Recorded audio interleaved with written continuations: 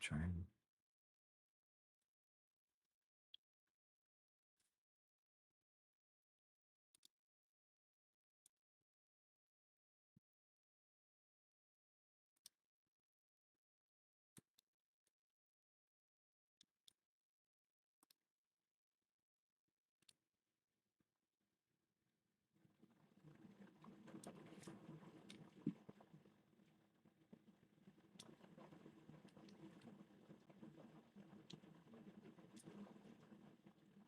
No way. Are you serious? Dude, stop the stupidity, bro. You are so kind, man. Thank you, bro. Oh my gosh. I do not deserve, brother. Thank you so much, man. Thank you for liking the stream. Thank you for being here. Thank you for being such a huge part of the community, man. Like,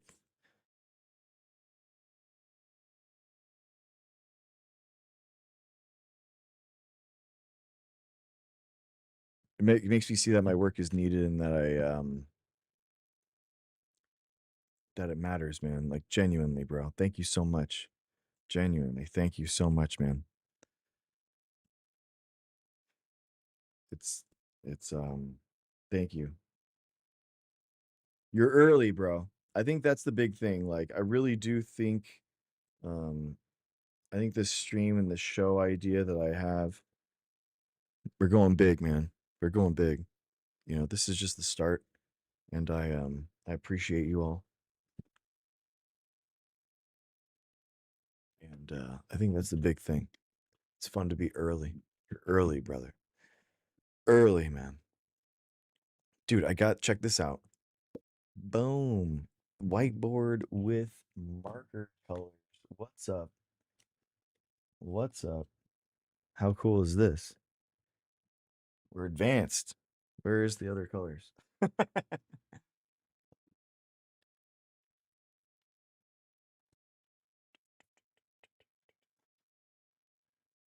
Oh, I need to get a watch on. That's right. Where is this? How sick. Thank you. Stop the stupidity. Thank you, brother. Let's see.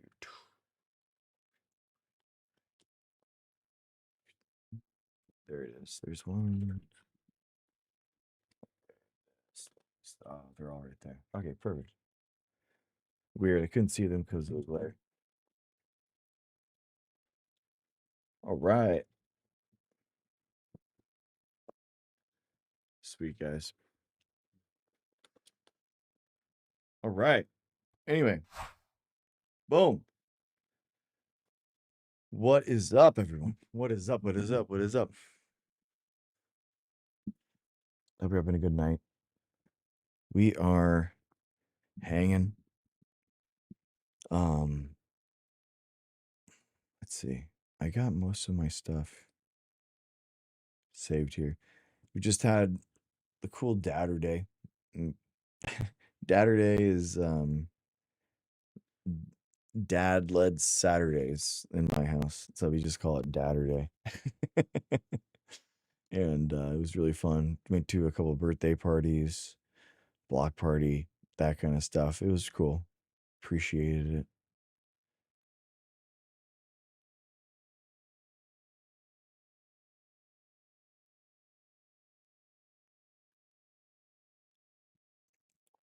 Mm-mm-mm.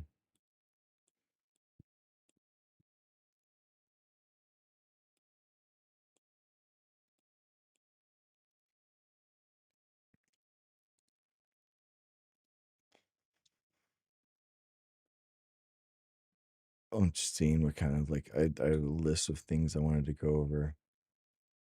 Hmm. Hmm. Hmm. Looking at this.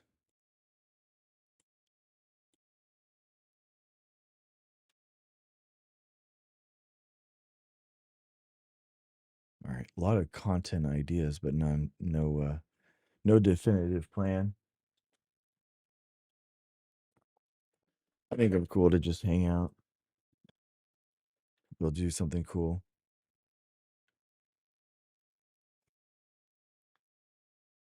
Probably like Stavi's World or hang out or something. So, It's 11. Jaboom. Yo, Michelle, how's it going? Hope your night's going well. Oh, cool. Sweet.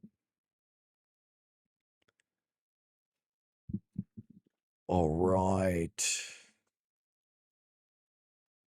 What a day. It was cool. It was cool. Yeah, it was fun to hang out, get to know like the neighbors better. It was really cool. I appreciate them, you know, figuring out. You don't get to like meet your neighbors necessarily that much when you're neighbors with them. You know, everyone has different schedules. Even for people that are, you know, same life stage, same age, you can just have different schedules and you just never meet up. And I think that's a big problem with people over 30, right? Where how we don't make friends as easily is that you just wind up um perpetually missing each other. And I don't it's a good question. How do you sync up? You know what I mean? Even when you like one another and you have the same life stages and your schedules still don't meet up, you know? And I think that that kind of contributes to a lot of like the loneliness that you feel as a parent, you know? In the United States, we are very like isolated. Raising a child is like very singular. And I actually don't like that. I do think that, you know, a huge part of, you know, democratic governance and our outlook should be family focused. You know, obviously I'm biased because you know, I have a family, but by doing that, you really create this scenario where a lot of people are inherently just bought in because they're like, I'm so strapped. I have so many needs and, you know, family focused is just a good next generation problem solving mechanic. And a lot of people are just really stressed out and they don't meet friends and they're not worried about that chapter of their life. And it's kind of sad, man. People are like more lonely, more and it's not like the male loneliness epidemic, which I think is contrived. I really do. I think that it's really easy for, you know, the media to kind of like constantly talk about it and stuff. And I think it's just because of like young men that are racist and xenophobic are getting pushback from women and they're like, oh, fuck, I'm misogynist now. It's like, bro, that's not what we're talking about. Like mid 30s is like when you actually feel isolated from the world, when you don't have that mechanism to like meet new people, like in university or college or whatever, when you're like constantly going through that churn of meeting new people. You know, it's easy to meet friends, you know, when you're in your 20s, but in your 30s, there's no mechanism necessarily to like bring you in. And I think that that's the big problem that people have. Chase Martin, what's up, dude? Working on my latest research paper late at night, and here comes Dr. Greg to chill. Oh, I'm glad you're here, bro. Get that, get that p-value in check. Make sure you are, you know, you're good. I love that. Thank you, man. Thank you for being here. Hey, you're not just working on your latest research paper, you're a Brazilian Jiu-Jitsu black belt. Okay? And we will forever we recognize expertise here and your Jiu-Jitsu prowess is recognized here, my friend. So we will honor and respect that. Especially, oh God, what was it? The one in New York that Danaher's from. I forget what your name was. But anyway, man. Yeah, I don't know. I don't know. I think it's very weird how like in society we feel like forever like connected by social media, but then also so distant from it. I don't think that it's I think it's kind of sad. I think it is kind of sad. I've had really interesting, like, real world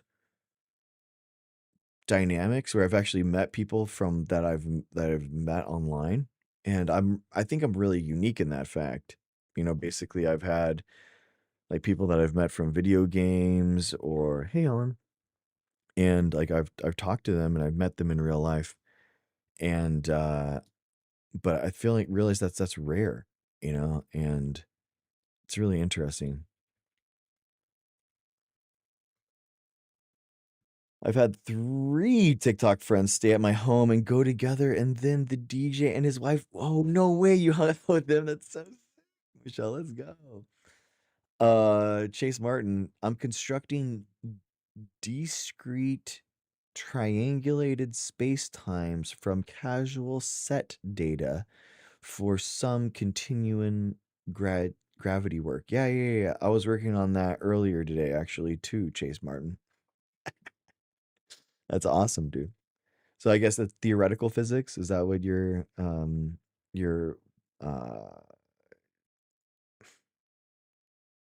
subset is? Because it's like triangulated space times. Because ladies and gentlemen, space and time are actually one thing. That's actually what Einstein contributed to physics. Correct me if I'm wrong, Chase Martin, but I do believe that Einstein was the one that really broke through the idea that space time are connected, and it's called space time. E equals mc squared. Energy equals mass. Space equals time. And is connected by the speed of light. I think that's how it worked. Yes, indeed. My main work is in string theory with secondary specialty in CDT and CST. My friend, you should have been a molecular biologist, and because only molecular biologists love 3-letter acronyms as much as you do.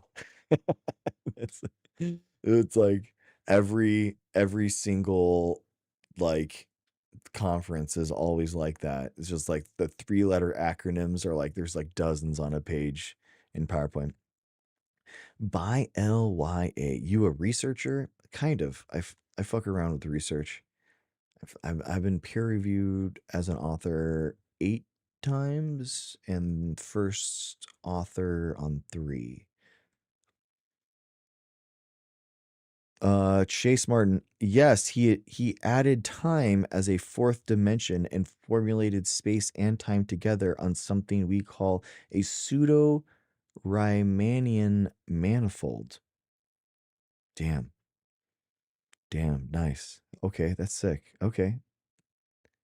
That's really cool. I don't know what a pseudo Riemannian fold is. What does that mean? Pseudo Riemann manifold. Oh my gosh, there it is. Look at it. It's coming right. It's crazy when you know when someone knows what they're talking about because you look it up and Wikipedia autocorrects exactly to the spelling that they're talking about. You know what I mean? That's like that's when you know if someone actually makes sense. I love that. In mathematical physics, a Pseudian Riemannian manifold, also called a Riemannian manifold, is a differential manifold with a metric tensor that is everywhere non-degenerate. This is a generalization of Riemannian manifold in which the requirement of positive definitiveness is relaxed. Wow. Every tangent space of pseudo-Riemannian manifold is pseudoscience Euclidean vector space. A special case used in general relativity is a 4-dimensional Lorentzian manifold for modeling spacetime, where tangent vectors can be classified as timelike, null, and spacelike. That's amazing. Okay, so I understood none of that. All right, and you should not either. I think that's the point. Genuinely, when you read something like that, you should read outside of your space. right? You should read words and sentences and concepts that are outside of your concepts of what reality are. I think that's really important because it gives you an ability to kind of like see like, damn, there's shit that's outside of my comprehension. That's a good humbling experience. And then two, it also gives you introduction to how words can be used in different ways. So I think that even though I understood none of that what I just read, that is I think that that's really interesting because there's things that people are experts in that I didn't even know exist, right? So I think that that's freaking rad. Thank you, Chase Martin. No, you've done so much, Chase Martin. Thank you so much. You don't need to have an explanation at all. You've done the thing already. Exactly. Helen gets it outside of your comfort zone. Exactly, Helen. I love you, Helen. Thank you. Exactly. Exactly. Get outside your comfort zone. Realize that there's things that you don't know, that you don't understand, and it's a good thing. You know what I mean? That's cool. That's cool that there are people that are experts in the worlds and things that I didn't even know exist. That's just cool. Care, I love that. If I'm the smartest person in the room, I leave. That's funny. Yeah, get me out of here. If I'm the adult in the room, get me out. Get me out of here. I love that. That's why I like to call the doctor Driege, the Driege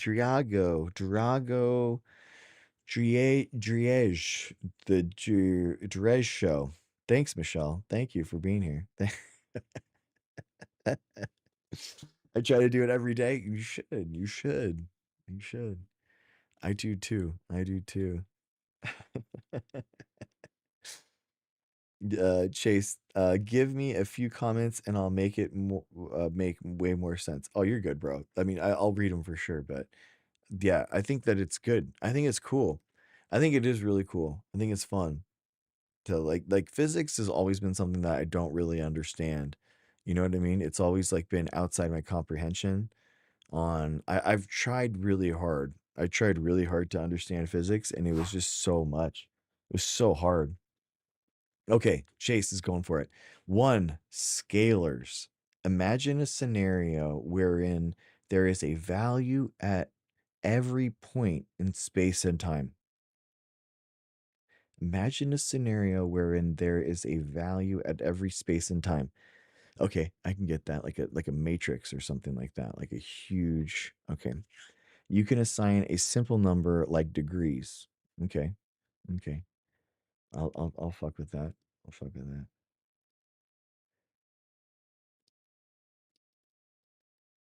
This is a new camera for this angle, by the way. Every single camera is exactly the same now. I messed with it and I wanted to I haven't I haven't changed it so it's like a following camera, but I wanted this camera because I like this camera a lot because I'm like it's like full spectrum, you know? And so I upgraded this camera actually, and I like it so far. Vectors. Now imagine you need two values to describe it. For example, wind. You need to tell how hard it is blowing and the direction. So it's like connecting two different points in a line, and then that gives you like a like that makes sense.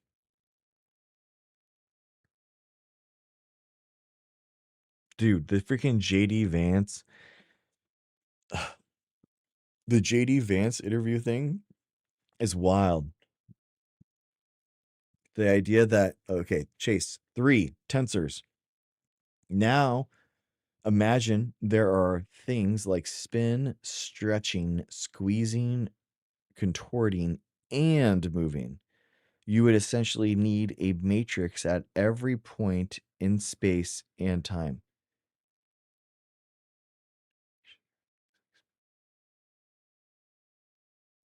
Because there are a point in space and every time, every single one could have an infinite amount of different vectors coming from it. So you would basically need a matrix at every single point. Okay, that makes sense. So tensors, so scalars, the keywords that he's mentioning here, scalars, which is a value at every space and time, and then 2, which by the a good example is temperature. You can assign a simple number like degrees, and then 2 vectors, and then 3 tensors. Interesting. He's hanging out in YouTube chat, by the way, guys, if you wanted to chill. I think I wanted to go over like Stavi's world or something, like something chill, like something really light, you know, like culture war stuff, you know, not like not like brainy stuff, like nerdy stuff, you know what I mean? Nerd alert. You know, we don't want anything like that. We want to be the cool people in the room. You know what I mean?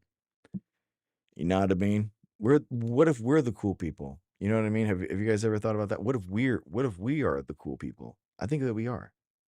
We are the jocks, right? Nerds are cool. Exactly, Michelle. Like, what if we are the cool people? 4, general relativity calls its tensors metrics. The metric is a way to measure distances in spacetime. The metric can define a manifold. Interesting.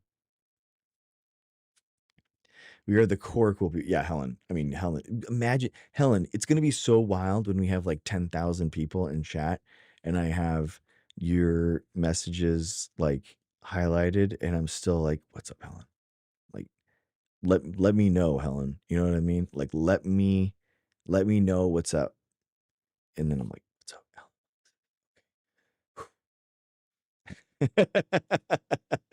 Helen? Exactly, Helen. You know how it's gonna be. You know how it's gonna be. I still need your messages in chat all the time, Helen. I need you. You're my ground truth. Okay, you guys want to chill with like some Stavi's world or something? I think that would be a fun one.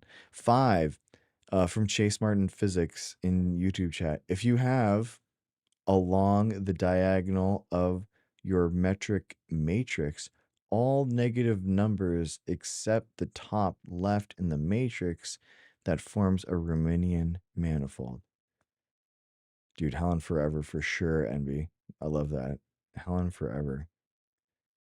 Dude, Helen needs her own freaking, like, she needs her own page on the thing. I think that Helen might actually be the oldest chatter ever in my show. Like, I'm not even kidding. Like, the most amount of heart me's and like the longest heart me's. I think that she's legitimately, I think she might be the longest. Number 6, Chase Martin Physics. If you flip that and make the rest positive except for the top left, it is a pseudo Riemannian. That's very interesting. That's really cool. Okay, sick. Let's chill with some Savi. Dude, you know what's so frustrating? I want to admit something. Okay, I want to where the woke look. I want to be honest with something. Okay, I'm gonna be honest. Yes, fuck yes. Bobby, what's up? How's it going? I love it. Yes, we're gonna hang out with Stavi's world. I'm so happy. Helen, Michelle, Bobby, Envy in YouTube chat. Dude, I had a really good time at the local birthday party with the kiddos, and I'm buzzing. So I'll be honest with you all, okay?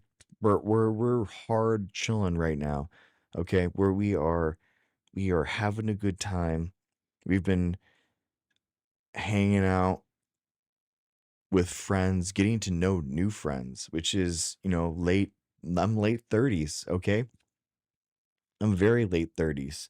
The latest you could possibly be in your 30s. Okay, stop it. Stop it. This isn't funny, all right? Stop laughing.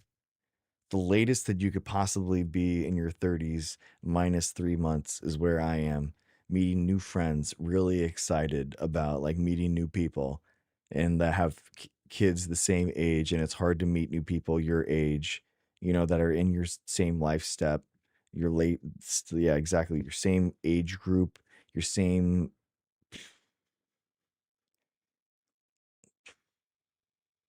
life stage, parent cohort. What's up? You know, Bill, what's up? How's it going? You know what I mean? So it's been really fun meeting them, and maybe we've had some beverages together. Maybe we've had some cheers. Okay, maybe we've had some moments where we intermingled and talked about the need for a proletarian revolution and how we must overthrow the bourgeoisie in a dictatorship of the proletariat. You know what I mean? Like maybe those ideas have been like you know, come to the top, to the fruition, to how we understand the world, you know what I mean, as one does after a couple of beverages have been tossed, right? You know what I mean? Envy has been there. Envy probably more than most of this. I definitely, yeah, she's already, yeah, they are, excuse me, are already, you know, yeah, exactly. Envy gets it. Um, my point is, okay, my point is, maybe Stavi's world is the way. Maybe Stavi's world is the path forward. I you know what's so funny is that I do get so much pushback on doing non-science content, non uh going into culture war, going into politics stuff. And you know what? And I'm like, this is how we freaking get back. Amy, boo, are you serious? What is up? Oh my gosh. Thank you. I just saw you as a guest on someone. I was just watching some live and you were hanging out with her. Um, so I don't know. I think that this is like the end. I think I'm telling you, Dems, we need to we need to play sports, okay? All right, that's how we win the political revolution, okay? Play sports, play a sports team, do like a softball league. I'm not kidding. People denigrate this stuff. They downplay it, but I think that that's how we actually have the political revolution. I'm serious. Join a sports team, okay? Okay. Two, like enter into the culture war podcast world, okay? That's number two. Those two things, that's how we win. Okay? That I think that we win by integrating into the culture war podcast bro space. We can do it. You know what I mean? You know what I mean? You know what I mean? Bare necessity. Speaking of political leaders, ladies and gentlemen, bare necessity in TikTok chat, like genuinely, someone that is actually bringing people together, making a scene. I think that's a big thing, like making a scene right now. I think that it's okay. We have been, because of the media, because of like liberals, people that want to progress the world, people that want to change society to the better. We have been denigrated and we feel bad for being outspoken. And people like Bare Necessity are shaking that up. You know what I mean? I think that it's amazing. Bear made a speech, like shared the video with me. It was amazing, incredible work, incredible speech. Um, NB, I haven't said anything in case I flunk out, but I'm officially checked into the gym 15 days out of the last. Oh, okay, nice, dude. NB's doing the gym 15 days out of the last 18. Upper core and lower. Let's go. Let's go, NB. No, stop it. Stop it, Envy. Stop it. USA for sure. Sounds atomic. You know it. Exactly. Somebody's been stockpiling nuclear weapons. It's me. All right. We also need to communicate to the uneducated. That's why Trump won. I mean, they can come along. You know what I mean? They can come along. All right, ladies and gentlemen. I think instead of the uneducated, I genuinely do believe this. I think that our move for Democrats is go to women. I'm not kidding. I really do think that like women are the percentage of people that we should be going for. We really only lose white women as Democrats. I think that that is the voting block that you go for politically. If you want to be really cynical and be like, what do we do as Democrats in order to win elections? I think that you target women specifically. I mean, women and non-voters. Yeah, Bill. I mean that is definitely the non-voters thing is like 55% of the country for sure. But like I think that specifically targeting, you want to go specifically target down even more, right? You want to go in just women. I think like what is the biggest group that you can target specifically and oh thank you Ghostbusters. We are fucked. The Republicans are there to be evil, and the Democrats are there to pretend. Well, we're not pretending anymore. You know what I mean? Like, bro, like, don't shadow box, okay?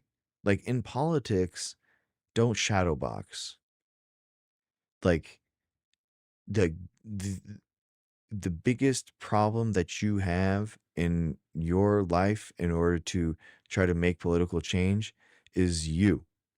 Like someone like Bare Necessity that is going out there making speeches, making a spectacle, making a public appearance, making their voices heard, like them, like Bear, like saying that, their point in chat, that means more, right?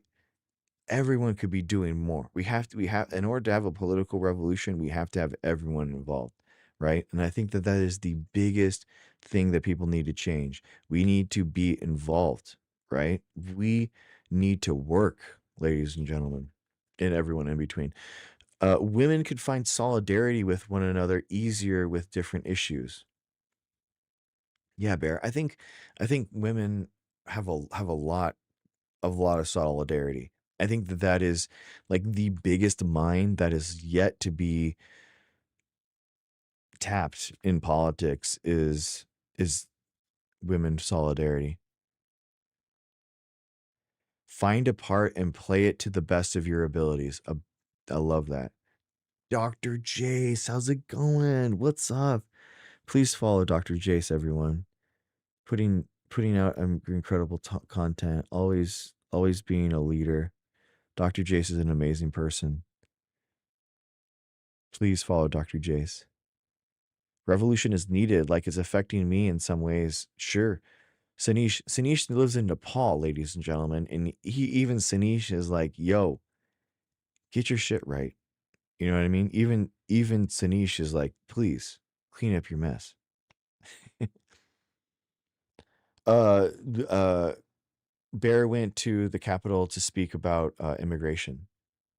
NB. Yeah. Yeah, Bear is a huge political organizer in their space. Yeah, they do a lot of stuff for in regards to immigrants' rights and stuff. It's amazing. Bear is a leader for sure. I think that we have to, people that are doing that kind of stuff. Exactly. Can I watch it on YouTube's anywhere?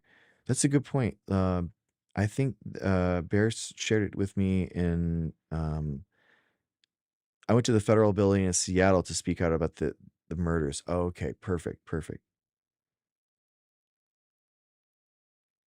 My apologies. Thank you, Bear. Thank you for the correction.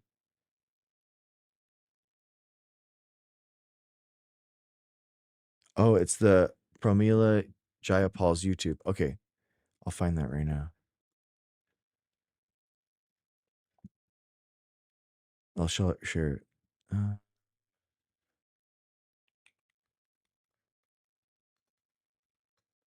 Let's see. Let me make sure.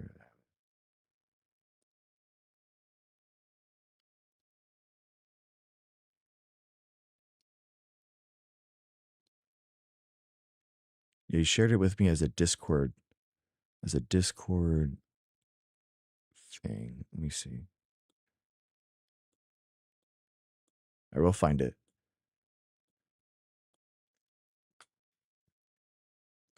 No, thank you, Dr. Jace. Thank you. Uh, let's see. Chase. I'm considering making physics videos trying to make the technical stuff more accessible and help students solve problems, but I am not a good content creator. I was thinking lecture over slides. Advice? Dude, Chase, that's a really good question. I am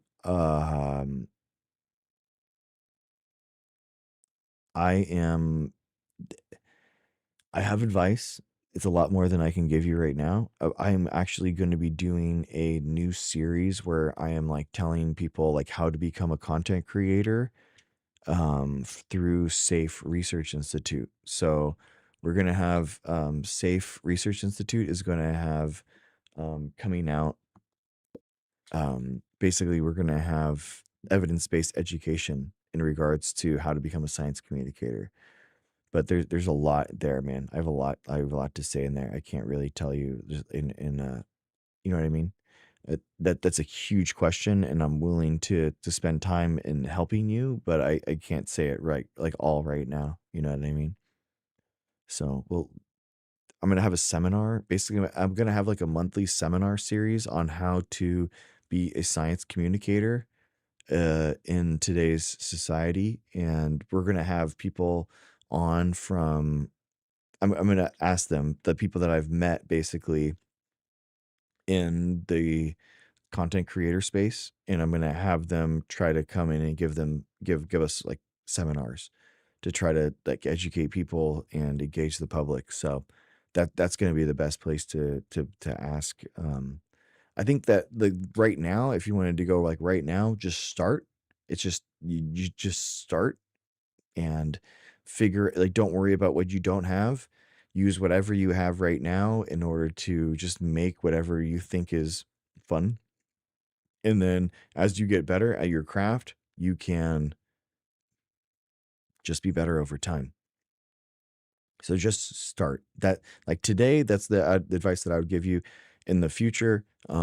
Like hang out and we'll have like monthly seminars where I'll like teach you how to become a content creator kind of thing, but and give like more detailed advice.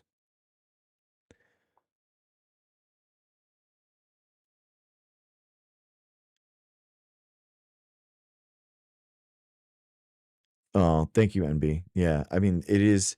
I do have like a weird look on like my show and my videos, and that I do feel like I do want to um I want to be like a stream, but then also like a show at the same time, like a variety show.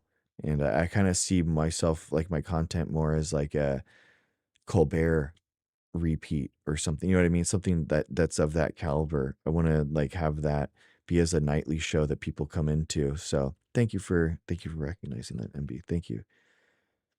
Um,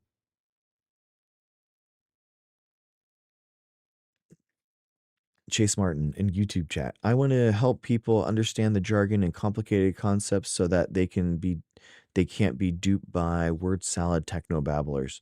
Kind of help them be a little bit immune to the bullshit. I worry about being boring. So that kind of stuff, you basically and Dr.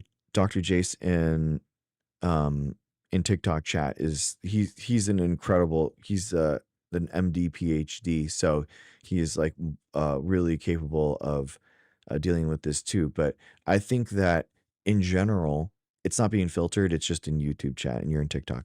Um the the big thing, I think, is talking about something that you're passionate about. That is the biggest difference, and you can really tell when someone is passionate about a subject or versus that isn't. And I think that the biggest thing when you're starting out is that don't be afraid of repeating yourself on subjects that you care about because you'll always describe something different, do something different, make a different analogy, that kind of thing. So don't worry about being repetitious. Actually, as a professor, they say what? If you've been a professor, it takes how many times that you have to repeat something in order for someone to remember it? It's like 5 to 8. So you have to constantly repeat yourself, even more so. And as a content creator, it can be kind of like jarring because you're like, haven't I just made a video about this, but if it did well, then you just keep going for it.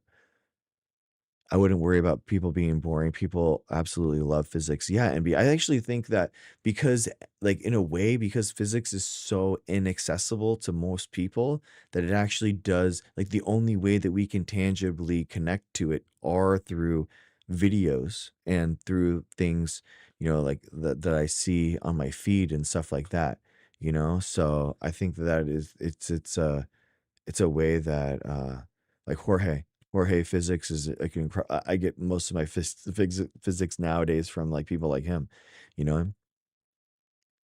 Yeah, the smoke and air got the better in Wisconsin. Yeah, you guys have been going through it. uh B Dizzy Funk, what's up, man? Thanks for hanging out. I often go back to and look at stuff like transistors, beta values, and current stuff. Never really got it, but still passed with an A. There's so much that teachers can just brush over. Yeah, I mean, they going from like that's the biggest thing I think that I wish people understood was that there's a huge difference between like even an undergrad education and like the graduate level. Like a huge difference. Like literally an absolute like astronomical level of uh difference in understanding. And it's so easy to understand, like to think like, oh, I'm an undergrad, I have some idea of what's going on. And in reality, you are like orders of magnitude difference still. And that's what the saddest part is, honestly. Like the undergrad education doesn't really connect people to like what the actual current science is, like what's actually happening. And that makes me really sad, because people really think like, hey, I'm paying for this education, I'm paying for this understanding, I should be able to actually understand what the research is. Dude, stop the stupidity with another 5 gifted. Bro, oh my God, bro, thank you so much. Guys, W stop the stupidity in chat, please. Incredible, dude. This is 10 gifted subs just this stream. Thank you so much, man. Seriously, stop the stupidity. Thank you so much, bro. I really, really appreciate you. Um, thank you, man. Thank you. You're the final caller of this Oh, beautiful New Year's episode. It is wait, oh my January gosh. 1st, What and happened? Oh my gosh. I'm so excited. Stavi's in a tux. This is incredible. W, yes, Bobby. Exactly. W, stop the steal. Stop the stupidity. Stop the steal. That would have been funny. Stavi, baby. Hey, W, stop the stupidity. Incredible. Thank you guys. Thank you so much. I absolutely love theatrical physics. Theoretical. Oh my God. Guys, we're tying one on. We're hanging out. We're hanging out. Yeah, I'm really, guys, I have a man crush. I don't care if you know it. You know what I mean? Are we drinking tonight? Michelle, get out of here. I think I might have to ban you. I might have to ban. Did you not know? Did you not know? Ness. Oh my gosh. Guys, give it up. Ness, call me Ness in chat. Call me Ness is the number one UK football content creator, ladies and gentlemen. Her videos are literally going viral right now. She is the number one football content creator in the UK. Stop, don't laugh. I don't like that. That's not, she's going viral. I'm not kidding, ladies and gentlemen. Her videos have like 100,000 likes, views on them. I'm not kidding. She makes two videos about football and they both go giga viral. I don't know. My wife is also in chat, so I love you. I love you, Mrs. Dr. G. And I'm just saying that maybe the reason why she's gone viral is because she's I don't I don't know. I don't know. She's a woman on video. That's all I can say. That's all I can say. Legally. We love Mrs. Dr. G. Isn't she incredible? Seriously.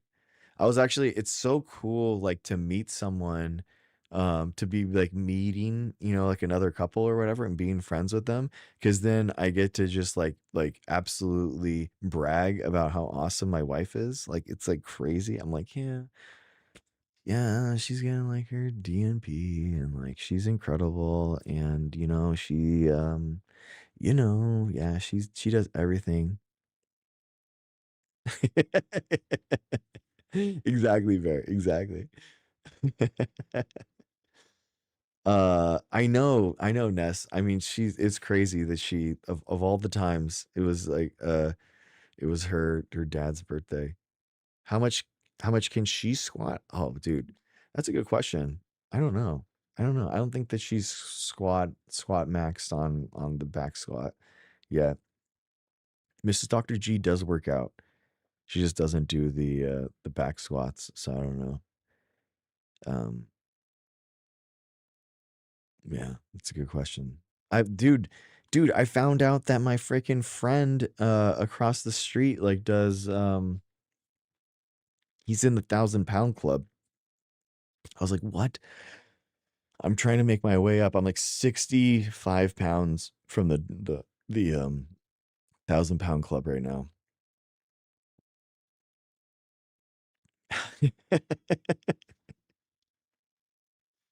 How much incline does Mrs. Dr. G do on the treadmill? I don't know. 15 degrees probably. She does it. It's a good question. That's a really good question. All right, back to it. All right, stop it. We gotta stop it. We gotta stop it. All right, here we go. Stavi's world. Here we go, ladies and gentlemen. Oh no, this is just one that randomly came in. Um, I feel like I'd convert her to bare. Hey, I convert her to bare every night. Hey, hey.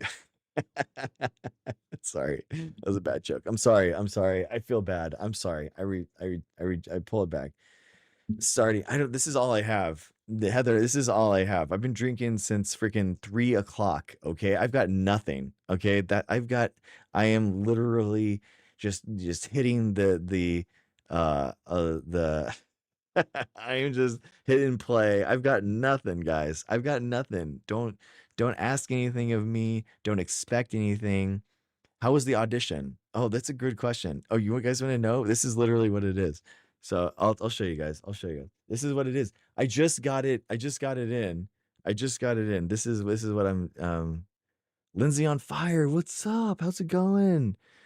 Okay, so this is it. This is it. Okay, here we go. Fine. We won't do Stavi's world. Fine. We won't. You guys want to see this? You want to see this? This is what we do. Okay, so this is what I just bought this. Okay. I just got this in terms of auditions, okay? So this is it. Boom.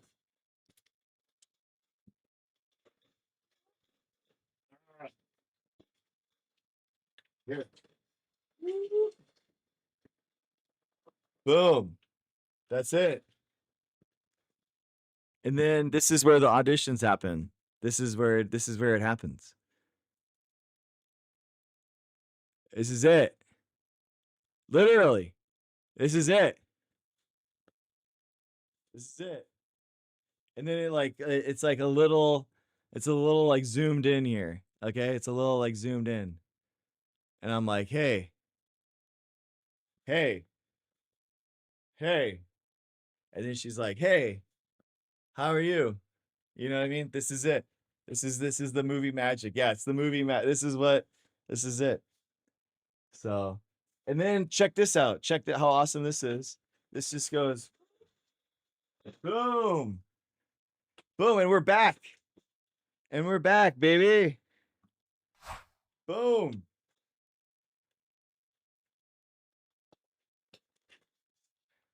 Boom. We did it. What's up? What's up? I just did a commercial. I just did a commercial just then. Just then. This is the high production value that you guys are come to expect and love. This is what we do here, okay? It's not a green screen, it's a gray screen. It's a gray screen. It's not a green screen, okay? All right? So don't get it twisted, all right? Hey. Yeah, exactly, Big Dizzy. Hey, hey. Um, so I had so Sanish, I'm doing like commercial acting. So basically, like on commercials and stuff, people, I'm trying to. It's a projector. Get out of here, Bobby. Ban her right now. Ban her. Get her out of here. It's not just a projector screen, Bobby. It's a light gray screen that is the standard of the industry, okay? It's not just a green screen. That was an option, by the way. Just to let you know that I could have gotten a green screen, or by the way, it's a blue screen. It's a dark royal blue. It's a royal blue that is actually the standard now, okay? Just letting you know. Just letting you know, okay? This is the standard, okay? So funny. So funny. But yeah, that was the thing. I'm like, and what's funny is that like I actually have the soft boxes and the soft boxes and the microphone in order to actually be um to uh to actually make it professional. So it is actually kind of nice. You're fine, Bobby. I would never ban you. You're out of here. Get out of here. But Ness, by the way, but Ness definitely gets banned. That she does not get any second considerations. We can't let anyone get more viral than me in chat, okay? Heather, I need you to be checking everyone's virality. can't can't let anyone be more famous than me in chat, okay? We have to ban that. All right. That has to be. I'm serious, Heather. This is what I pay you for.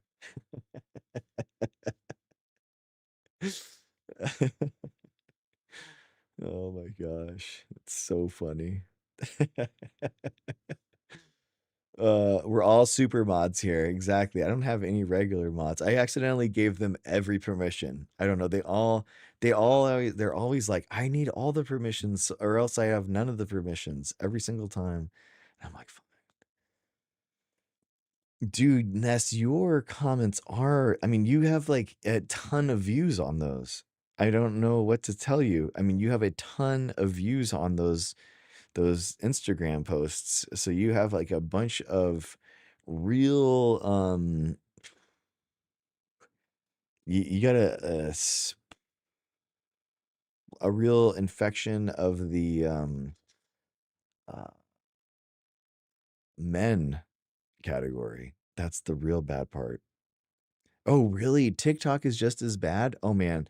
But honestly doesn't it doesn't it doesn't get bad for me until it's like Facebook. Facebook is the worst for me. I have like thousands of unreal, unhinged, unvaxxed, crazy comments. Yeah, it's always men. It's always men. Yes, it's always men. Bourgeoisie mods. It's true, Envy. I pay all of you and I should, and I can't wait to pay you again.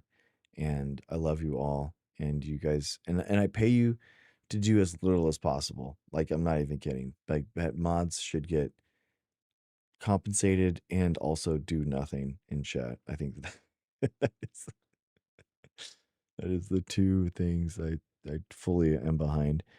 How many people given audience do you know? What are your chances? Do you think that you can make it? I mean, for like Hollywood, I mean, probably really rare, Sanish. I mean, so basically what I'm doing are like commercials and stuff that have a really like, I mean, it's not much, man. It's not much. I to be honest with you, but it what it is that it's it just gets me a chance and practice in a media environment that I am not used to, like taking lines, being in front of a camera, being a host, all that kind of thing, so those type of things like help me in a media environment even if like they're not like debates or YouTube videos or something like that, like having work in front of the camera, all that kind of stuff allows me to be because I want to be. God, you guys brought me out of this. You guys brought me out of the Stavi's world. I wanted like Dr. Greg to be someone that's like Dr. Oz or something like that. That's everywhere. I want to be in all the media, all your shows, the feed. You guys are early. Let's just be real. You guys are really early. And I think that it's really unique how we are bringing this whole community together, how we are creating a 501c3, a 501c4. We have like uh, a healthy and organic and real groundswell of people coming together, and I think it's really unique. I don't think that anyone has done this before, genuinely, and I think that it's a really cool and organic way of doing it. So that's my goal. And the idea is to like go into commercial acting or modeling and stuff because I want to be able to make that foray into like normal media, and that's why basically. uh it's not like something that I'm proud of necessarily, but it creates like the the directability, the ability for me to make content for other audiences and that kind of stuff. That's the larger goal. Chase Martin, I haven't been this early since I got swept up in a pyramid scheme in high school. Thank you, brother. Thank you. Thank you. Dean Kruger, thank you, man. It's a numbers game. You have hit every possible audition. You won't land it if you're not in it. Exactly. Yeah. Think the same way, Dean. I'm in. I had my first audition and I had a pilot, a video that I sent to them within 12 hours. You know what I mean? I think that's the biggest thing. Envy, it's so funny because when you used to co-host with people, they used to be like, the Dr. Greg, like you are a huge doctor. Keep playing way biggie than you are, and things will blow up bigger than you. Yeah, exactly, Envy. Yeah, yeah, exactly. I think that is, but NB, that's such a good point, and I think that that's the biggest thing is that like Trump has taught me that being delusional isn't a bad thing, you know, like legitimately. I think like Trump was such a big culture shock and a big thing to me that I like it was such a mind fuck, and you have to think about why. Like even if you were the biggest hater of Trump, right? Like what have you learned from the Trump era? I personally have learned that being delusional isn't a bad thing. You can actually have positive delusions, but like delusions of grandeur isn't necessarily a bad thing. Right? Like Trump legitimately has delusions that he is not a criminal, that that being that he is like some type of patriot or something, in his mind. Like Trump legitimately believes that if he wins, then the entire country wins. Like that is delusional, right? But and I think in the toxic side, right? Like obviously Trump's delusions are for himself, for narcissism, for fascism, and that is a toxic trait for the entire country. Absolutely. The difference is that my delusions are nestled in this fact that like and people talk about this in the PhD field in academia, like you have this like feeling of when you go into somewhere that you're not worthy of people, um it feels like you're fake. You're faking your expertise, like you're faking who you are, right? And people talk about this all the time as PhD candidates, and they give you these lectures like I'm not worthy of this praise, kind of thing. And like there's obviously the side that's super imposter syndrome. Exactly. Thank you. Exactly. That's exactly what I'm talking about. you can have as a PhD candidate and as a new PhD, you can have imposter syndrome, like as if you are not worthy of being that expert, right? And obviously these are two extremes, right? Obviously it's incredibly toxic to be a fascist authoritarian wannabe autocrat that has never produced anything of tangible productivity in his life, uh, e.g. Trump, and then all the scientists that exist in the world that actually see real expertise and understand that expertise is a tangible thing that they are not going to obtain in everything that they care about. And there's some gray line in between where we can exist that is productive and that and I genuinely do think that science and freedom for everyone, which is the 501c3 that we just founded this week, I genuinely do think that we are going to pass legislation with that has been inspired by SAFE. I genuinely do. I genuinely, because there's nothing else on the Democratic side that even comes close to what SAFE does. Science and freedom for everyone. I genuinely do think that we can create and foster science-based legislation that will be passed at every single state house in this country. I genuinely do. You know, like the idea of having legislators and scientists and engineers and physicians and public health officials in the same room together, crafting and legislation together is only going to be a monumental change. We don't have research institutes. We don't have think tanks that are like that, right? We have big money, we have politicians, and that's it.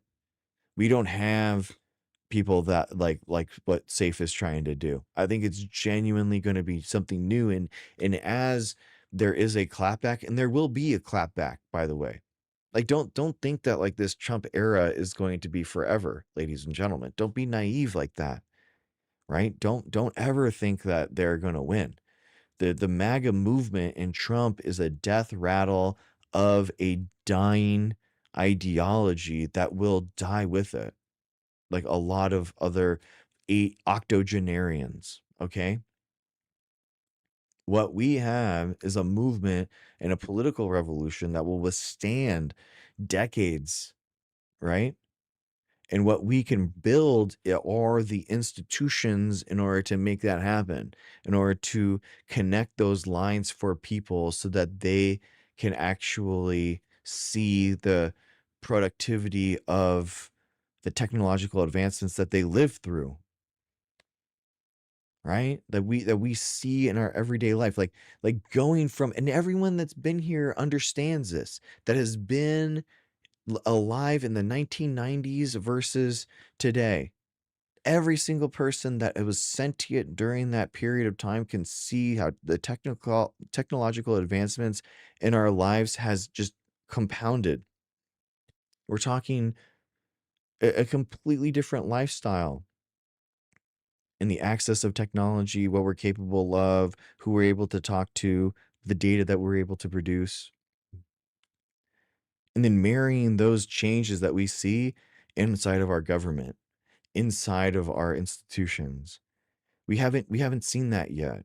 And there's going to be a clapback in our society where we start enacting that next step. Like what is USA next step look like? And we haven't done that. We haven't actually seen that. And I think that people are going to be ready for that. So that's what SAFE is about. That is what science and freedom for everyone is. Like, how do we create that legislation that is going to be passed by all these progressive Democrats, by these DSA members, all these different types of people, all these different types of Democrats? We will be educating all the different types of Democrats on the type of legislation that they can pass. That is the next level, right?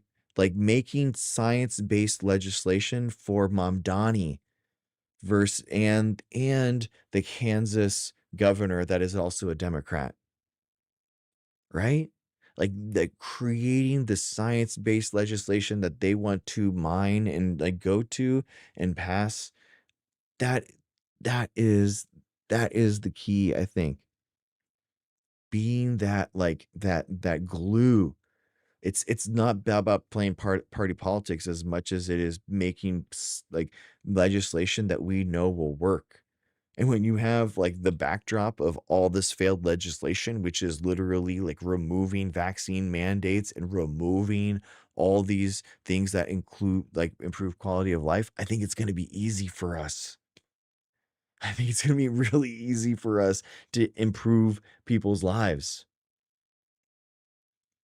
We have the science, we have the studies, we have the backdrop.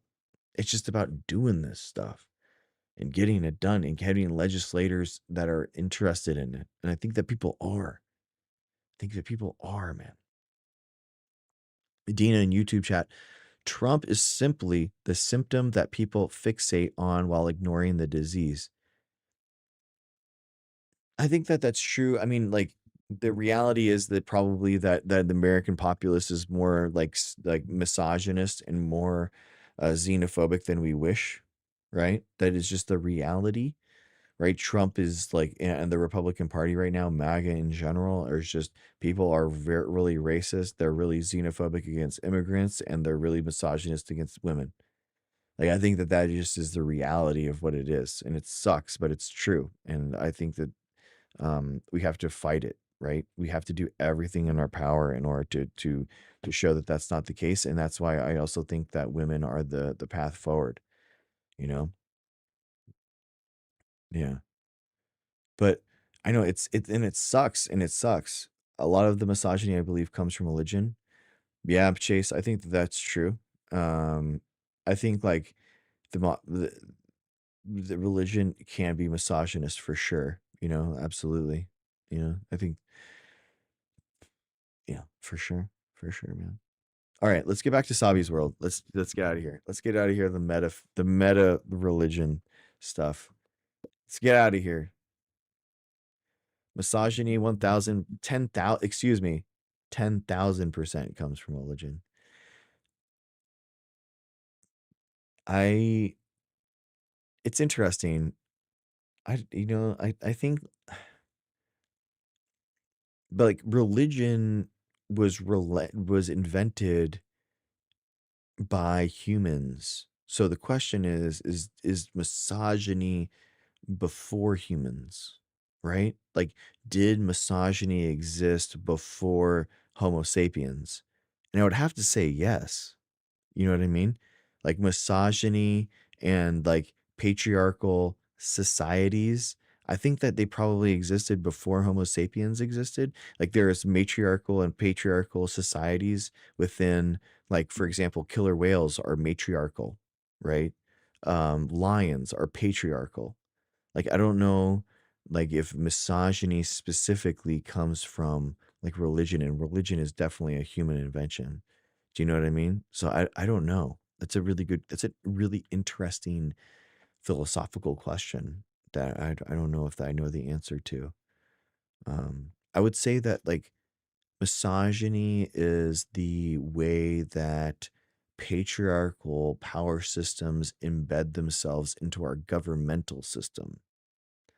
That's how I would define misogyny, is like the solidifying of patriarchal power structures within our government apparatus. I think that would have to be with the definition of I don't know though. I don't know. I'm not looking it up. We're going no notes. We're going no notes. You think it's the opposite? Banner. Banner. She's wrong. Just kidding. See, the lion prides are essentially matriarchal, not to nitpick. Sure. I mean, well, because they hunt, they feed in like as a pack for sure. I think patriarchy installs religion to keep control.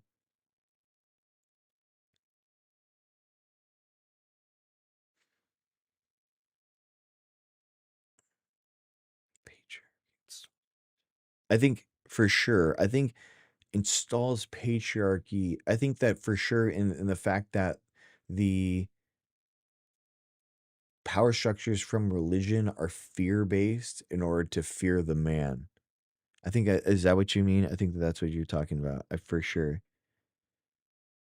Yeah, I think lions are matriarchal. Okay, well, I mean, like the head, I say that because lion prides will, um, like if a patriarchal, yeah, I would say that they're patriarchal because basically if the head of of the lion's tribe or whatever it is, um, change, it induces a spontaneous abortion out of all the female lions in the pride.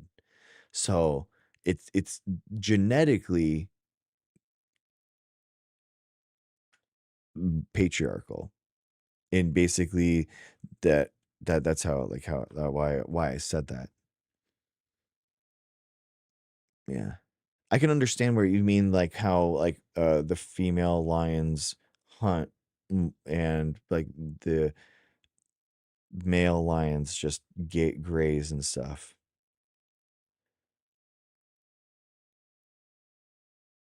Yeah. Yeah, Michael, I would say this. Bees are matriarchal. Yeah, and I think that that's actually the best, probably one of the hardest and most incredible. Like bees are matriarchal. Killer whales are matriarchal. Yeah. Like killer whales are really cool in terms of killer whale culture. So culture is defined as the way that organisms pass down information from one generation to another generation. So the um the matriarchal society structure of the killer whales, where the grandma teaches the kin how to hunt, where to hunt, what to do. People see that as a matriarchal society. So that is a big thing. What's up, Randall? How's it going? So that's what it's really cool. That is what's really cool. I honestly was really cool. My undergrad education was in ecology, behavior, and evolution, and I basically took like classes on all of them, and the behavior stuff was really interesting. I didn't expect to like it as much as I did, and I really appreciated it. L M A L M M L L A L M A O. That was your I don't lim. I don't think that's a word, Brittany South. I don't think that that's how words work. I don't think that there is a word there. You're just like face smashing on the keyboard. LMA Lamal. There isn't a second part to that word. You just like put the first part of the word, but then there wasn't a second part. I don't know what you were trying to say there. Elephants are matriarchal as well, usually led by an elder female. Yeah, Ghostbusters. That's a really good point. Yeah, yeah, I agree. Malanon, you've been here. Malanon, you've been here. You're a friend of the stream.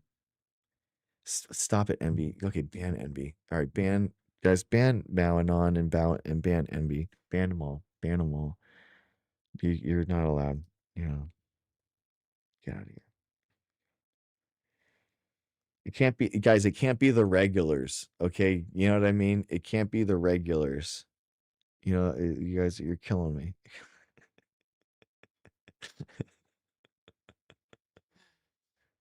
We have a bald eagle thruple. Oh wow, very Gen Z. It's a very Gen Z bald eagle couple.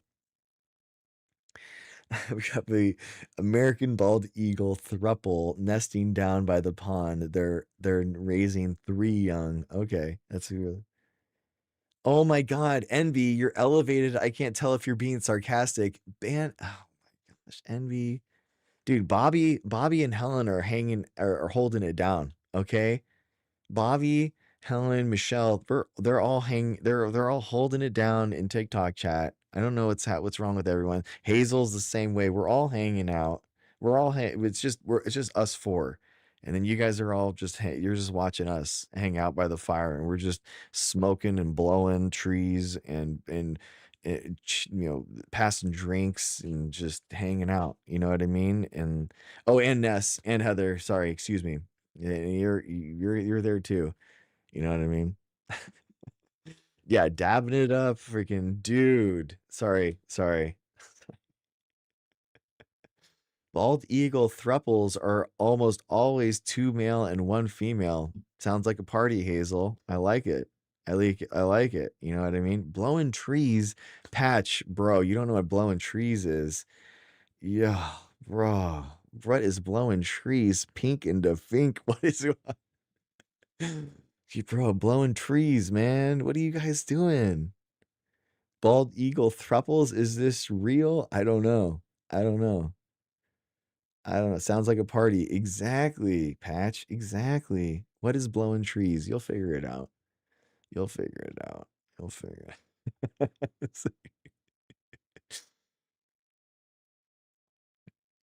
Be a bald eagle, y'all. All right, Bobby, let's go. I love that. That's so funny. Dude, I'm not kidding. Dude, I met freaking so my neighbors, I'm like guy crushing hard on the guy. Okay, stop it. No, like as friends, you know what I mean? As dad to dad, because he has 2 kids, I have kids, and we're literally neighbors. And I'm like, bro, I gave him my number. I'm like, yo, like, bro, I was like, bro, we should hang out. You know what I mean? Like, I was like, yo, hey, here's my number. We should have like, play dates and hang out and stuff. You know what I mean? I was really trying to, like dad crush on him. You know what I mean? Like, stop, guys. It's dad crushing. We're like, hey, we're exchanging numbers as dads to hang out. Like, we're okay. It's okay. Bald eagle, bald eagles are monogamous. Nobody's perfect, Envy. God, don't, jeez, Envy, just dogging on them. Don't, it's okay. It's okay, Envy. And no, stop.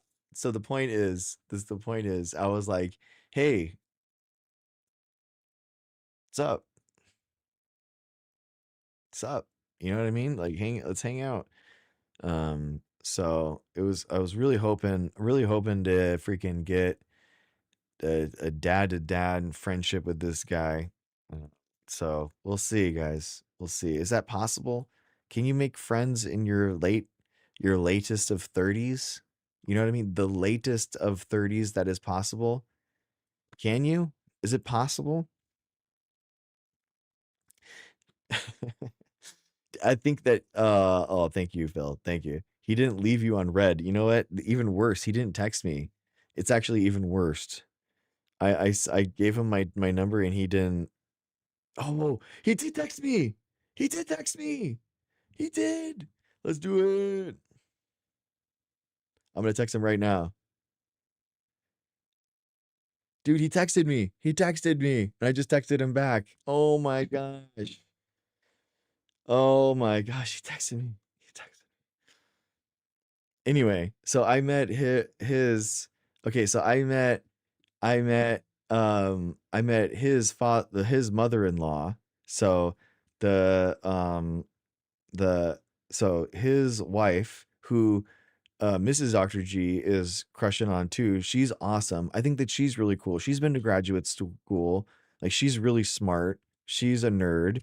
She hangs out. Like, you know what I mean? Like, so she wants to be friends with her, and I'm like, dude, we should be friends together. We should hang out. Like, we should hang out in the same spot and like talk to one another, and then see what each other's lives are up to through conversation and text-based communication on phones, so that we can share life moments together where our kids go to similar play places and have shared experiences through shared eatery and drinkery and tomfoolery. You know? You know?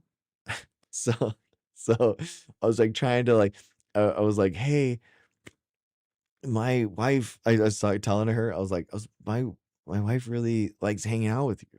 I was like, we like to hang out, we like to hang out with you. And it's yeah, I think you have to like really in your 30s, you have to really, yeah, tomfoolery, like hanging out with the kids, the kids like playing, and because they were like shooting each other with water guns and all that kind of stuff. They like to play and wrestle and wrestle, and you know what I mean. Like the kids are their own thing. So our kids, we have 4 kids, guys. We are a lot. You know what I mean. We come over and we like bring the party. You know what I mean. We really we come hard, and the kids like to play. Stop it, Ness. God damn it, every time. What I'm talking about is the kids, we are a lot of chaos and we like to hang out. Like and we're a lot sometimes. You know what I mean? Eatery, drinkery, and tomfoolery. Exactly, exactly, Bobby. Don't do this. No. It sounds very, very busy. We're very busy. We're very busy. It's a chaos. It's a lot of chaos, guys. So we get kicked out. We get kicked out of a lot of places. You know what I mean? We get kicked out of a lot of places. Not really, but you know what I mean. We bring the party. Like usually we're like 50% of the party. Usually there's gonna be like 8 kids there. 4 of them are mine. So it's like we just get there's just a lot. There's just a lot. So it was cool that they were accompanying and helping, you know what I mean? Just like and accommodating. That's the word, accommodating. So hopefully that works out and that whole thing. And yeah, yeah. The latest of 30s. So we'll have to see. Bobby, you said better making friends when you're in the late 30s. We have better friends radars when you're older. Yeah, Bobby. Bobby, I love that you said that. Cause like for real, but Michelle, but did they invite you back a second time? Michelle, what are you talking about? Like how what kind of high bar is that? You know what I mean? Get out of here. I'm just kidding. I'm just kidding. It's called exactly, Helen. Exactly. I made friends at 60. Dang, Michelle, you're a beast. I invited a new friend couple to lunch recently, but got rejected. Oh my gosh. And that's exactly, that's why it's so rough. You're like, what are you talking about? What do you mean? What are you thinking? Like, how is that even possible? In California? Wait. Oh my, oh, stop it. Ness is talking about me. Get out of here. Ban them. Ban Ness. Banner. Get out of here. Unbelievable. That's not what I did. That's not what I did. How dare you, Ness? How dare you? How dare you ban her? Ban her right now. I cannot believe her. That is not what happened. That's not what happened. That's not what happened. Stop this. Oh my gosh. Oh my gosh. How dare you, Ness? That is not what happened. That is oh my gosh. I didn't. That wasn't me. That wasn't me. That wasn't me. That wasn't me. Literally, it was my family. It was my father-in-law's birthday party. Okay? Like and Ness happened to be um across the pond. Like she came to LA and I wanted to hang out with her, and like it was my father-in-law's birthday party. And he was like, allegedly, get her out of here. Now the mods are against me. Oh my God. What is this? The coup d'etat? What did Bobby? I mean, Bobby, I would have hung out with you. Like, let's be real. Like, if you're coming in town, I would have hung out with you, Bobby. I mean, we're talking, or Helen. I mean, obviously we're hanging out. You know what I mean? Like, don't expect any like,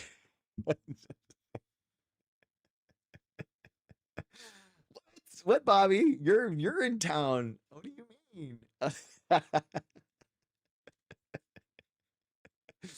No. Okay. All right. Let's rewind the tape. Let's rewind the tape. Okay. I did get a desk chair, Envy. I did. I did. Are you okay? Allegedly, Bobby. Allegedly. Is this why I get canceled? Is this it? Is this the finally? Is this it? All right. Well, it's been fun, guys. It's been fun. It was allegedly your father-in-law's birthday. That's all we have, okay? We don't have any mothers-in-laws anymore. They've all died in the last 2 years. It's literally only the father-in-laws left. What do you want us to do? You know what I mean? Like, what is there to do? There is nobody left. Everyone is literally dead. So it's like and I'm like, I'm like, "Hey, I just met this person online, and I'm gonna." It's so convenient. It's true. It's true. So funny. It's so funny. Oh, you don't understand. You don't understand, Ness. You don't understand. Oh, a little cheese with your wine. I love you guys. Oh my gosh. I love it. Oh, I love you all so much. So funny. So funny. Oh, I love it. I wish. Ness, get out of here. You don't understand. You don't understand. But the thing is, if Ness understood, okay, that this was actually an underhanded way to get us to Mrs. Dr. G's dream vacation of a UK vacation, like then she would understand, okay? But like that's the thing. Like literally, I don't know why, but Mrs. Dr. G's like top wish list vacation is going to Scotland and Ireland and the UK. I have no idea why. I genuinely have no. She thinks that it's like her homeland or something, but she actually isn't from there. But she still actually wants to go there. To be frank, my husband was like, "Wait, who do you invite?" Exactly, exactly. I didn't diss her. I was like, "Don't worry about it. You'll like that." Yeah, exactly. Oh, yeah. It's so funny. So funny. Oh my god. She'll love London. I hope not too much, Ness. Then you guys are, and then I'm going on the plane trip alone. Do you know what I mean? I know. Yeah, I want to change. I mean, apparently, there are people that have been there for 17 years and that like love the country and will like defend the white peaks of the mountains to the concrete the cobblestone uh city of London. That's what I hear from like some of my favorite people, saying that. Someone's got to take the kids back to school. Exactly, Michelle. uh, Um, what if Mrs. Dr. G and Ness fall in love? You're screwed. That's with everyone. That's the thing is everyone falls in love with Mrs. Dr. G. That's the thing. Anyone everywhere falls in love with her. Like she is just an incredible person and she's constantly being courted. I love it. I like the weather England always has, but I've never been. Wow, Michael, you like that stuff. You're very masochistic. Okay. Okay, well, totally you fall in love. It's true. It is unavoidable. She's gorgeous, smart, everything, everything for everyone. No, no, Heather. She's actually at work right now. She was in chat because she was out working. It hasn't rained for weeks. Oh my gosh, weeks, weeks. Oh, we need to hang out in person sometime. Sure. Yeah. I want to figure out a way to have like a community event for sure. Yeah. Yeah, I want to like have a fun like community event. I want it to be like a safe a thing, like a science and freedom for everyone. I do want to do a yearly science and freedom for everyone conference. That's like the goal. Um, so that's my main goal. So I think that we could through science and freedom for everyone have like a fun yearly event. Oh, Ajuga Smith. Oh, yeah, what's up? Okay, cool. What's up, man? Ghost Reaper. Thank you. I actually didn't put those together, so thank you for saying that, brother. Hell yeah. I used to live in Eugene, Oregon. The weather was so nice, but I hate it here in Midwest. Yeah, bro, that's going to be a lot different. Eugene, Oregon is going to be a lot different. A community event. You can't even manage lunch. How dare you? I make lunch for my 3-year-old every day. Okay? one person, one peanut butter and jelly sandwich, I can handle, Ness. Again. So I think that you're so demeaning to men everywhere when we can absolutely handle making a single peanut butter and jelly sandwich and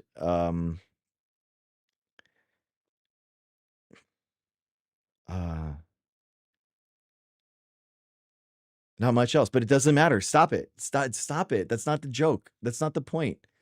Stop it. This isn't the every time. Every time. Wait, you have a kid, Greg. I have like a couple of them. I don't know. One, I have one, two, three. And then there's like a is there a fourth? Fourth. Sometimes. I have a fourth kid sometimes. Technically. It's not we haven't signed any paperwork on her. You know what I mean? So that we can like there's like look if you're going away and to an event with 4 kids and you come back with 3, like statistically that's a 75%. Okay, that's a strong C, that's a passing grade. So that what I'm talking about, if you're talking about a numbers game, it's not like having a 75%. It's so like imagine going to Legoland and having to bring every single kid back. You know what I mean? You can't be held to that. I don't like that. Don't tie me down, right? Don't pin me to an exact number. You know what I mean? Yeah. Or grilled cheese. Oh, or air fried chicken nuggets. I mean, yeah, for sure. It's gonna be if it's grilled cheese or air fried chicken nuggets, it's gonna be air fried chicken nuggets every time. Be action. Don't you dare. Ooh, I meant a lunch double date. Oh yeah, that's even harder, Ness. That's even harder. That's impossible. Like I would much rather I could make filet mignon for every single kid and everyone before I did a lunch double date. I mean, that's impossible. That's it. That's literally impossible. That's the problem. Yeah, exactly. 4 kids, maybe not all of them are yours. Exactly. It's a plus or minus game. Like, don't hold me to it. You know, lay off. And ketchup. How dare be dizzy? Ketchup is an entire food group, my friend. How dare you say and ketchup question mark? That's a vegetable, bro. You're saying and vegetables, and I'm saying every time vegetables, okay? Ketchup of course is going to be a part of the kitchen nugget serve ketchup. How you don't even what would you rather have? Baked beans? You want baked beans and kitchen and like nuggets? What are you talking? You're not going to have baked beans in your nuggets? What are you doing? What are you talking about?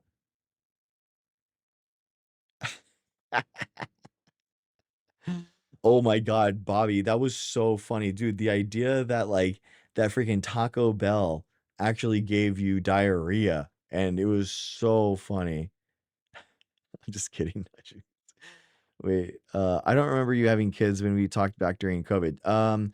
Yeah, I had like 1 or 2 kids back during those days. So I had like 2 kids. But yeah, I have 4 kids now. In the 80s, the state of Ohio allowed schools to consider ketchup a vegetable. Exactly, Michael. Thank you. Exactly. Thank you. Thank you. Bill. Hey, Dr. Greg. Both peanut butter and jelly on one piece of bread or 2 sides. You know, Bill, dude, this is dude, phenomenal point. Wow, chatter of the day. I mean, I never even okay, so I always put peanut butter on one side and then okay, ladies and gentlemen, you do peanut butter on both sides. You do peanut butter on both sides. That's that's the next level. Okay. You do peanut butter on both sides because then one side that has the jelly doesn't have the peanut butter protection, right? The peanut butter protects the sogginess of the sandwich. Okay. Peanut butter both sides, jelly on one come together. Okay. That allows the jelly to be precisely in the center of peanut butter sides, therefore not sogging the bread. Okay? That's how you absolutely do it.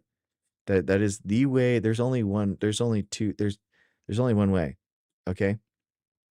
But the idea of a single breaded peanut butter and jelly sandwich I had not seen until my wife did it, and I was like blowing my mind.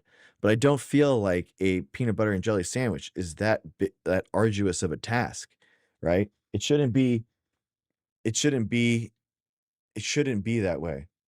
You know, I think that once you're half a once you're half a sandwich in, you're gonna eat the whole peanut butter and jelly sandwich. You know what I mean? And be human. Peanut butter on one side, jelly on second. I like the soggy bread. Oh, yeah.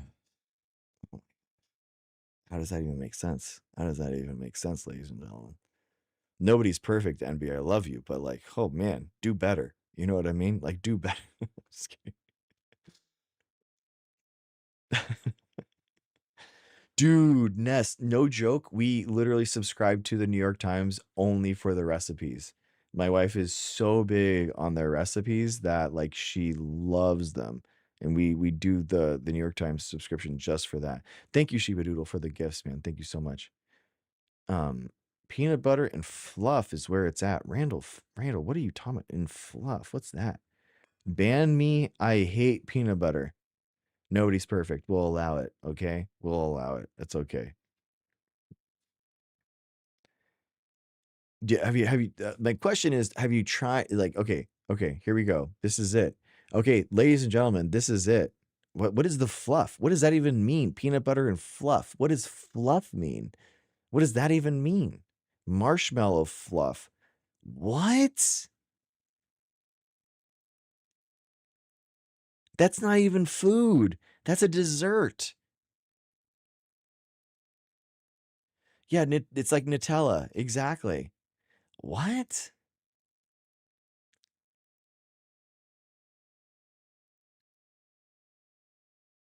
I don't know why, but like jelly seems more of a food group than fluff or Nutella for me. I don't know what it is about my brain. I can't get it past it.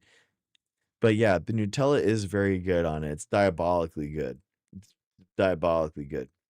Whatever, dude. You know what? Before, I'll be honest with you. I used to be, I would be against it, but you know what? Everyone's gonna go on Reddit anyway. Everyone's gonna be on Reddit True Tide. So like, you know what? Have your fluff, have your Nutella, have your jelly. We're doing it. We're getting it all, ladies and gentlemen. Just do it all. Just do it all. Just do it all. We got it. Dude, peanut butter and banana is a great thing. I love it. I honestly love it. I love it. It's so good.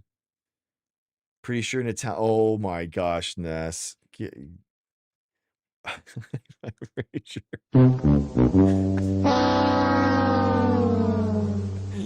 I actually didn't mean to hit that. I actually didn't mean to hit that. Hilariously enough, I didn't mean that was a complete accident. It landed perfectly.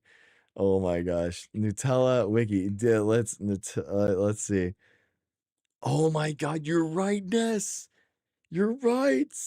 Oh my god. Is an Italian brand of sweetened hazelnut cocoa spread. Oh my gosh. Who the is Dr. Greg? Oh my god. Dr. Greg, yes, yes, daddy.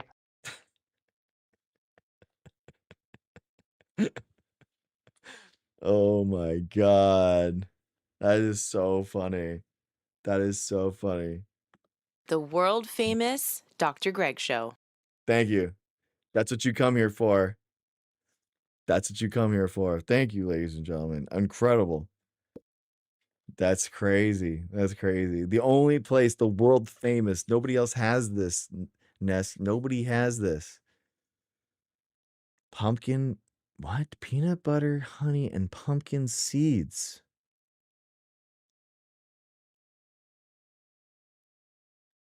I'm so confused. Okay, anyway, ladies and gentlemen, we're not doing the fun stuff, okay? We're not doing the fun stuff. We're getting real fancy. Exactly, Bobby's grounding us again. Thank you, Bobby. Thank you. Oh, that's why I don't like it. Hazelnut, I don't care for it. I don't realize about Nutella. Thanks. Exactly. Jeff Daniels sandwich. What are we doing, ladies and gentlemen? What is this? What is this stream right now? Jeff Daniels sandwich. I don't.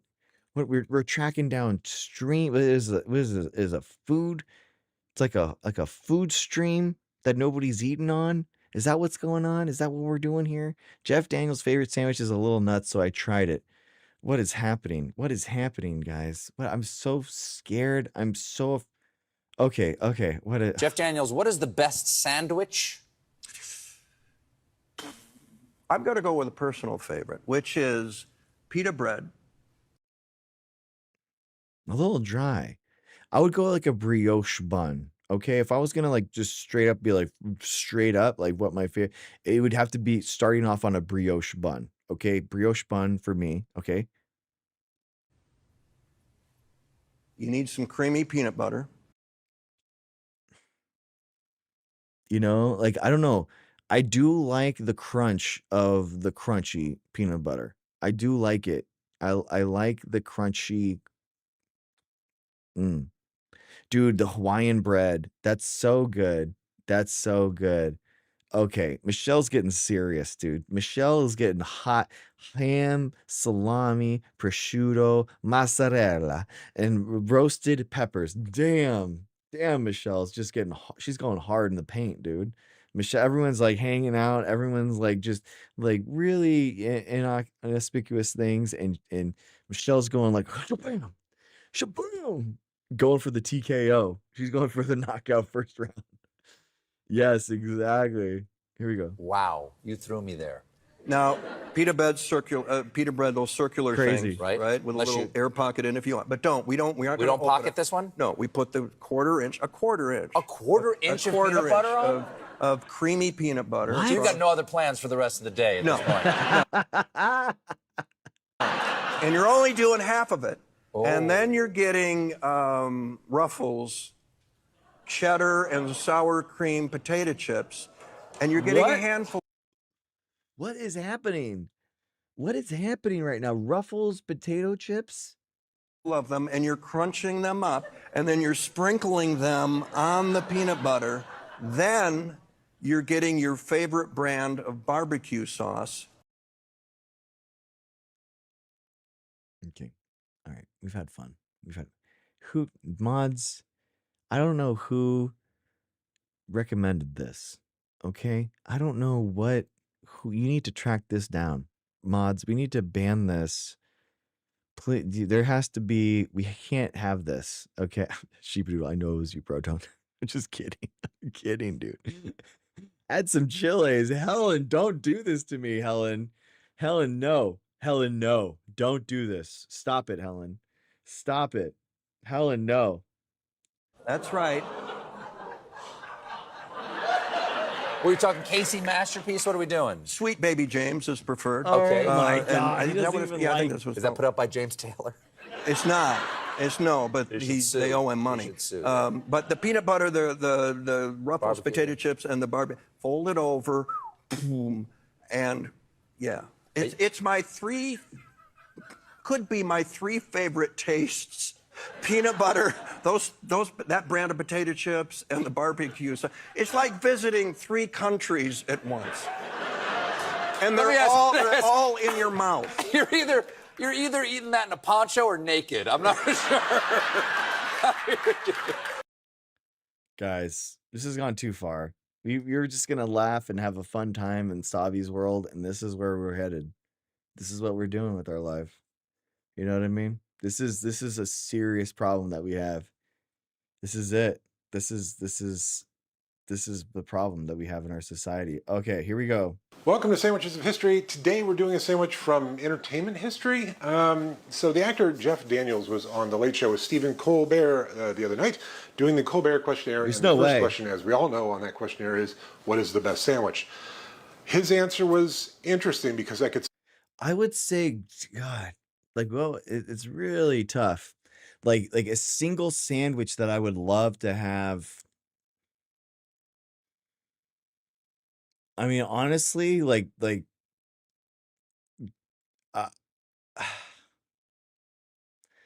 it The one that immediately comes to my mind, if I had to have one sandwich for the rest of my life, a Reuben. Reuben would be it. Like, I think that I've had so many good different types of Reuben that have like it's just really spicy and fun and like wet, but the outside of the meat can be kind of like crusty and fun, and I love Reubens. Yeah, Reuben sandwiches are absolutely incredible. So I would love it. I would, yeah. That would be like the wow, Ness, the fact that you say Reuben when you are a vegetarian, that's incredible, actually. That's really interesting. Make a Reuben chicken. Wow. Here we see go. it working, so I couldn't tell if he was joking or not. I don't So, think this let's is make real, Jeff Daniels' guys. favorite sandwich. All right, so for the Jeff Daniels sandwich, we take a pita bread and we spread creamy peanut butter 1/4 inch thick on half of it. That's a lot of peanut butter. And we're to take these cheddar sour cream ruffles, crumple them all up over it. Then he says, put on Yes. barbecue sauce. He says Sweet Baby Ray's, but I don't have that laying around. He said I could use Dude, like, I'm sorry, bro, but if you love barbecue sauce and your immediate reaction is Sweet Baby Ray's, like, bro, like, what is wrong with you? Like, you obviously don't like barbecue sauce that much to go with such like a basic, wimpy version of barbecue sauce, bro. Like, come on, man. Like, come on. That'd be like, bro, I'm really into cars and I love cars. And it's like, what did you like? What is the number one car that you like? And you're like, a Toyota Accord. And you're like, what? Like, really? Like, of all cars, that's the one that you chose? Like, that's the one that you love that much is a Toyota Accord? A Honda Accord? Yeah, exactly. Whatever. You know what I mean? Like, at least with the Civic, you would have like a lot there that you could build out and you could do, you know what I mean? I'm not, I guess maybe you could have the modded community that really loves the freaking, the Honda or the Toyota, the Honda Accord or Civic. You know what I mean? I don't know. It's just, it seems so basic, bro. It seems like so basic. Like, it's such a bad barbecue sauce. It's so bad. It's so bad, dude. Thank you, vodka. Thank you. Thank you. Reuben with Kraut or Thousand Islands. See, exactly, Bill. That's a good. Here we go with cars. Okay. It's like saying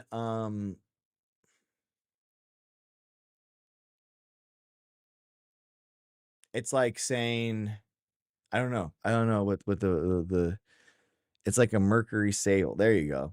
There you go. Bobby's got it. a barbecue sauce of choice. I'm using Kinder's Founder's Reserve. And a good amount of it. And then we just fold it over. Okay, let's give this Jeff Daniels' favorite sandwich a go. So I don't like what is this is every food you just combine the three things that you love the most in the world on a single sandwich? Is that what making a sandwich is?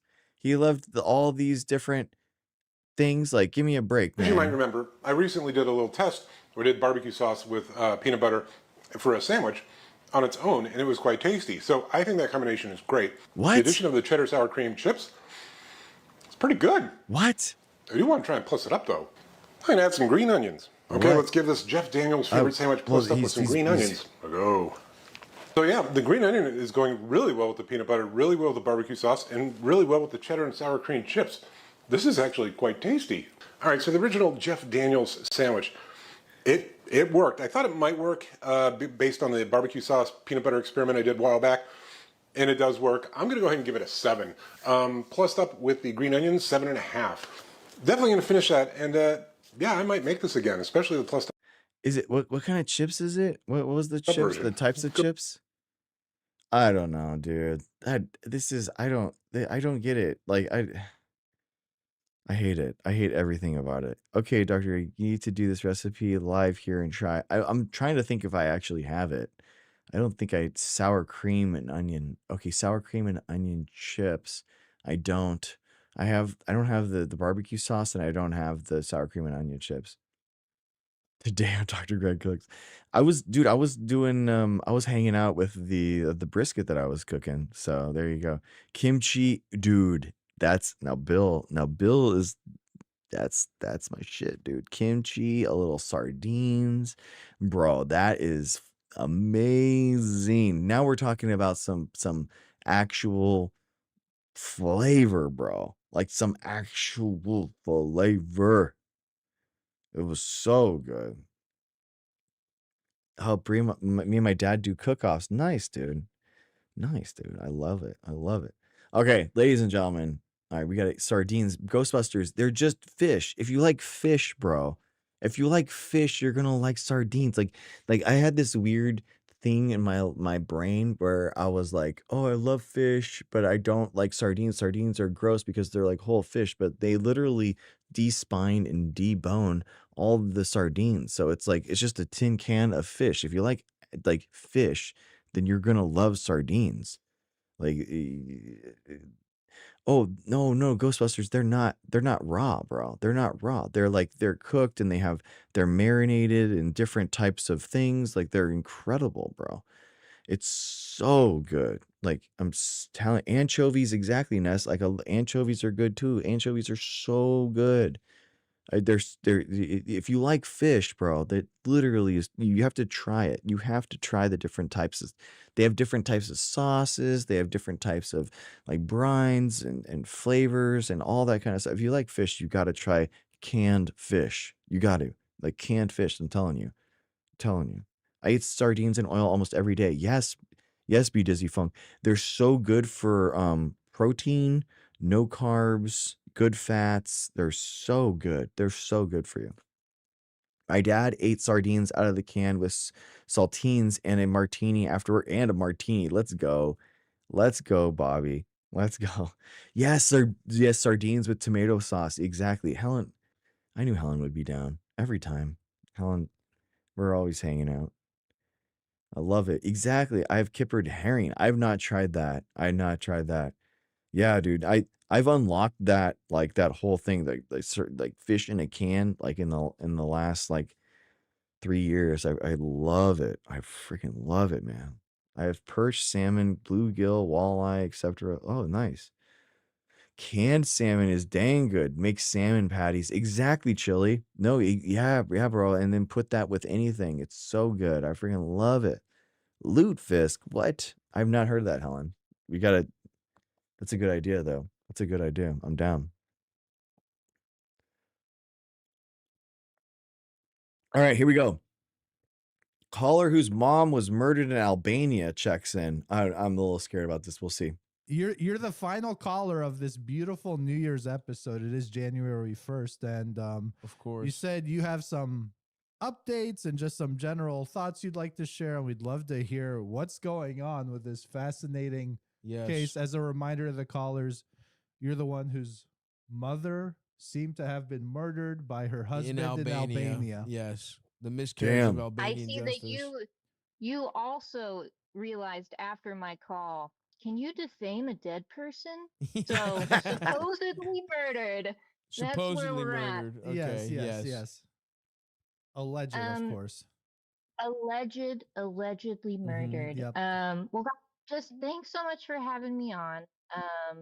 I really appreciate the platform to be able to like share my struggle and like broadcast for help, because it's like allegedly President Donald Trump raped and had a rape child with a 13-year-old girl and then threw the corpse into Lake Michigan, allegedly. Like that kind of that's how we that's the word. You know what I mean? Like that, like that's how we, you know what I mean? Like that type of thing. You know what I mean? So yeah. Fuck me, dude. Fuck, allegedly. it was so scary. I haven't sold Sheepadoodle. I'm gonna I haven't won it. That's the very simplified version. Exactly, Ghostbusters. That's the tame version. Isn't that fucking wild, bro? Like, isn't that wild? Isn't that fucking wild? And isn't it crazy that the documents that Trump released actually verified all the bullshit that he did in regards to like all that Russia meddling and all that bullshit? Fuck seeing how many views the video was getting. Like I was fully freaking out. Oh no. But it seems like the Stavi's World community is like the kindest, most empathetic slice of the internet possible. It's great to hear. Base. And I think in this case, I think if in you'll, this case, yeah, some of the now other the comments. were there people were talking about coming on boobs, and there were there were jokes in the mix, but super helpful. Yeah. Well, you can't tell you can't have these animals conjure up the image of big tits, even if they are attached to Gandalf. Some of them are going to be too horny to think straight. There you go. What are you gonna do? I do. Unfortunately, I did let the cat out of the bag. I am an A cup, and I'm sorry, everyone. I wish there was Everyone something just else I could stopped tell you, sharing it. Everyone just is like, everyone's on Albania's side. All right, Gandalf. Well, thanks for All calling. right. Well, yeah. in. Thanks for That's calling. enough. Happy New Year. Oh my God, it's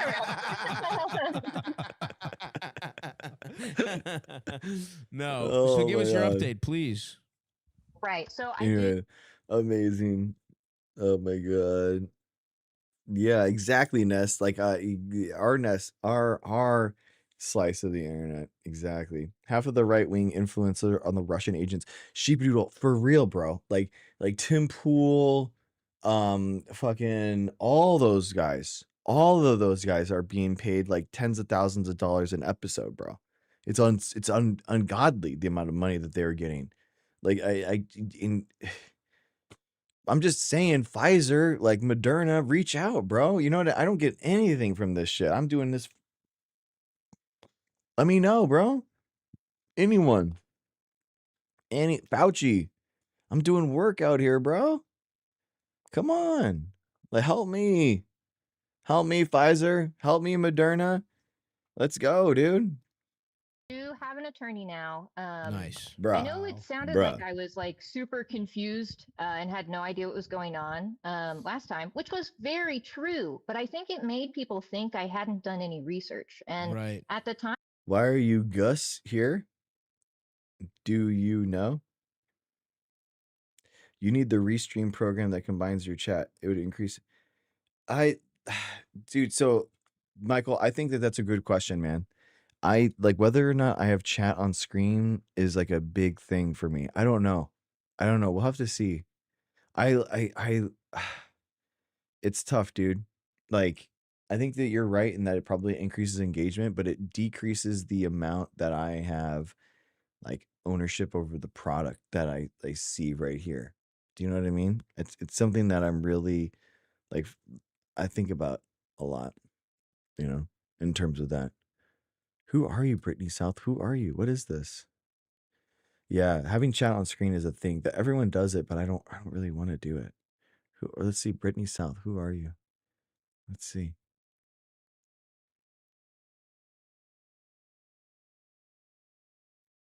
It just says nothing.com. I just looked you up and it just said nothing. The URL is nothing.com. I don't know who you are. time of my call when we last spoke, I had spoken to like 12 to 14 attorneys. Do I just not know how, or can we not chat with each other on YouTube? No, Ness, I don't have any, I don't have like the chat on screen, so you can't do it like with adding each other or anything like that. I don't know. I mean, here, you know what? I love you guys. You know what? This is the type of thing though. Like I genuinely need honest feedback, and I'm elevated. I don't know. I'm vulnerable, and I'm willing to be wrong. And so let's try it out. Let's try it out, guys. Let's try it out. Michael saying the fact that Michael and Ness are both saying that, I respect you both. So let's try it out. Let's try it out, okay? Brittany, no one is wrong. That's completely incorrect, and you're intoxicated. All right, because obviously Trump is wrong on a lot of things. So I wouldn't agree with that at all. You know what I mean? All right. Stop, Michael. You're not supposed to say haha. You're not supposed to say that. It's not allowed. Get out of here. Very serious. Let's see. Chat. All right. We're really okay. Where did I go?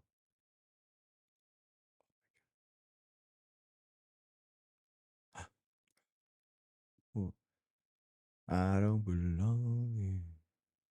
Yeah, honestly, I mean, it's one of those things when you make content, you're kind of like you have like an idea of what you want the world, the product to make. You know, the idea that you're making something that is different. But at the same time, if it like is genuinely something that you guys care about, I'm willing to be wrong. You know what I mean? And honestly, the problem is like making it all one chat. That's kind of like the biggest problem is that you have to like log into my YouTube and my Twitch, my TikTok at the same time. So it's tough. I'll try it. Should I skip famous Greg? Yeah, for sure. Yeah. This is mostly left chat when he streams. I mean, I am a leftist, so there it is. I mean, that's the problem. I mean, we're strictly anti-misogynist. We're pro-feminism, anti-capitalist, pro-science, anti-Trump. You know what I mean? What can I do? What else can I do? You know what I mean? What else can I do, man? Than be in everything that I already do.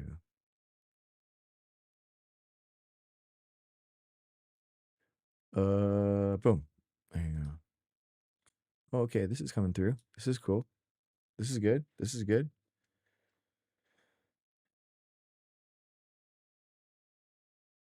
Yeah, Michael. I don't disagree with you, you know? Like genuinely. Yeah, I'm with you.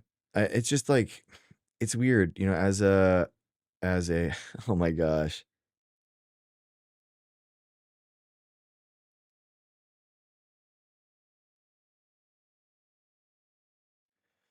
Um it's weird, man. It's as a content creator, you have like this idea of like what your product is and what you want to be, you know? And I think it's important to have like an image of, but there's also things that you have to be elastic on, you know? And I guess this is one of them. And the fact that like I can definitely see myself like watching and reading chat sometimes when I'm watching a stream. So I definitely understand what you mean. You know, it definitely increases engagement. It increases a lot of stuff. So that's good. It's just like one of those things that now we'll have to see. We'll have to see. Where is now the question is like why isn't TikTok actually showing up? Let's see. Because right now, like for example, what is it new?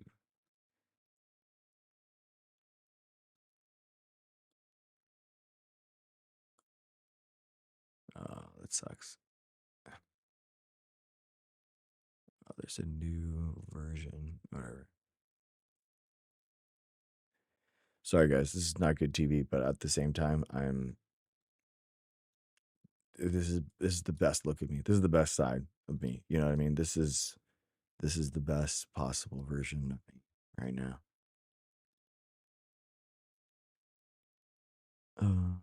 I accidentally erased myself. How dare you?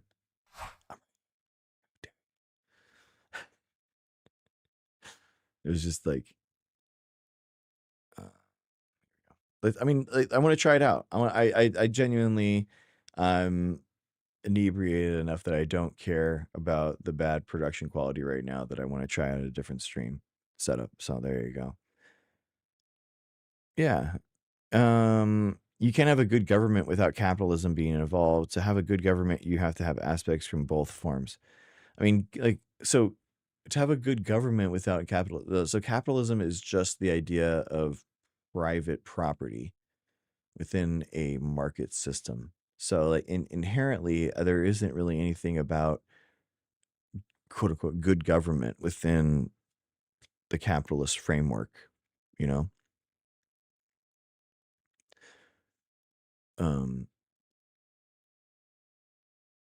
You can't have a good government without capital. So I would say that there really isn't, if anything, being not capitalist makes the government more involved with the markets. The ability for capitalism to exist makes it so that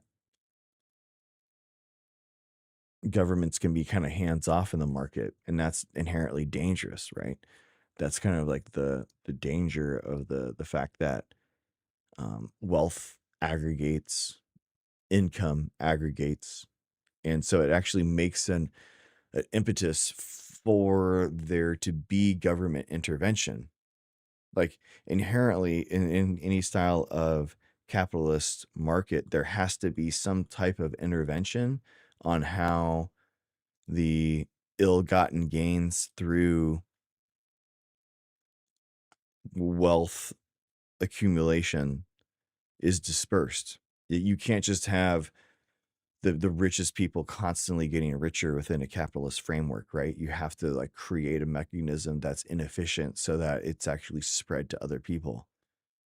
And so if anything, I would say that like a capitalist framework actually requires a more active government, a more active way of existing in that way, if that makes sense. Okay, so I connected through TikTok. It should be good now. Let's go. There it is. We did it. We did it. We did it. We did it. Oh my gosh. Oh my gosh. Brr, brr, mhm. Sorry, I have to do this whole thing again.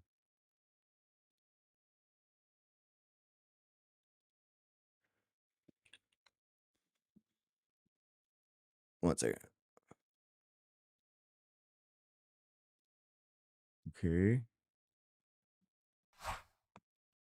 Sorry, I like refuse to have like just a normal stream setup where everyone could just like. Bobby Kohler has donated 100 and says send tomato burst X1.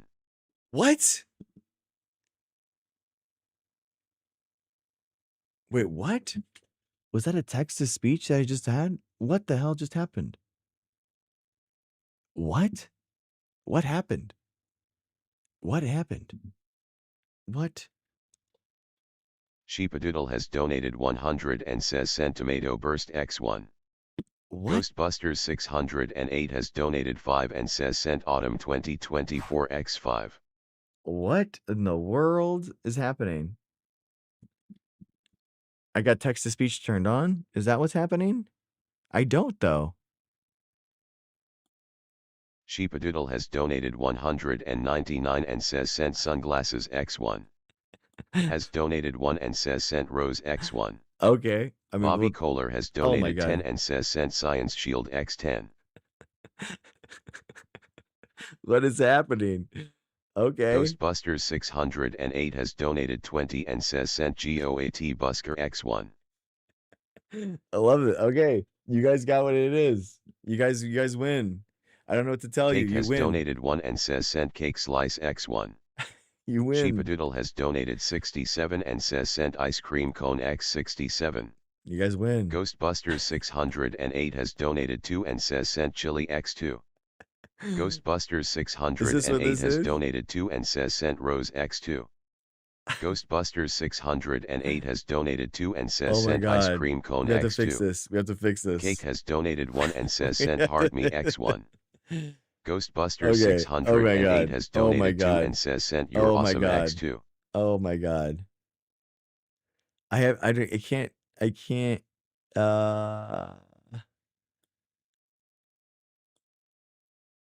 Sheepadoodle has donated 67 and says sent its corn X67. I don't know how to turn it off. I don't know how to turn it off. I don't know how to turn it off.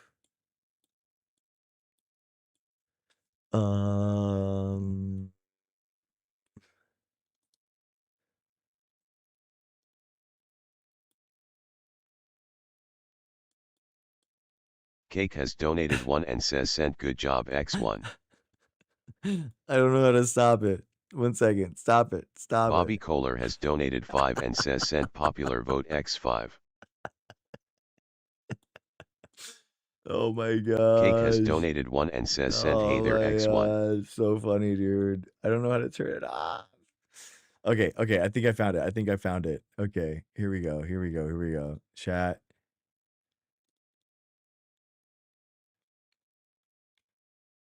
Cake has donated 1. Okay, I think I got it. I think I did it. Okay. Oh my gosh, guys. So funny.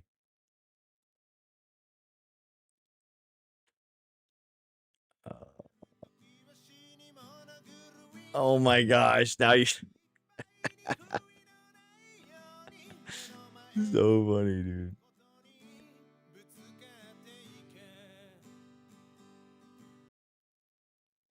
Imagine Dean with 30,000 viewers. I mean, you guys are early. This is what it is. There you go. You guys got it. You guys got what you wanted. You guys got what you wanted, okay? I love it. I actually love it though, to be honest with you. What's the height of my I need to add 571.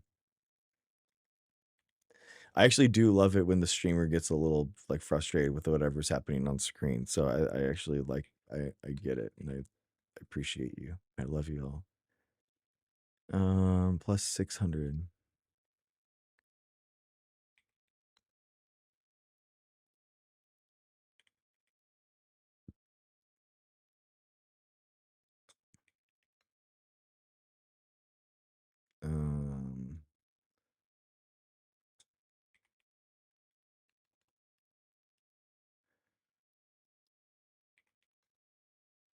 Okay, perfect. I love it.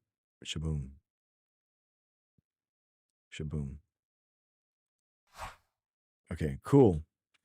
Nice. How does this look?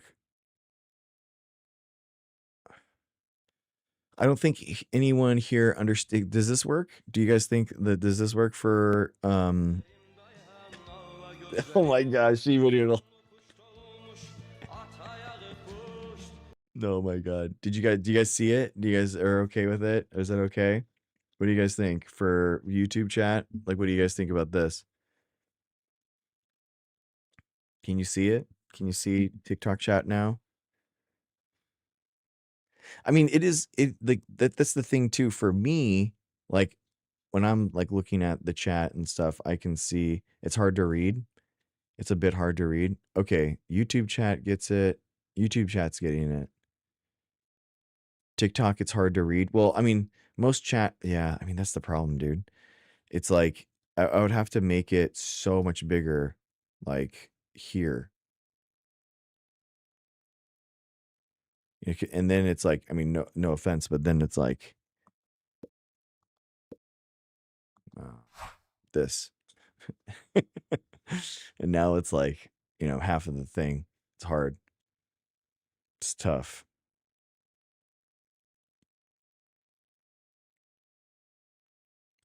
What you own minus what you owe.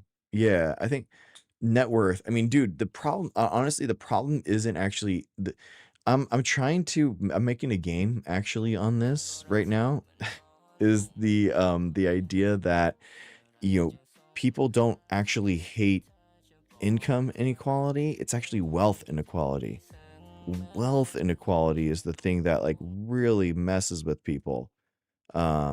And that's the one that's the real killer. That's distracting. Okay. Can it be smaller than this size? Yeah, that's what I was thinking too. So like normally it's a third of the panel.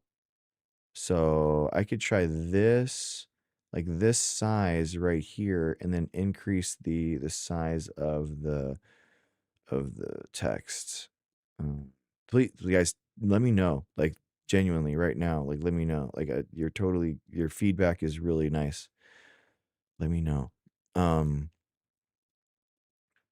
I can make the text like larger, like this.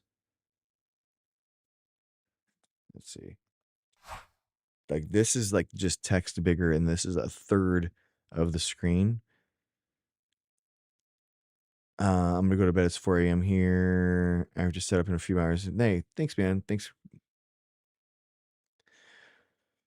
Gary's Economics does good videos on why it matters. Okay. Good night.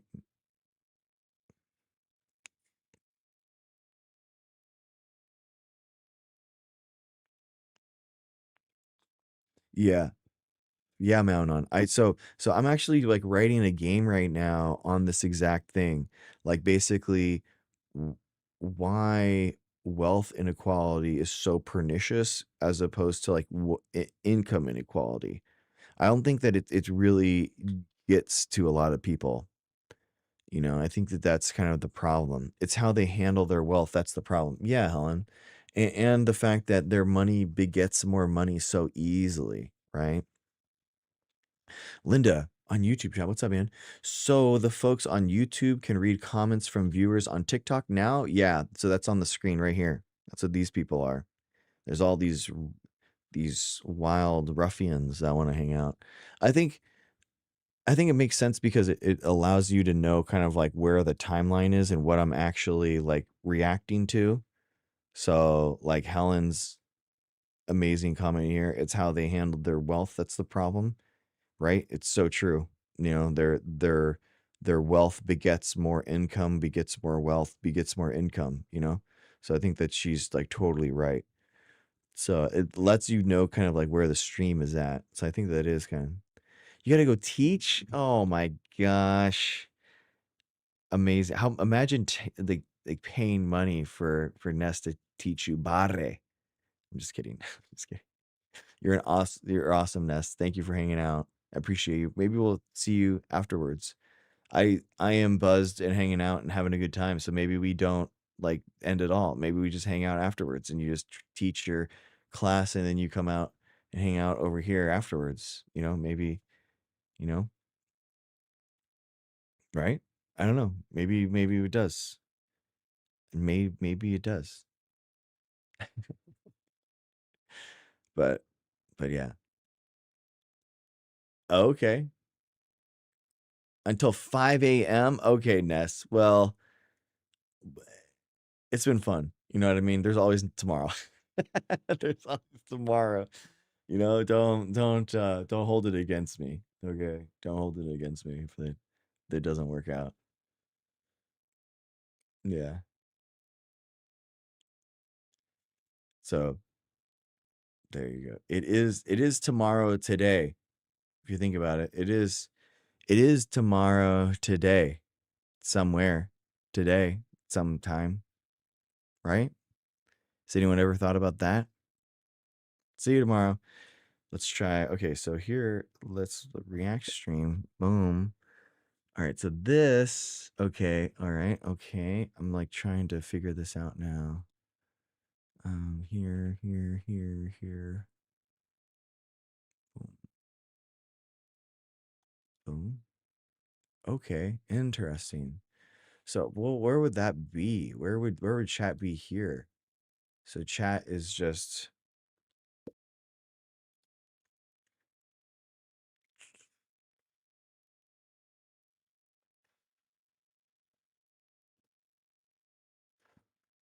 I mean, it would be like, chat would either be,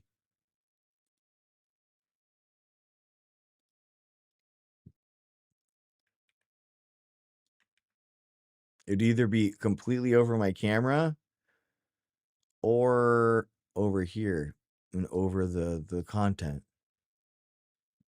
I actually kind of like over the content more than me. No offense, content, but it's actually kind of nice not to have it over me.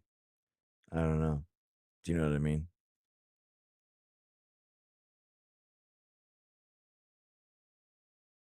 Today is today. Tomorrow was today yesterday, and tomorrow will be tomorrow today. Better over content. Yeah, I think so, Linda. Thank you. Okay, let's do it. Let's do it, guys. Let's try it. Here we go. Damn. And yeah, it Law and Law and Order Special Victims Unit makes you think that this shit happens all the time. Right. And apparently it doesn't. Yeah. Sacred, nobody likes you. Just letting you know. Nobody likes you.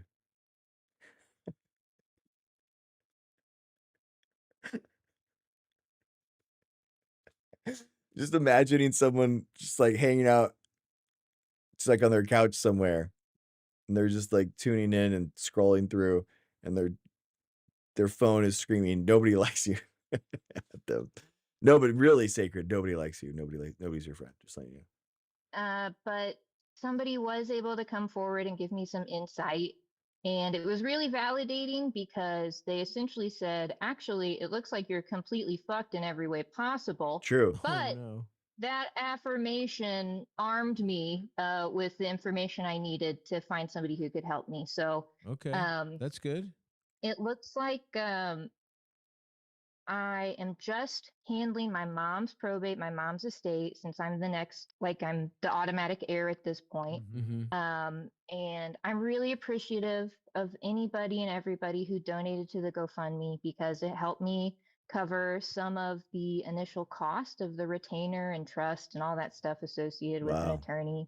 It looks like this initial cost is just going to be covering what you would regularly be handling in like an estate case and probate. And it's really hard to say what's going to happen once we get into the mess of like, do they have shared accounts? Like how I have to show that he should not be inheriting that, which means there's a lot going on. I don't want to blow up my spot. Obviously, it's like a legal thing, so I can't say. But it's crazy, guys. I mean, I have found some stuff out.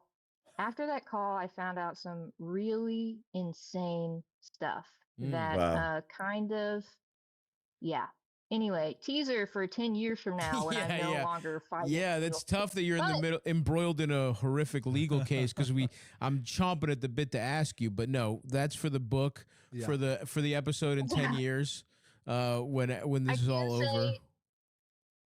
Gandalf Big Naturals versus Charles Schwab will not be happening. We have determined that that is not an appropriate course of action. Okay, that's good. That's good. But that's, look, we're glad to hear that this, at least you've gotten a few answers at least. We'll share the GoFundMe. I didn't even see it. I've been fucking swamped the last. I'm glad that helped. We'll share that. We'll donate to that. Help out Gandalf's Big Naturals if you can, folks. What? But yeah, we're rooting for you. I mean, we're glad something positive came out of it. Yeah. Thank you so much. And I just want to say, like, I don't know. I have two things, and it's going to be one of those moments where, like, afterwards, there's going to be a bunch of comments that were like, wow, that was uncomfortably earnest. And I'd like to apologize. Okay, no worries. But, like, it is so hard because when I'm talking about this and I sound so nonchalant about it, I mean, it's just it's what I have to be to get stuff done. There's like no other way to handle this. Of course. I mean, like, my mom was more than what happened to her. She was so funny and vibrant and, like, intelligent. True. And the thing I remember most about her is her laugh. And, like, the one thing I've done that has, I don't even know, it's something I'm happy I was able to do, but her final resting place is a Chihuahua cookie jar I found on eBay, and that feels very fitting. That's fucking awesome. And, like, when I got her urn from Albania, which was, I mean, God bless it, that was so hard. But I got it to the funeral home. I drop it off. I'm saying, please put her in the Chihuahua cookie jar. I get a call the next day. We can't open the Albanian urn. I'm like, okay, well, you go ahead. You can get it open, right? Like, you just crack it open. They're like, we don't feel comfortable doing that. And I'm like, wow. You're telling me if I show up funeral home with a hammer and a plastic sack and I crack my mom's own urn open in the parking lot like an egg, and then I pour it in the Walmart bag What and bring the it back fuck? to you, that is fine. And that's actually exactly what they meant. Wow. What? Luckily, You the pulled a funeral big home director. Lebowski on your mom's ashes. That's fucking crazy. It was out in a cornfield. I was like, I want to learn what my mom tastes like. Like, this is not it. Damn. But yeah, funeral home director, super helpful, was really on board with all my Coke jokes, which I super appreciated. Yeah. And luckily I did not have to scoop my mom out all by myself. But That is good. And she's also, in the Chihuahua. She's in the Chihuahua cookie jar now, which is beautiful. she's in the yes. And I mean, you have such a wide audience. I'm certain that there are people who are listening who are in a similar situation to where my mom was, and they may not even realize it. True. And I just want to say, like, what the fuck? if What anybody is this is called? afraid to leave or you're scared to leave, like, All right. I'm out of this of one. course we I'm want you to sorry. be I'm safe. sorry. I don't know what's going on with this call. I have no idea. It's like it was like an update on a call that I wasn't in on it. Okay. We gotta start with a fresh story. I want in on some new, you know what I mean? Some new content. As my sister makes progress in therapy, she's making me more annoyed and confrontational. Whoa, I'm 36. I'm a dad. My life is great, but I really want to join the military.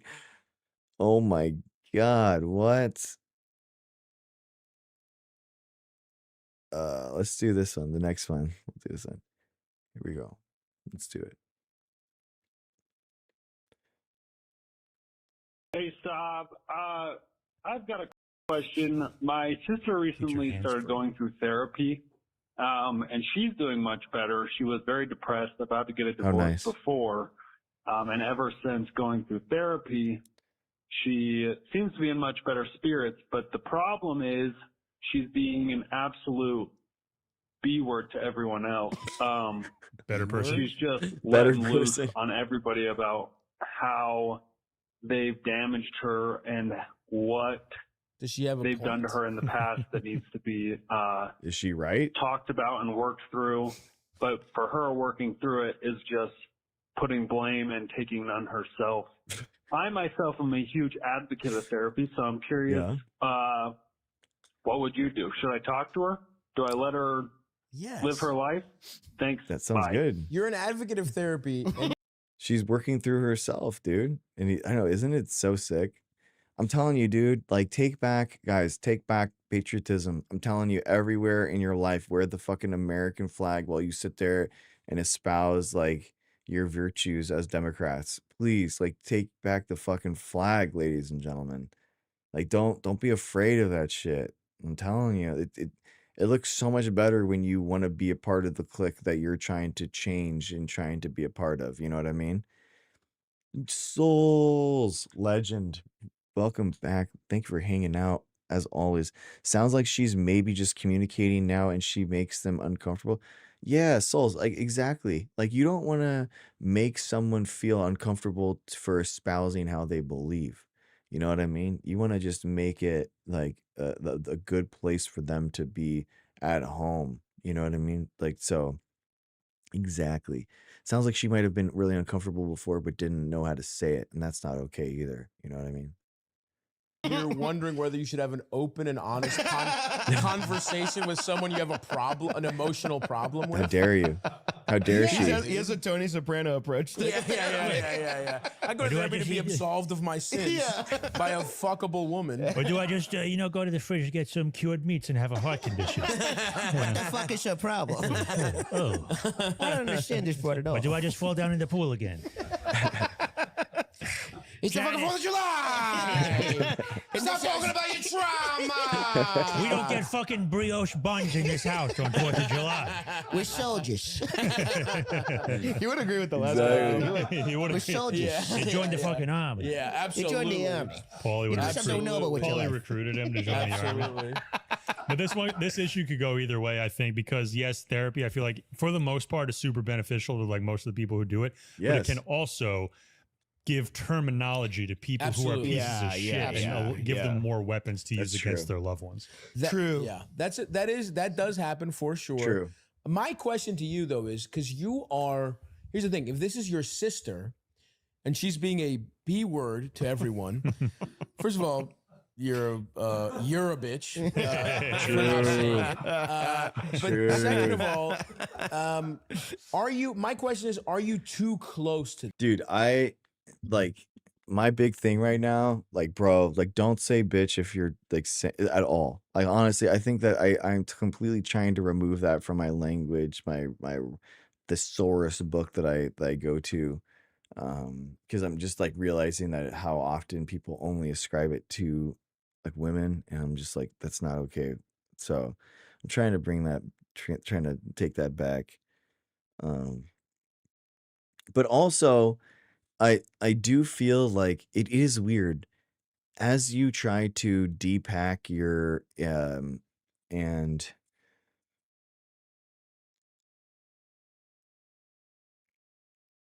as we try to depack the language, like at some point you're creating a language that people it's so muted that people don't really care about what you're calling them anymore. I think that that's like that's a problem. Like you want to call someone, if you're really frustrated with someone, you want to call them something that they don't want to be.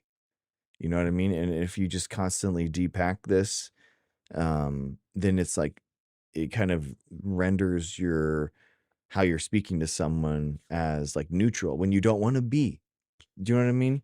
I feel like, um, but at the same time, being feminine isn't wrong. That I think is the bigger problem. But at the same time, if someone's being not orthodox and hurting people, like there should be a word that hurts them when they hear that and be like, ah, I don't want to be that thing. Do you know what I mean? How can we depack those, but then also still make it so person's like, yeah, that is a good problem. This, right? Yeah. Is she onto something and you're not ready to confront what she's stirring up? Because I'll be honest, I went to therapy and it really fucked my whole family up. Right? In a good way, in an ultimately good way. I went into therapy and most of my family followed suit. Fuck.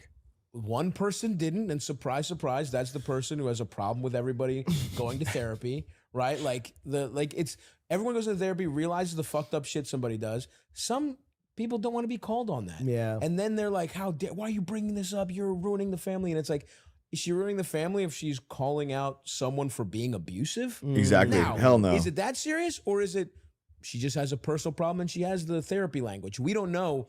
We don't know. You have to be honest with yourself and think, does she have a point? Does she not?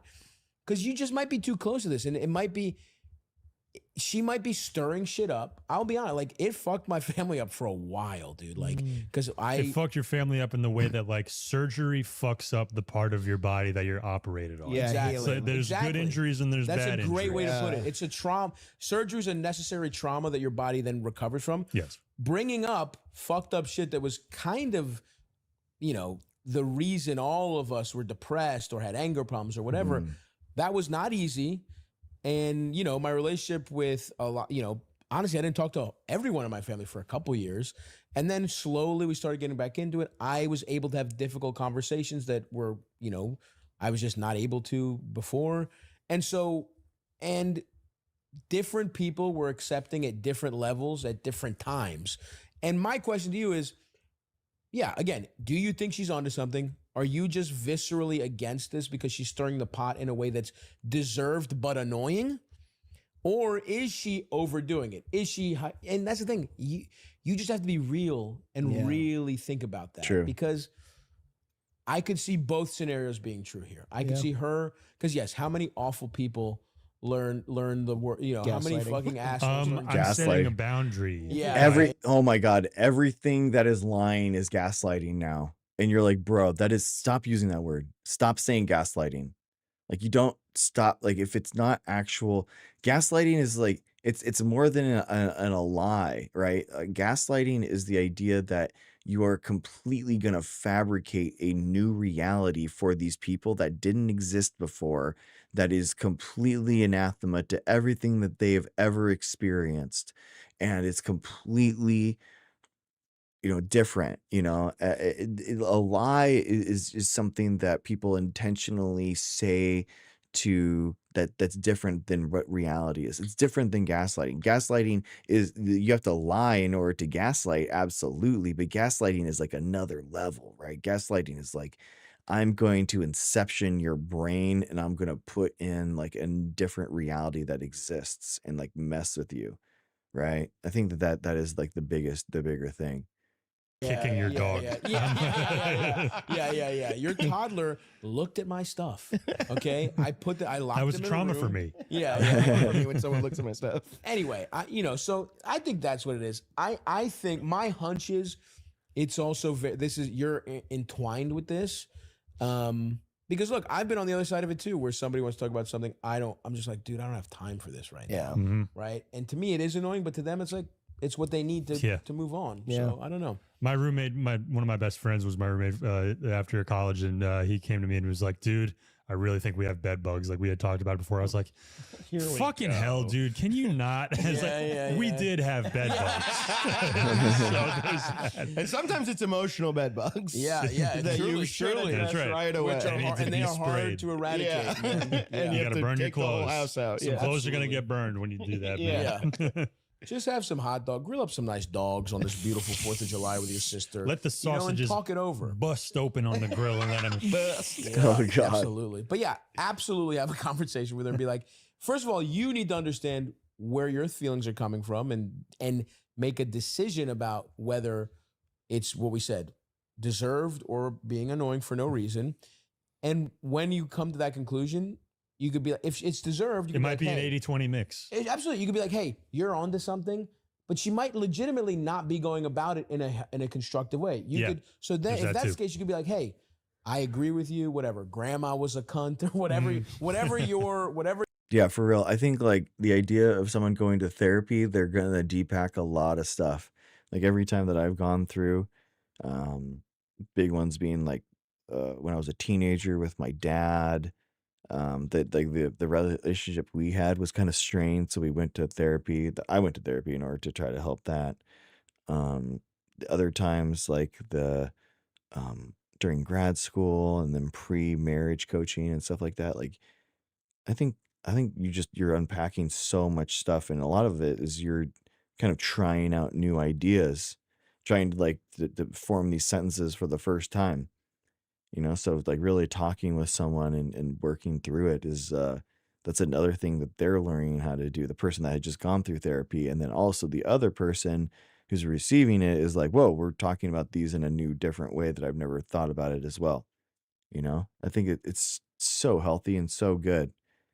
I think that's like the mental health side of our healthcare system that really never gets talked about unless you've actually gone to therapy and stuff. And just like someone asking a question that is so different than you've thought about something before, like just a single question, can really make you question or rethink a lot of different aspects of your life. I think that's so healthy. It's so good. Your family issue is, you could be like, you don't want to invalidate how she's feeling, but you could be like, I do think you could go about this in a way that's a little more constructive, a little more helpful for everybody. If you don't want to, that's your decision. Here's how your whatever the fuck has affected me, right? Yeah. And if it's deserved, maybe she sees it. And again, that's another thing. If she can't have a rational conversation, then maybe you're on to something about her being annoying. If she can, great. And look, it might take a while. She might not accept it immediately, but then have to think about it. That's happened a couple times to me where I've had some harsh conversations or some annoying conversations. They didn't take. And then months later, when I think, oh, that was a failure, somebody contacts me and apologizes, or contacts me and points out some shit I didn't see after and then I can apologize. So anyway, that's my general. That's nice. That's my general advice. But yeah. Stav is an American hero. He's the answer to the red-pilled kids in this country. Yeah, Billy. I think that he's, I think it's an unorthodox way of like seeing like leftist politics, right? He's like introducing himself into those cultural moments, and I think that's what you're harking on, and I agree. Yeah, Stavi's incredible. I mean, I'd heard about him from Reddit, from like different clips and stuff that he went big on there. And then, but he was famous originally for Come Town. He was one of the 3 podcast hosts there, and he got like that podcast went wildly popular, one of the biggest in the world. And then he left it. Stavi like left Come Town in the height of it. He said he was making $10,000 a month doing like relatively nothing, just doing this podcast, and then he left it. And so it's pretty wild.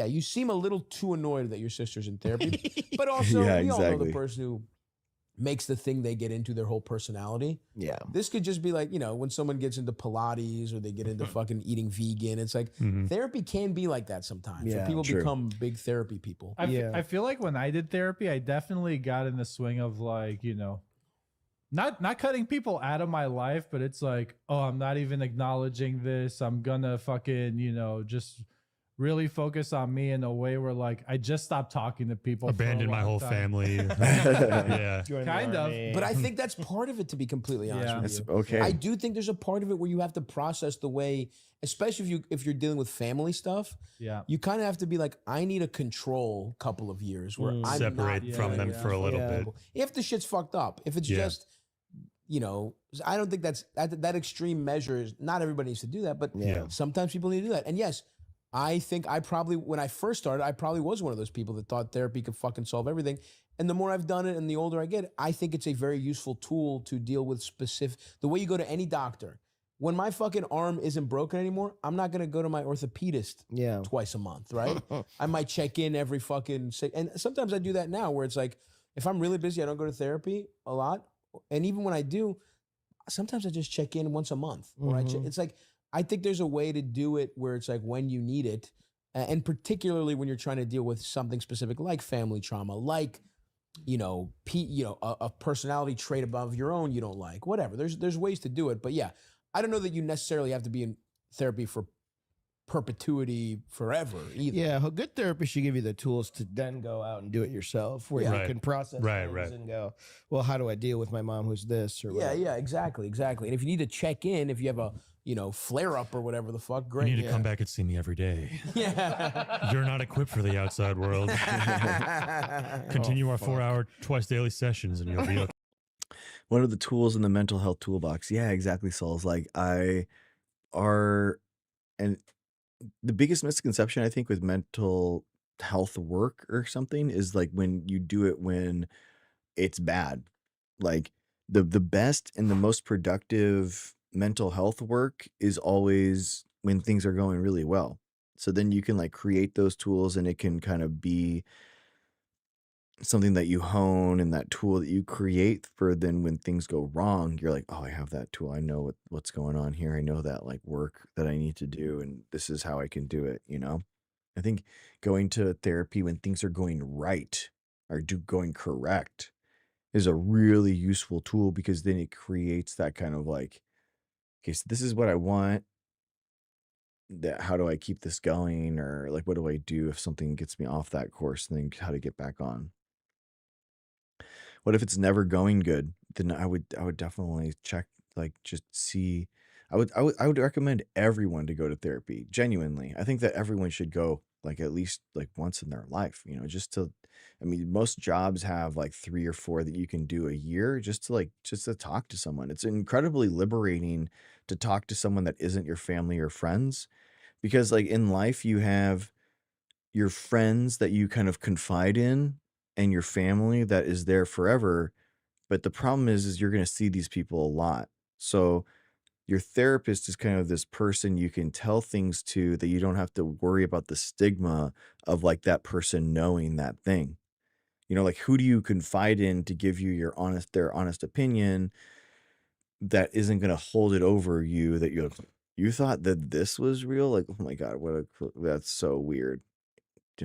Your therapist is that person that you can bounce ideas off of without like that worry of like persecution after the fact.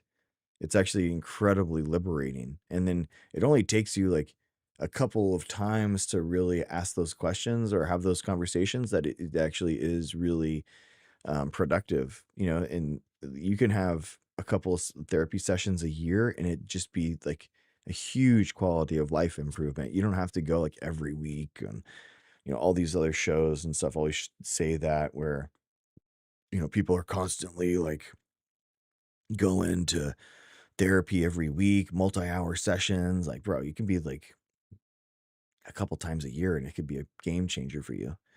It's also relative to the person you go to. Agreed. Yeah, Sacred. I totally agree with you. That your actual therapist, who that person is a big impetus on how productive that session is. And it can be kind of like draining to kind of like have to go to someone and kind of be like, yo, like, what's up? I need to redo this. We need to talk about this, or, you know, reintroduce myself. So it can be kind of frustrating to do that. Oh, no way, Marsha Mello. I love that. I mention I watch Dr. Greg to my therapist when I can't sleep and to distract from my adhesion pain. Oh, that's $8 I ever spent. Okay, nice. There you go. Well, thank you for being here, Marsha. I appreciate you. It's amazing. Sauls, I wish it was seen as almost a preventative thing instead of a treatment after struggles are noticed. Exactly, Sauls. Exactly. Yeah, it's like a prophylactic thing. For being a subscriber. Oh, thank you, Marsha. Thank you. I appreciate you. Yeah, mental health is always a preventative, right? The idea of like you being able to put work in is always going to be better when it's something that you've done for a long time and then you hit the wrong part and then you're able to go back in. You know, it is inherently a huge thing, right?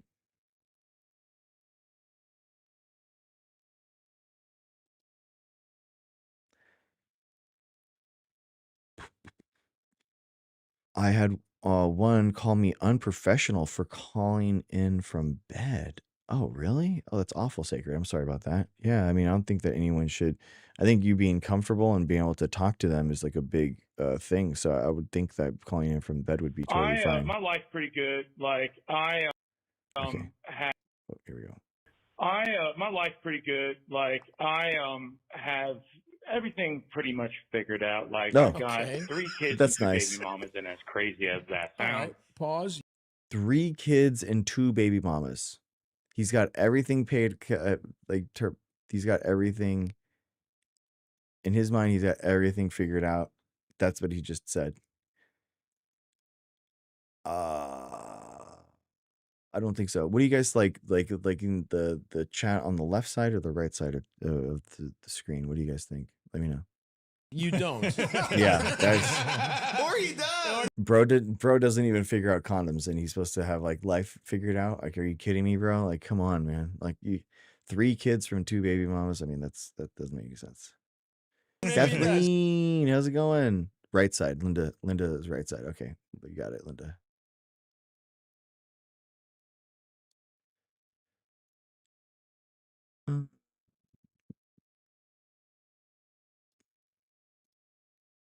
Who knows? You're right, man. And what do I know? He might. I was actually, honestly, I was thinking about it. I'm like, why don't I just have a fucking kid? Who cares?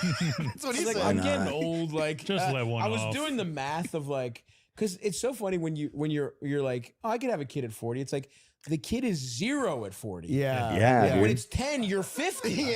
Like in my head, I just realized it's like, oh, You don't pause. I don't have the kid's entire life at the age I am. I also, and then I was Also like, age. oh, fuck. Yeah. Maybe I'm not having kids, but You if got I a middle do, schooler at 50. yeah, the clock's kind of ticking. So I was literally like, who gives a fuck? Maybe I'll just fucking find a girl that have a wants to have a kid. kid. But anyway, whatever. So maybe you're right. Who am I to know? Maybe Dude, this- how crazy. These guys don't even are having this conversation and they're not even in their head about like, this is the normal conversation that guys have in regards to pregnancy. You know what I mean? This is just like, oh, I'll have a kid if I want to have a kid or not. Like, they're not even aware of how like women think of it in like terms of age and all that kind of stuff. Isn't that wild? Like, I think that this is like a very like normal conversation that most men have in regards to things, but they don't worry in that like I have to have kids by I'm 35, like I have this timeline, like I'm not overthinking about that. It's weird. I remember Mrs. Dr. G went and she taught English in China, and she was introduced to the custom of like you wore red or something if you're Chinese and you're over 30 and you haven't had a kid yet. It was like, what?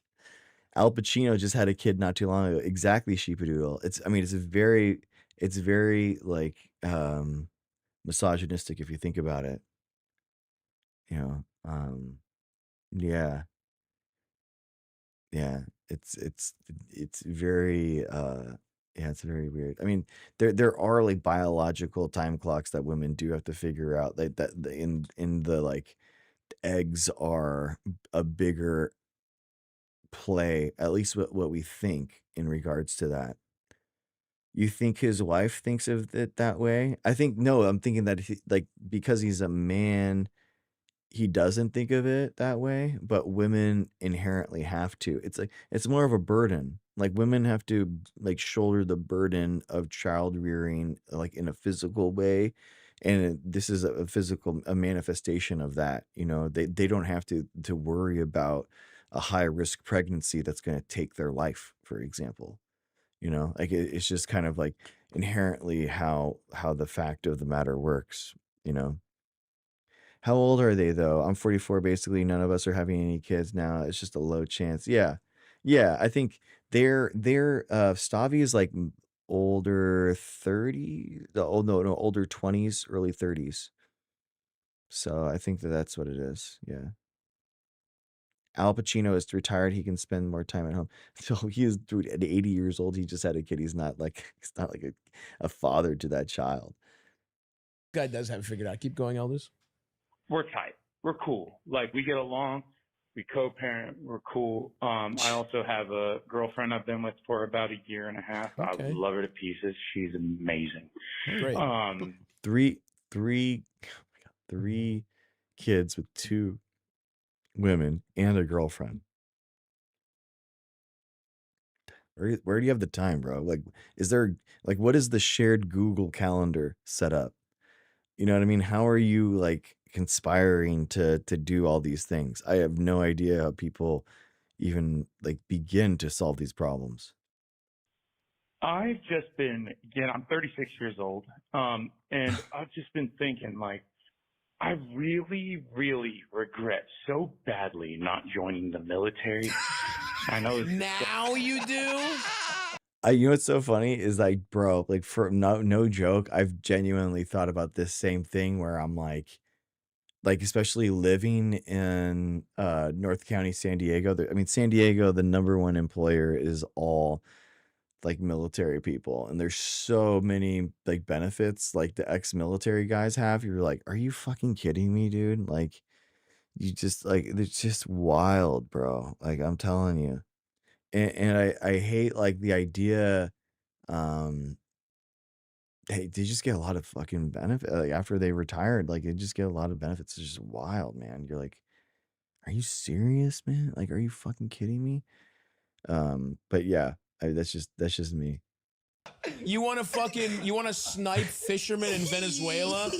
By the way, I've looked into it. I've actually looked because I mean, obviously I got laid off like in October, so I've been looking into like all different ways. And yeah, they don't basically take people that are 39. You can't even join the military if you tried at my age. Like even reserves, they like, I don't give a fuck about you. Any type of officer position, it's way too old. Like basically the military is like, they don't let people like me join. Like it's pretty wild.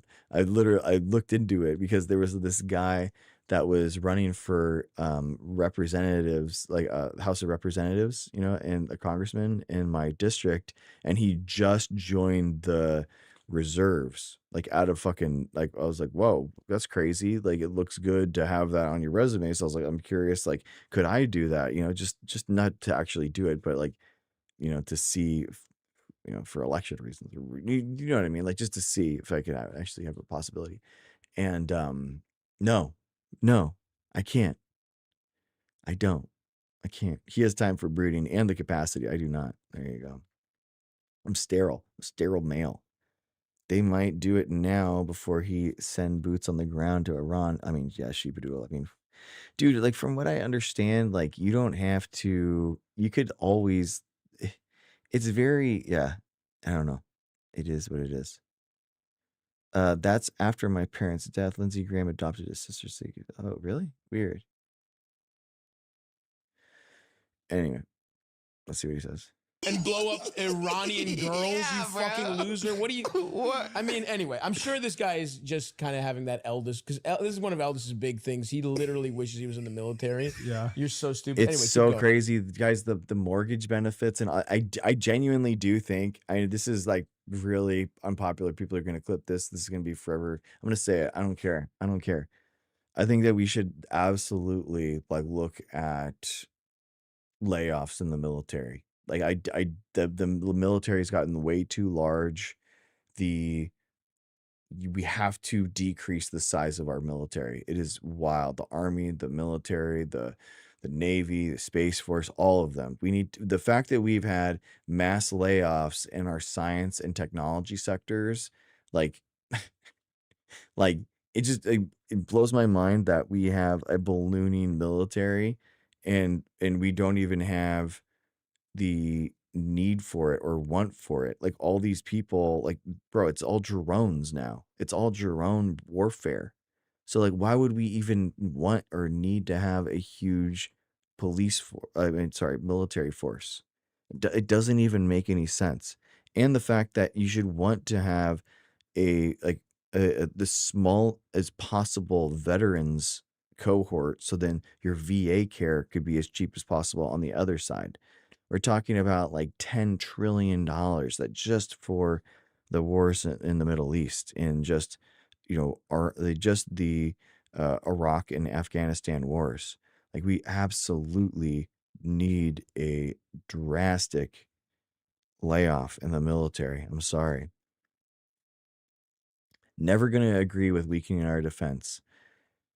Like, okay, so China, Russia, Iran, all these things, they're best dealt with like not by having like a classic like dude with a a rifle that's sitting there. Like it's all drone warfare now. Like this is an old style idea on what the military should be. Like I'm sorry, but it's just true.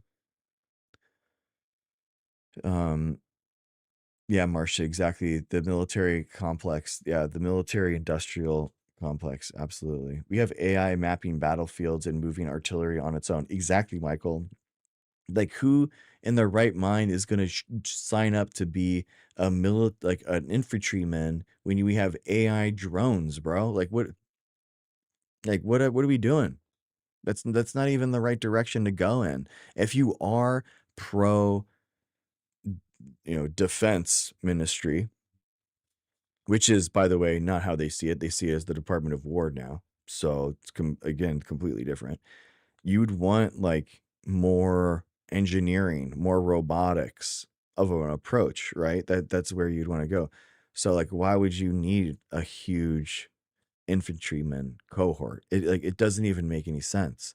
It's not logistics though, because logistics is kind of like how you enable those things. And in order to enable those robotics and those AI elements, you need people that are more adept than just a standard infantryman. You'd have people, it wouldn't look like what we have right now if that was the case. So I don't think that that's it. That's what people want to say. There's like the easy answer that people say, and then like the real answer, Ukraine is proving drone warfare to be a game changer. Yeah, but we're not there yet. Sacred. I mean, do you realize that we are the ones that are training and giving them drones? That's our stuff.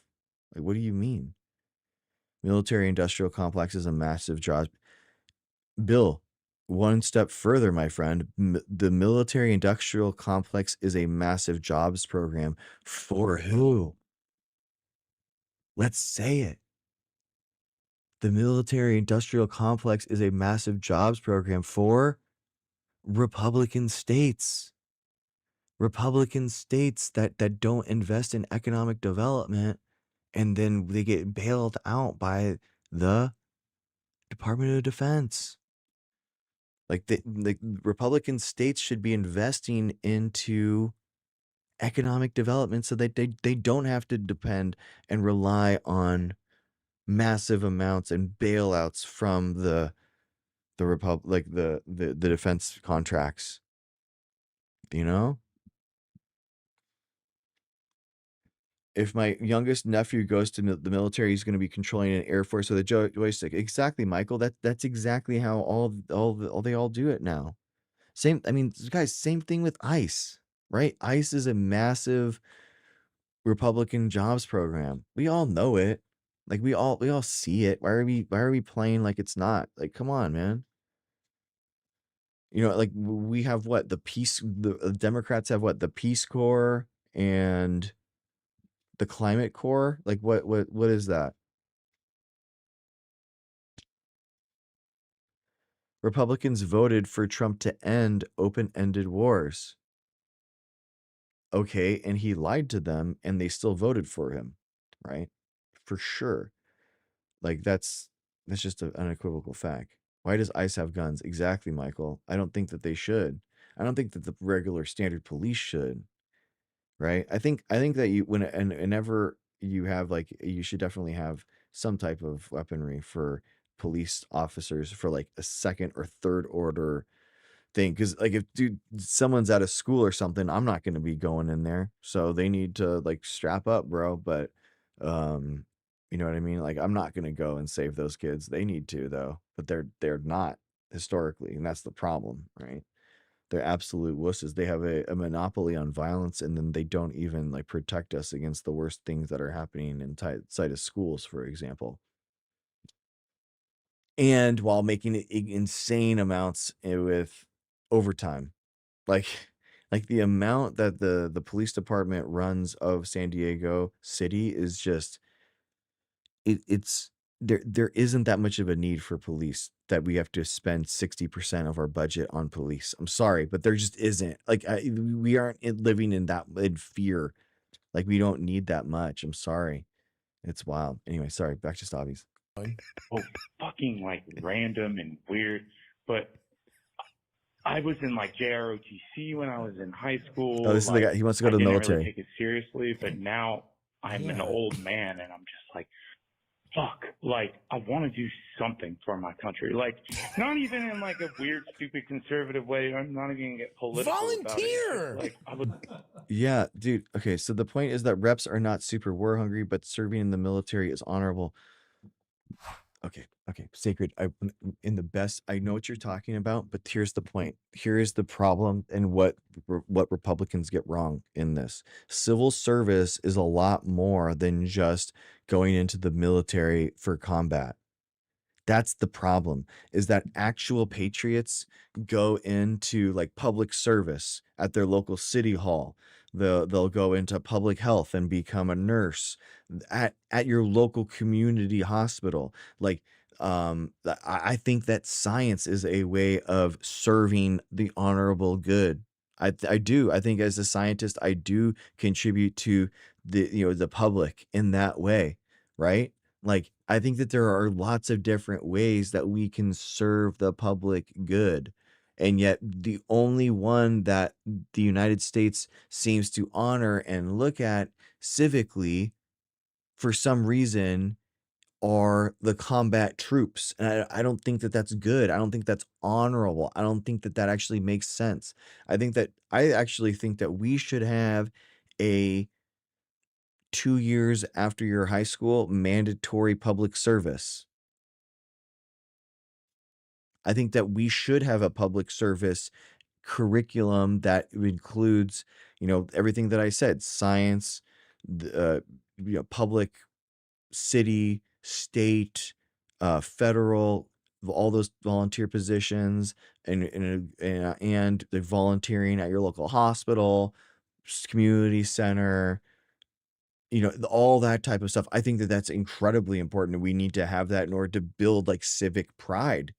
But the problem is that only Republicans would only see armed service, military, Navy. That is like the only civic good, because they can't understand what patriotism is outside of authoritarian, patriotism by the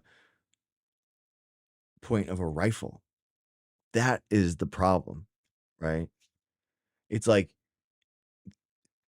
public service is something that's bigger than yourself. And you can tell that a lot of these Republicans don't understand public service when they come back from public service and they lord it over you as it's something that they are better than you for doing, when in reality, other people have been at home serving the community that is the thing that they are trying to protect. And these, like, you're not a patriot if you weren't selflessly serving. It was not serving, it was you taking a job selfishly. That's the reality of it. Like the most patriotic public servants I know are in the military or were in the military and never talk about it ever. They never speak about it. They talk about like the good deeds in general, but they don't lord it over people. And like all these Republicans that I see on the internet, content creators, that it's literally their entire personality is lording over other people, that they didn't have any path forward in high school other than the military, and they took it. And if like I'm sorry, bro, if I was like some Republican in a state where these people never actually did any economic development, then going into the military is a logical decision. It isn't something that you are sacrificing. It's like literally you choosing the best possible route forward. And I'm happy that you got that thing and you use that route forward. I think that that's awesome. But I don't think that it's a selfless act of bravery and patriotic duty by you like choosing that path. I'm sorry. So that's what I feel. And they leave and go right back into lobbying the very industry that they're overseeing. Yeah, for sure. Yeah. I think that that definitely happens, Bill. Okay, let's go back to Stavi's world. Joining the army is maybe the worst thing you can do for America. Yeah, truly. The reason the world hates us is because since World War II, we have been the occupying force around the world with good PR. Yeah, we have army. They don't fucking like us. And you think you're going to help America by joining the army that Trump is in control of? When you join the army now at age of 36 in the year 2026, you're going to be driving a steamroller to build a data center that's destroying 7 or 8 towns. Yeah, you're going to be building a fucking high rise for Jared Kushner if you join the fucking military. You're going to be a drone pilot for illegal black ops in some killing people in Cuba. 100%. You should be mowing down kids in Cuba. You're going to be blowing up a 1963 Chevy that they're driving around in Cuba. And they're still going to get you. Yeah. In fact, if you're in the military now, get out. Don't die for Israel. Don't die for Israel, bro. Fucking leave. And as a joke, sabotage some of the equipment as a joke. Throw water on a few servers. As a joke, legally, really don't do that. But as a joke, do that. No, as a bit. So anyway, but we're gonna let him finish. But there is something interesting here. Go ahead, Eldest. Conservative way. I'm not even gonna get political about it. It's just like I would love to have that on my belt. And yeah, that's what your soul needs. I mean, I've been doing like a little bit of research. I'm There's, like, little sleeping. things- I'm sleeping too easy at night. I'd love for an Iraqi teenager's dead face to flash in front of my eyes before I went to bed. I don't have any moral injury. I just realized. My soul is clean. I have no excuse to beat my children. When I drink, it's roses. I'm hanging out. I never have to sit awake at night drinking whiskey, telling myself that those kids would have grown up to be terrorists. True. Convincing myself that 7-year-olds playing soccer would have been terrorists. I was just cutting the grass. Staring into the middle I was distance. helping my country. Anyway, keep going, Elvis. I mean, I've been doing like a little bit of research. There's like little things that you can do when you're older for like the Army, not the Marines, obviously. Of course. And I've been thinking about looking into it. Never. But as I said, I have children, I have a family, and I'm just trying to think, is this a stupid fucking idea? Yes. Like, I mean, it's maybe the dumb? stupidest Should I- idea anyone's ever had. Like, even Elvis saying it, he doesn't really believe it. And he doesn't have fucking kids. Anyway, go ahead. Just continue doing what I'm doing. Everything's copacetic. Just, yeah. Okay. I guess that's pretty much it. Like, That's basically I know it. what this is, right? This is a great learning experience for you because you're literally, this is someone who has fallen for U.S. propaganda. Yeah. So hard. Totally. This isn't your It's a good question. I mean, I have someone that I know that was in a lot of it was the Department of Defense actually. She joined late after all the stuff happened, and I'm like, is it a good idea? Should you be like doing that? I don't know. I feel like very conflicted about that. I don't know. At the same time, like I would not be like, I guess better a normal person than one of these white Christian nationalists or something, like having at least one notch less than absolute insanity. I can understand that, but I also understand what Savi's point is, where you're like, why would you ever want to be associated with anything that is happening right now? So I can totally see that as well. I would definitely err on the side of not getting involved if I could, So that's where I'd land on. Shouldn't good people join so there's good people there?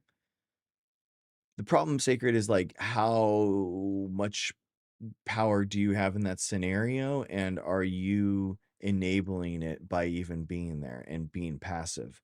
If you were in there and disrupting them and trying to be a thorn in the side and actively stopping bad things from happening in any way that you could, then I think that makes sense. But you can't be like put a blind eye to it. As soon as you join something that's morally bankrupt, as like what's happening right now in DC, I mean, you have to do everything in your power in order to stop it. If you were there, you might understand why some things are necessary, but okay, but then also the impetus is on you in order to do whatever you can to stop it. Like that's the bigger point. Like you can't stop. And on the other end, if you are a part of this administration on some ancillary thing, you have to do whatever you can in order to stop the maladies from happening. Right.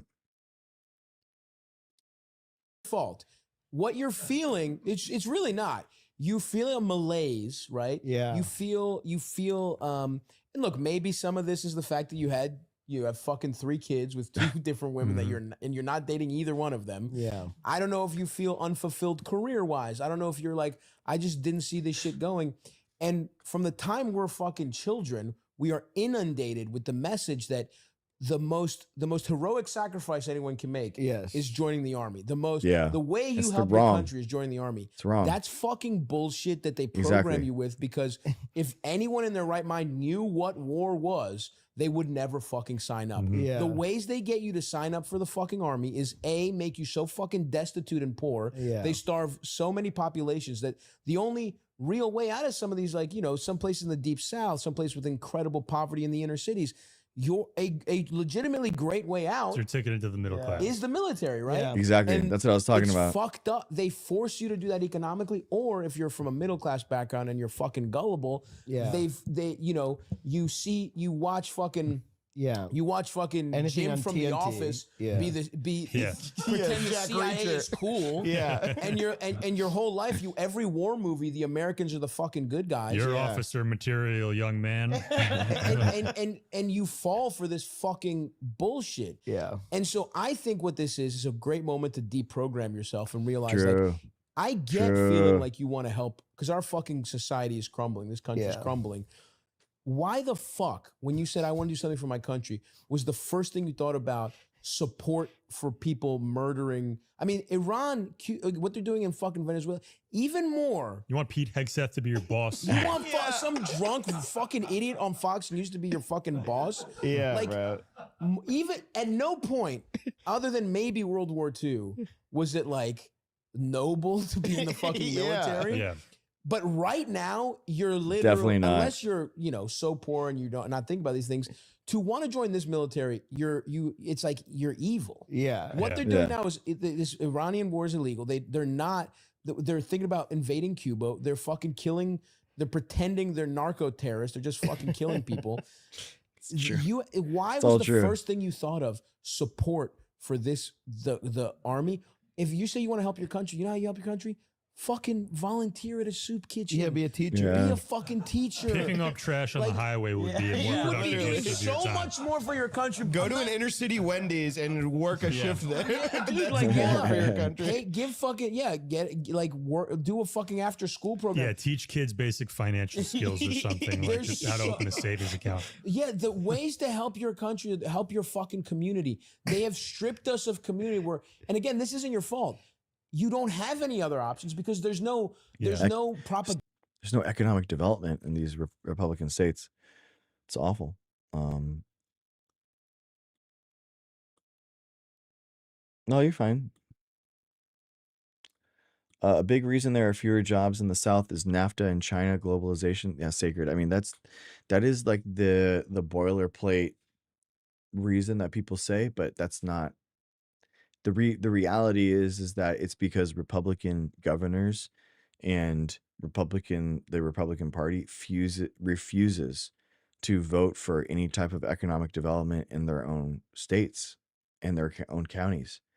They refuse to pass and are okay with infrastructure bills that create long, sustainable, high-paying jobs in their states and counties. Like, it's just the problem is at home, and like pointing it to China and globalization is just what that creates is like this boogeyman that you'll never be able to.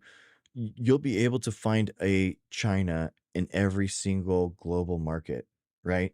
Every single time you're going to have, global capitalism finding some market where it's cheaper and easier to make your product. Like every single time, unless you completely wall off your country from global trade, and capitalism exists, you're going to have a global market where people with less standards for pollution and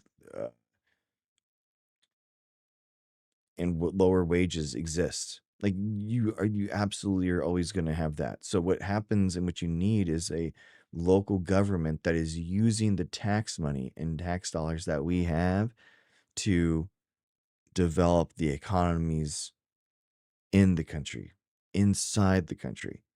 That's what the focus of domestic policy should be. And they don't have that. In Republican states, they just don't do that. That's why 70% of the Inflation Reduction Act in the infrastructure bill that Biden passed, 70% of the counties were Republican counties. That's why you had dozens of congressmen going to the Biden administration and, the Trump administration when they were trying to cut the Inflation Reduction Act and begging for that money to stay. So it's only Democrats that invest billions of dollars into Republican counties. Even Republicans don't do it. Like Biden had $300 billion earmarked for Republican counties, and Trump stole that money and gave it to a tax cut for billionaires via budget reconciliation. Like, where is the hundreds of billions of dollars in economic development coming from the Trump administration? Where is it Where is it? Anyone? Does anyone know? They have all three branches of the government right now. They could pass anything that they want. Where is the hundreds of billions of dollars in economic development headed for Republican counties?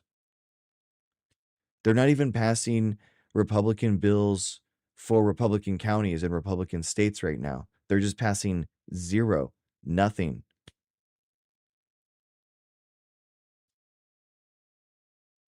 Like, what is happening? Like, I would honestly, I would rather they pass bills to help Republicans in Republican counties than I would want the Trump administration to be completely focused on the personal wealth attainment of Trump as a president. Because that seems to be the only thing that he is focused on, making billions of dollars of profit for himself, waging illegal wars, and staying out of prison for raping little girls. Allegedly. That seems to be the only thing that Trump actually gives a fuck about. Where are the tariff checks? I don't know. I mean, yeah, exactly. Where is that money?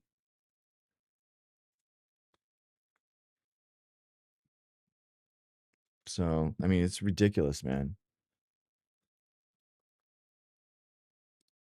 Propaganda arm telling you, go out, beautify your neighborhood, plant some fucking trees. That's why, I mean, the FDR shit where they made the Works Progress Administration or whatever, where they were actually like, our country needs so much infrastructure work, needs so much fucking there's so many ways. We should have a federal jobs guarantee. I mean, it should, like, federal jobs guarantee makes sense. Everyone gets a job that wants a job that's productive for the country. I think it makes sense. Our government could point disaffected youth and middle-aged people into helping. Yeah. But the propaganda arm is fucking dialed into the army because they need that shit. That's what fucking America, so this is a good moment to really think about.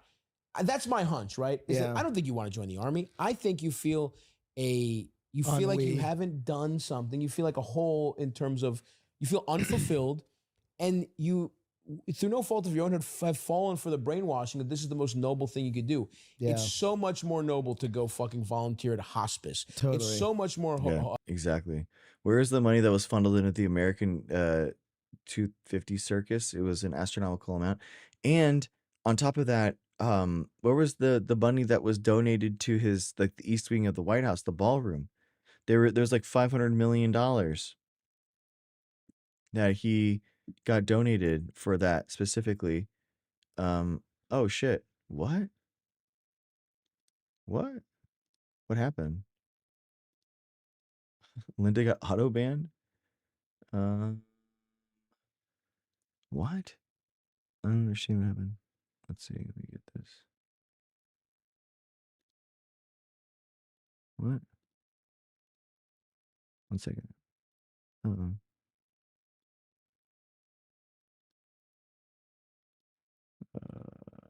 fix this.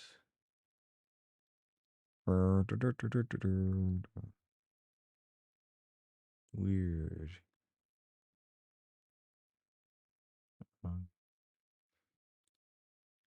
Where do I go to the ban list? How do I remove people from the ban list? I don't know how this works. I don't know how to YouTube.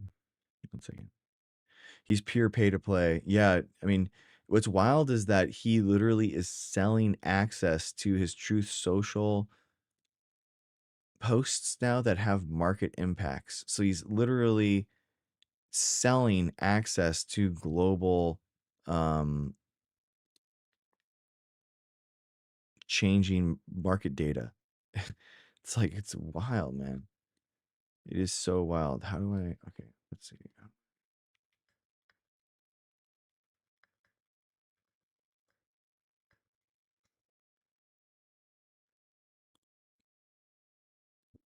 I'll get you, Linda. I'm with you. 1 second. Noble to, you know, you fucking get a homeless guy a fucking haircut, help him with his resume, and get him a fucking job. Like, there is so much more you could do. The army is quite literally the worst thing you could do for your country. Yeah. And I don't even think you care about your country. I think you just feel unfulfilled. Yeah. And I think we all in general need to stop thinking about, we need to start thinking more locally, where it's like, how about we focus on our neighbor before we focus on this ambiguous idea of your country? Yeah. That, you know, so on 4th of July, that is actually this should be our fucking breakout clip. Because this is actually, no joke, thinking through this has made me patriotic. Because that's what I'm proud of. I'm proud of the people I'm around, the people I fucking share like my community with. That is what makes me proud to be American, is that, like, you know, you get people from all fucking walks of life, all different fucking places. Yes. And we're all just trying to survive, and people move here to give their family a better life. Focus on that part of America. That's fucking beautiful. Don't focus on the part of fucking where we have meddled in every fucking country's affairs for the last fucking 80 fucking years, dude. Because we're so scared. Because, by the way, after World War II, where'd the Nazis go? They went to fucking America. Operation Paperclip, bro. If we're talking about who went with who, the communists didn't have any fucking Nazis move to their countries, bro. We had fucking Nazis come here. So anyway, and this is just this does make me patriotic. Go fucking, you know, help your country on a local level. Gotcha, Don't Linda. fucking join the military. That's first of all, and we haven't even gotten to the fact that they'll reject you. You have 3 fucking kids and a girlfriend that you love. How about make one of these fucking relationships work? How annoying are this don't guy's nut in kids? a woman and then break up with her? Yeah, exactly. How annoying is this guy's kids? How tired of you of listening to Bluey that you're like, Let me go kill teenagers. Let me go kill a kid in Iran. Yeah. So I would say, be honest about whether you really feel like you're killing it or not. I think the premise of your question is false. I think you're unsatisfied. And I would say, look at the root of those problems instead of trying to find the salve of joining the army, which, you know, Eldest knows what it's like. It's a symbolic thing. You want to, you know, for you, it's different. For you want discipline. For this guy, he wants to do good. That's the worst way you could do good. Yeah. If you need to claw your way out of poverty, fine. We're not going to judge you. America pins, you know, they give poor people no good options for this reason. Yeah. And if they don't get you in the army, they'll fucking get you in jail where you have to be literally a slave. Yeah. I mean, the fact that slave labor is essentially allowed in America is fucking insane. It is, yeah. 13th Amendment, yeah. It's still allowed under prison. Yeah, it's really sad. I But know. USA, baby, the way we fix it is by not joining the army. Keep it twisted. Keep it twisted. Keep it twisted. Dessert. Kill your commanding officer. Keep it twisted. Those sentiments cakes are pretty good for 4th of July. Is that what you meant when you said dessert? Yeah. 4th of July desserts. Ooh, intimate cakes. A nice tray of cookies. Yeah. Ice cream, of course. Ice cream sandwich. The classic ice cream sandwich. Yeah, with Black the fucking cookie. wrapper. And then, You bite it, you get a little paper in your mouth, you don't even mind. gotta have those. And the fucking Tried it. Dude, those are good. ices, the freezy pops. Yeah, with that look like the firecracker. Spider-Man's eyes. Some of those are good too. Yep. The firecracker ones are SpongeBob phenomenal. Again, it's a big cooler full of fucking a bunch of frozen accessible treats. Again, yeah. Where you are smoking a spliff while you're grilling, I'm sucking on a ring pop. Oh, Boom. ring pop outside. You know, That's a bitch move. I didn't say it. Okay. That's not good. That's not good. Taylor Farms. Yes, they oh wow. The lettuce company that's giving everyone 100 milligrams. Bill was there for it. Linda, I'm sorry. I don't know what happened with your message. It got automatically deleted and it got banned. I'm so sorry. I don't know what it was for. I mean, I didn't do it. Maybe it was. I don't think that there was any other mod in here, so I don't know why it accidentally did it. So I'm sorry about that. From the late 40s to 74, the speed and breadth of which U.S. Infrastructure moved is what grew a massive middle class, exactly, creating the wealthiest, strongest military nation the planet has ever seen. Yeah, exactly, Linda. Like, you create a strong military by creating a strong economy. That's what I don't understand. Like, these guys that want to sacrifice the economy in our country for the military, you're like, bro, you've got it exactly wrong. Like, what? It's so weird. It's a real weird way to go about it. You know what I mean? I don't get it. I'll never understand it.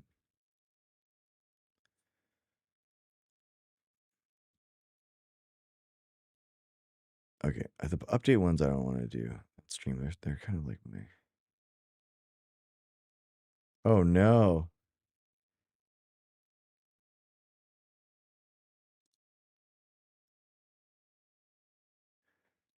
I gotta get some food. Gotta put like too drunkard to not eat. Want to eat something. Want to get like chicken.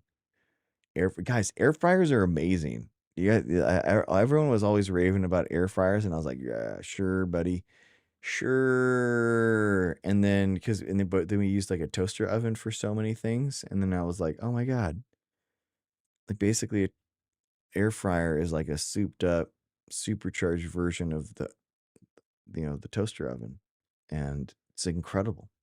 I love it so much now. It's so yeah. They did a really good job. My microwave has an amazing fryer. Interesting, Linda. That's great because the microwave for me is like suboptimal. I'm always like, ugh, do I really have to like put something in the microwave? Because I always feel like it's just going to be either molten hot, cold, or soggy. Like one of the three. You know what I mean? They are amazing. Great in the kitchen. Yes, exactly, Gila. Thank you. All right, I'm gonna go pop something in. Okay, you guys have fun. You guys are on chat now. You guys can chat one to one. I'll be right. Do you go over to Trump elections, dude? It's so frustrating. I wanted to read all those, but like all the last couple of days, I've just been like tired and working on the nonprofit and working on that kind of stuff, and I just didn't want to go over it. I was just like, I yeah, I need to though. I have to. I should. I'm gonna go pop something in the air fryer for just give me 2 minutes. 1 second.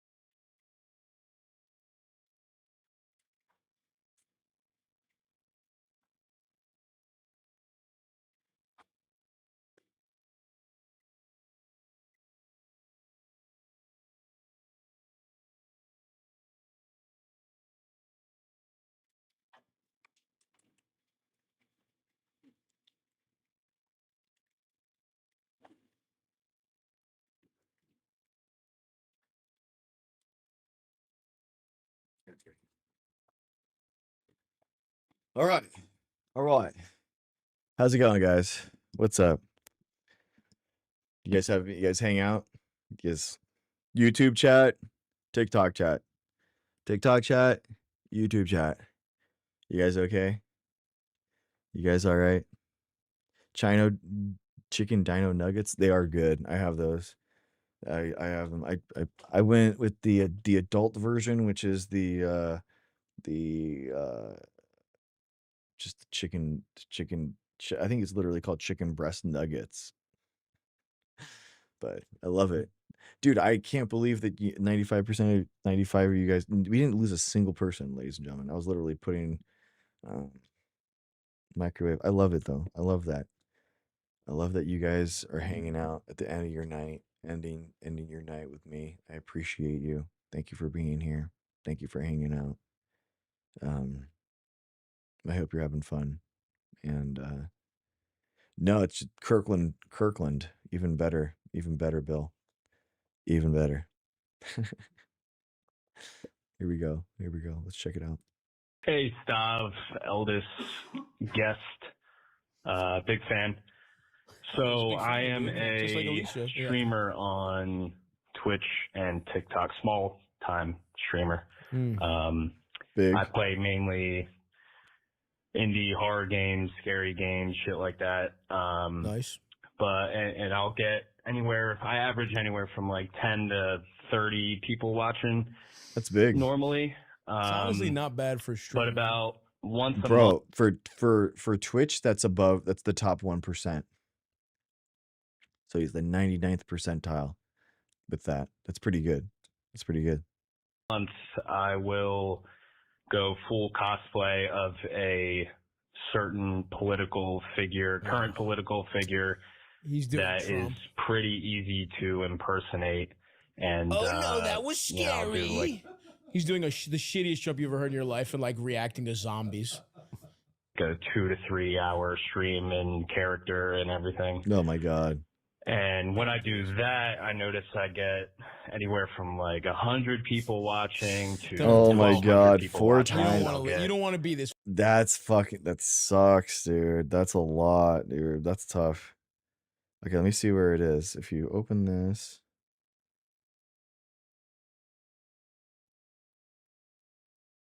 I think it's fine. The chat display overlay when you're full screen without a split, so it's hard to see the chat. I think it's on the right. You're fine. I think it's okay.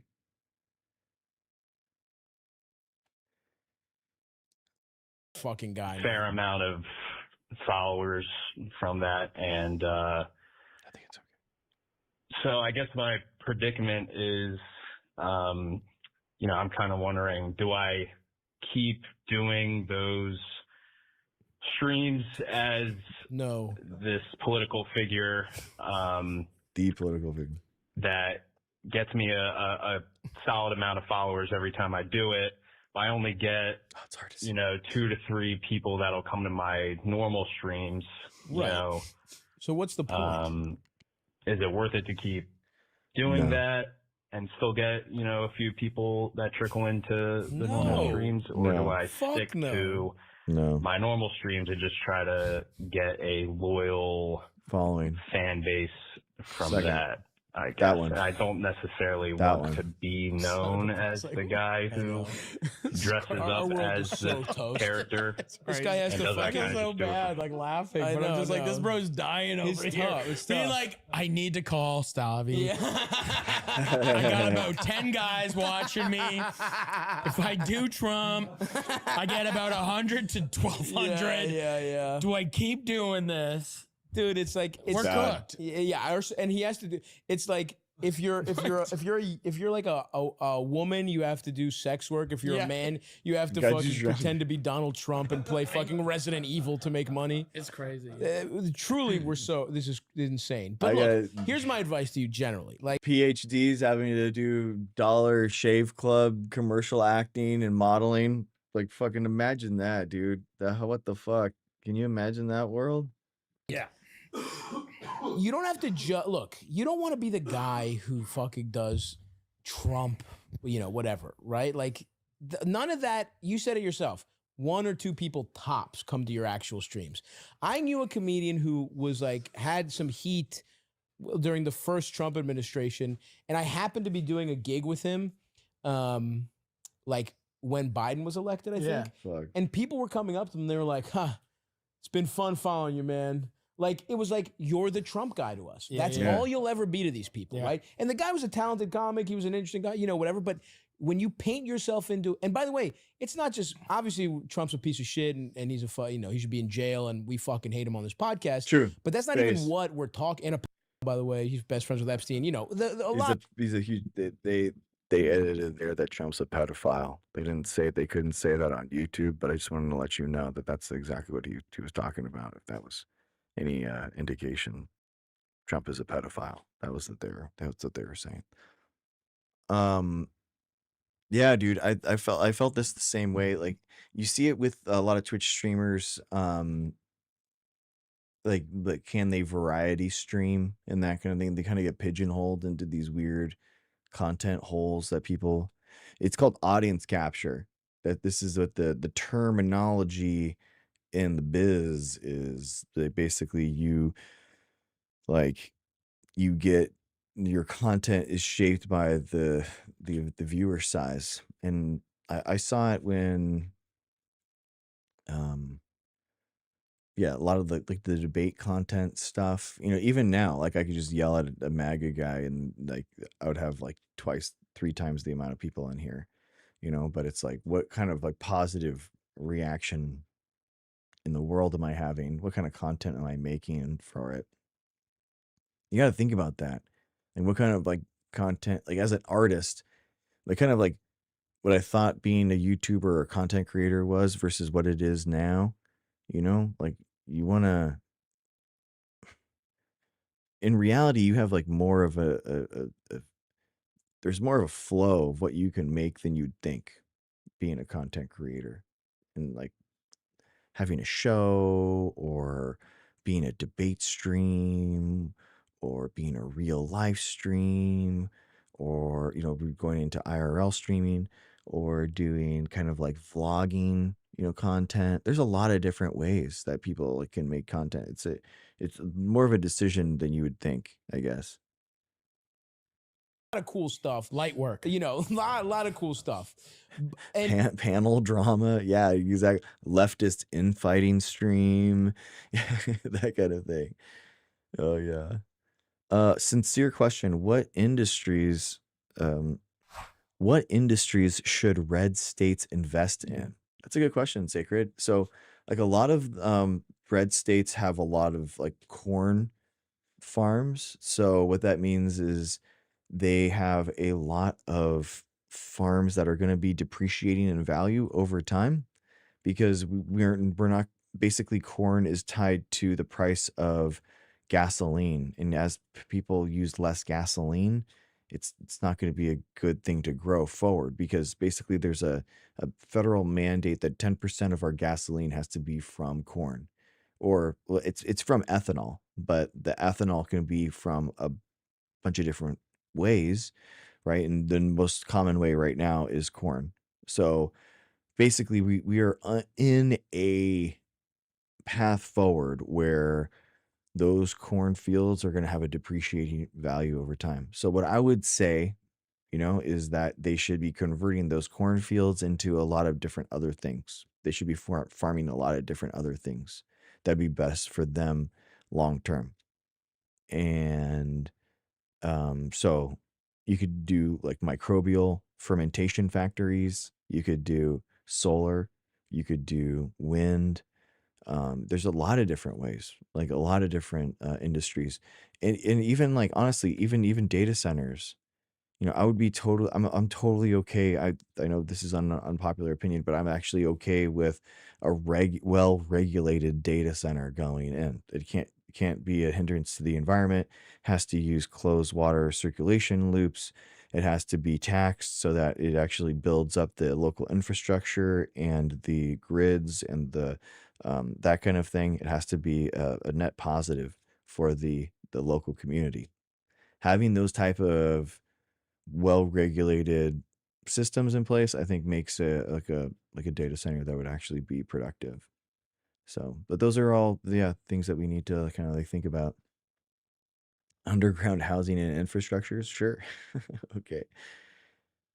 There are solar and wind farms all over the Midwest and South. Yeah. Yep. Yeah. But like what I'm talking about with like economic development is a lot more than just, having solar and wind farms like there. Like it's more like a pervasive like economy around that building and even manufacturing. You're talking about manufacturing jobs before, like and like those jobs, those textile jobs going to China, like fuck the textile jobs and making shirts. You're making solar panels and wind turbines now, but the problem is, by the way, is that solar panels are so cheap and they're so easily produced in China. That's why everyone's solar panels now in the United States are from China. We just kind of like completely lost that technology wave. We can't really manufacture them to the point where it makes sense for us to buy them American made. So that's the problem. But it's not even that. It's like you see it all the time with, art and entertainment in general right now, where people try a bunch of different things on TikTok or whatever, and then they have like, they'll do like a character, it's like the horny lunch lady, and that goes viral, and then every fucking video from then on is like, oh, these sloppy joes are making my pussy wet. Like you don't want to fucking be the guy who orders hairnets for the rest of his life because the algorithm told you it was good. That's the antithesis of art. We're all fucked. Right. I don't even know what this is. SoftBank CEO and Trump announced $100 billion investment in U.S. Yeah. This is nothing. This means nothing. Yeah, announced a $100 billion investment. The investor promised in the joint announcement. That means nothing. Like that's just like some like note that they signed, but that doesn't mean anything. Yeah, this is like again, this is like people just getting played, thinking that this is like somehow means anything, but it just doesn't. I wish it did, but it doesn't. Like and Trump keeps getting played as a fool on a lot of this stuff too. Like it just makes it look good, so people fall for it. But in actuality, yeah, it doesn't mean anything. The things that he's promising here.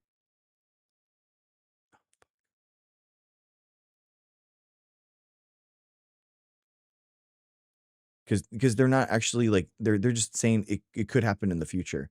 They're not actually like shovels out like making anything. Like where are the jobs? Like where are they? Like where? Like in reality, and we all know what's going on, guys. We all know what's reality, and he is cutting science and engineering jobs. We know that's happening right now. So the idea that he is like, he signed this in December 2024, but in today, 2026, he's done nothing but cut renewable and sustainable energy production and all these type of things. Like we know. We don't have to like play, we don't have to lie. I've gone through it. I stop. How many people? If I could be doing Baltimore fucking Ronnie, like those videos. I do these Ravens videos, and I've had to stop doing them because that's all certain people. That's all they know me about. Yeah. And I did them because I love the Ravens and I love making fun of where I'm from. Yeah. And when there's, and I'm not gonna do them regularly anymore. Maybe I'll do them in the playoffs. Maybe I'll do them whatever. But it's just like, if I did that and I stopped posting crowd work clips for that reason, the algorithm loved it, but I felt like, it helped me get my first special out there and helped me build the following. But I did what I needed to do with that. And I don't want people to know me just from crowd work. So it's like, I've stopped. And yeah, my social media following did slow down because I've been working on art I actually give a fuck about. It's good. But it's like, I don't want to be seen as that guy. And you don't want to be seen as that guy either. Now, do your current streams suck dick and only get 10 people? Sure, probably. Can you be doing other stuff? Yeah, but why did you stop innovating? Because I'm sure he randomly did Trump one time and it went crazy and this exact same fucking thing happened. Cosplay is somebody else. Do different shit. Do characters you wouldn't be embarrassed to make your life's your life about. And so be a character from the game or something. Yeah, do something. Or be a dinosaur. Do something. Dude, that was the guy that dressed up as a gecko. Like, you guys ever see that streamer that like did the gecko like sign up, and people like called him? Like, I remember seeing him early on with like super low like viewership, and now he's gigantic, having so many people on. I was like, wow. It's like these little like gimmicky things that really like take off sometimes. It really is, because everyone's seen all different types of streams at this point, right? It's like, how are you gonna take off? I don't know. Especially with Twitch, it's impossible, man. It's like the discoverability is nearly impossible. I'm not telling you to stop being creative, but you need to find the sweet spot is something that fulfills you artistically and draws eyeballs. Unfortunately, we all have to, one thing about how our culture is degraded is we all have to be our own advertisers. We all have to do we have to do marketing as much as we have to do whatever the thing. I think this is so true. I think, like, genuinely, if you're listening to this, you should be marketing yourself and who you are on LinkedIn. You should have a business profile for like somewhere where you're kind of like a rolling CV of things that you've done. And it's really, I genuinely think that that's actually really important. Like, you should have an active CV that you're constantly updating. Like, you have to. Everyone nowadays, if you're not like posting it anywhere and you're not cataloging it, it doesn't exist. If you're not talking about your success, it doesn't exist. It's just the reality of how the world works nowadays. We love is, right? Like, and that sucks to some degree. It would be nice to just be able to get good at something and there be an infrastructure for being rewarded for being the best at a thing or very good at a thing. That doesn't exist. So you're gonna have to do a little bit of both, right? You're gonna have to find something marketable that also doesn't make you want to kill yourself. And hearing you describe it, you hear the dread in this man's There's voice. a lot of dread. There's a lot of dread because he's so deathly afraid to go back down to 10 viewers. Yeah. He's like, but also like, why do you like people watching? Shouldn't the video games be like, maybe just Twitch isn't for you? Just play video games. Yeah, Also, maybe. I mean, look, but Bro, yeah. So there's the Portsmouth project, the OpenAI integration, SP Neo, Rose. Okay, so basically, all of those projects are things that they would have been doing anyway. They're not creating new economic development projects. That's what legislation does, and that's why doing what Biden did actually mattered. It actually mattered that Biden passed a bill that did the thing that he said that he needed and wanted to do, right? Just some business saying, yeah, we're going to do something in the future with this idea, and that's what's going to happen. You know, that means a lot less than actually getting it in legislation that they need to do something to have something. You know, I think that's the biggest thing. Check the chat now. Full screen overlaps. Okay. This one.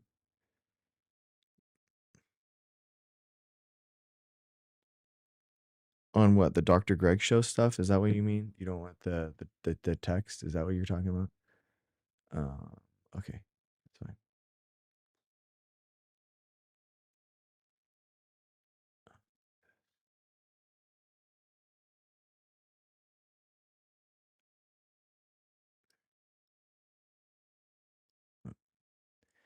Yeah, it has two different displays. Yeah, I mean, hopefully you're on landscape. I don't know.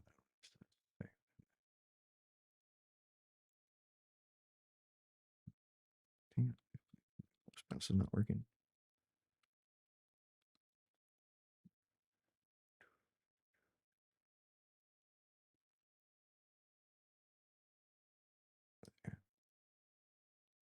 Okay, cool. Hopefully that works.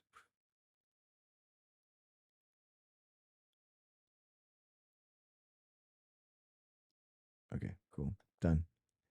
So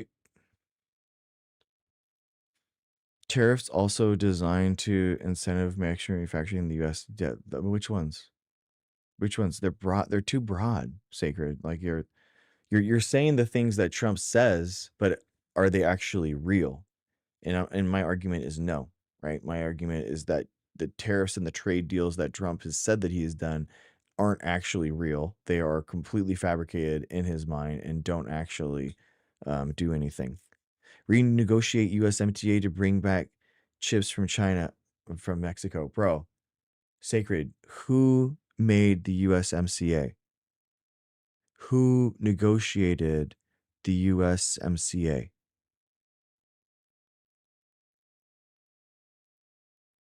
Who?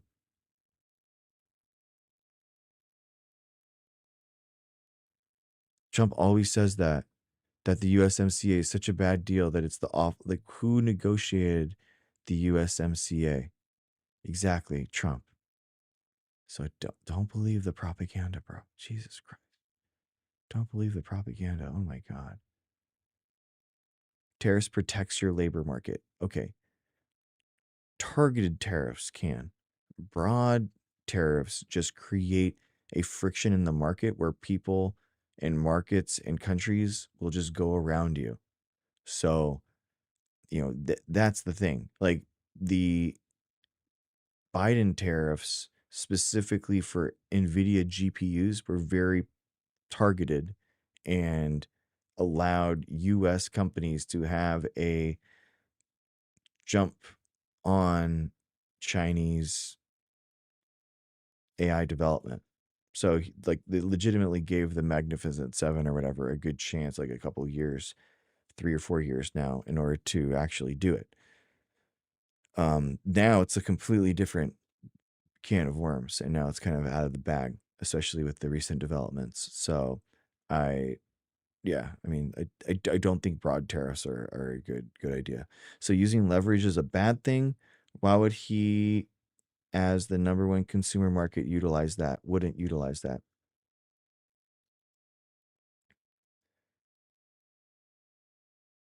I think what happens is that, like, it was already a favorable deal for the United States, the USMCA, the global markets were already going through the United States. And by creating these broad tariffs, he basically just lost those deals to other countries. We're not a bigger part of those deals like we could have been. And now it's like, now Canada is getting more Chinese cars, for example. I think that's the bigger point. Marsha, yeah, that's a good point too. I mean, the people that actually pay the tariffs are the consumer, which is the weirdest part of this whole thing. So, and it's increased inflation. I mean, it's increased the inflation from the tariffs and from the war is likely what's causing us. And we're gonna have like a Fed rate hike coming up. So it's bad. It's not okay. Bro, for real, like I want a $20,000 BYD electric car. Like, oh my gosh, that's amazing, right? I mean, it sounds like a great deal. Okay, 1 second, I'm gonna go get my food. 1 second.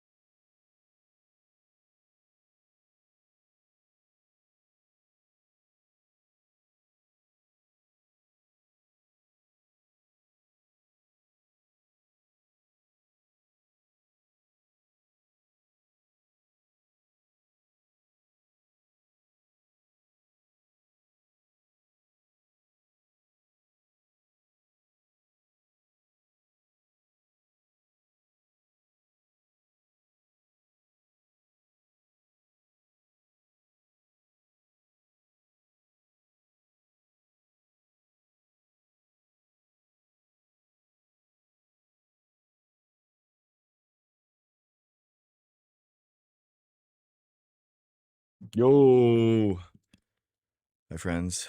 What's up, what's up, what's up, what's up? Okay, here we go. Let's do this. Sorry, thank you. Thank you for waiting. I love you guys. Thank you for hanging out. Appreciate you. Let's go. Here we go. You just play video games. Yeah, Also- maybe. I mean, look, but even if he wants to do it, Yeah. guess what I'm saying. What I'm telling him is like, just try something. Like, don't. The thing that gets you the most attention is not the best thing. Yes. That has something happened in our fucking society in the last 20 years where people just think, all I want to do is I want to be famous, I want to be popular, I want to be rich. Not I want to be good at something. And look, you will have to do some things that get eyeballs in a, I'm not gonna say cheap, but in an accessible way, right? But like, why don't you try and do stuff that is both? You know what I'm saying? I guess that's what I'm telling him. Is like, you don't want to be the guy, because now you're not creative anymore. You're just you're the algorithm's bitch. The algorithm tells you what's good, and you suck its cock and it says "good boy." Yeah, that don't do feels that. good. Go put on that orange face paint and that shitty blonde wig, you fucking piece of shit. You want 1,200? Put on the fucking wig, pussy. And you're like, yes, sir, whatever you say. I had these ideas I cared about, but I'm going to fucking throw them in the garbage so I can, talk about, I don't even fucking know anymore. Like, that's the thing. Trump isn't even fun to do anymore. No. He's not even the, like, weird, he's not energetic. He's shitting himself and taking naps at Knicks games. Like, it's done. It's not even, like, you're being hack and pathetic, and you don't even like doing it. Just keep at it. I'm not telling you to quit, but keep applying the creativity to other shit, or sell out. Be the fucking the Trump guy who does jump scares. I don't know what to fucking tell you. I wouldn't respect that. Yeah, dude, people are getting sick of the Trump thing. I think it's like, I think it's just as he gets older and pathetic, it's more older and pathetic to support this nonsense, and people are just sick of it. And again, it's not even about Trump. If you were just the guy who does one gimmick over and over again, I wouldn't necessarily respect that. I think I don't think that's helping you find your voice as a streamer. The fact that we can even say that. I mean, even pretending streaming is art is brutal, but hey, I'm podcasting. I think right now. it's amazing how earnest you are. I think you're giving really good information. Yeah, I'm impressed. Yeah. Sometimes I just shit like this. It's just like, it pisses me off. I do feel that way about all these algorithms. It's like, they've completely flattened creativity. And it's like everyone, I even feel embarrassed, censoring words so that it gets picked up in the algorithm. But it's like, you just kind of, my entire YouTube, like, I'm like, you can't swear in the first 12 seconds. I was just like, well, I'm already fucked. I hate that. I really do think that we have to figure out a way to fight back the censorship and like what's going on, but then also like take back words a little bit. Like, we need to be able to say things without, like, rape is that thing. Right? That word is important to use, and saying grape constantly kind of demeans the fact that that is what happened. And it is a strong word, but we should say that word. And I feel like now all these conspiracies and AI and stuff, it's kind of like made us neutralize language, and now the most heinous acts like don't actually sting as much when you hear it, So I really feel like it's we have to figure out the balance point between like the First Amendment, the ability to say things how it is, and then the dangers of pushing disinformation that's going to harm people, right? I think it's all like really important. It all ties in together. I was never worried about that stuff. Yeah. And I'm happy that I never was. Totally. It's just like, it is scary that people, even at that level, are so worried about that. Oh, that's a great point. It is like a thing with like nobody watching, and that's what they're thinking about. And I'm like, how do they even know about that stuff? And that's the thing, is like the algorithm has made, talking about the algorithm as this thing. Totally. But it is like controlling the nobodies. Totally. And there's probably thousands of people Yeah. that are doing that. No, that's a being great like, point. It is. That's the scariest thing. Is just like, bro, like break free. Totally. Break free. Go. And yeah, that's such a good point. When you start is when you're supposed to be out of pocket. Yeah. Imagine how much Dick Cumtown would have sucked, dude. if we had to. Can you imagine Cumtown censoring things? And if we cared about the algorithm, the only reason that show even worked is because we really did not think we had anything to lose. Yeah. We were just being. And by the way, there's nothing wrong with like starting somewhere and then like we were saying, you can be a cocaine addict who then ends up in a farm. Yeah. You know what I mean? Like it's fine to be fucking wild, but it's like, yeah, you're right. This is zapping like that initial fun creativity of being wild. Well, that's the thing and is like we reckless. started before. True. You know, Totally. like that is Just- the thing. yeah, It's yeah, just yeah. like I was making stuff before. I didn't know. I never heard the word content. Or like Oh it never my heard like God, content yeah. is like this crazy thing where When I'm you like hear 17-year-olds talking creator. about, I want to be I want to make content. It's like, what? What do you Of want to what? make, you motherfucker? Yeah. That's What's just your body count Yeah, videos? yeah. Like what do you Gay what son are or thought daughter? That's why your parents emigrated to this fucking country. It is so but then again, crazy. mine immigrated so I could do fucking podcasts. So Yeah. who fucking knows? But yeah.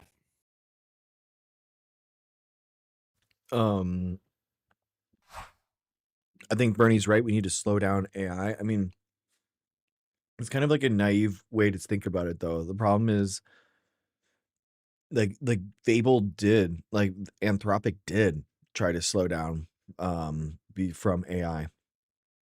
Right? The Trump administration got a hold of Anthropic and OpenAI and said, we need first crack at your models, and we need to have all this information from them. And in turn, the Anthropic basically throttled Fable and said, okay, we're not gonna let this go. We're gonna stop it from doing all these things. And what happened? This past week, Kimi, which is the Chinese open source rival, was just released. And they just released it. So like Anthropic and OpenAI were diligent or seemingly slowing down, making sure everything was due diligence, all that kind of stuff. And China just released it to the world. So what good was that? So it's kind of tough, man. If we're not a player in the global AI game, then it's done. We're just never a player in it. We don't want that future, man. That is not a good future. There you go, bud. Don't fuck. You don't want to be this guy. No. Be a different guy. You're better than that. You are. You also, are. yeah, I Yeah. feel like we need to say like there's hotlines you can call if you need help. Reach out to somebody. Absolutely. We believe in you though. Yeah, Maybe. I don't know. You might be bad. I don't fucking know. But everyone's bad when they start out though. Just keep trying different shit that doesn't embarrass you. And also, you don't want to be playing that that fan base. Like you want those types of people watching you. Maybe you are one of those guys, but it sounds like you're not. Sounds like you're not. But that's the thing. I'm like, yo, you don't want that crap. Dude, no way.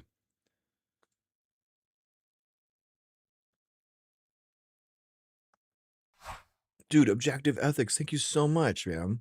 Just a quick drop and run to show some love. Looking forward to speaking with you next month, brother. Yes, dude.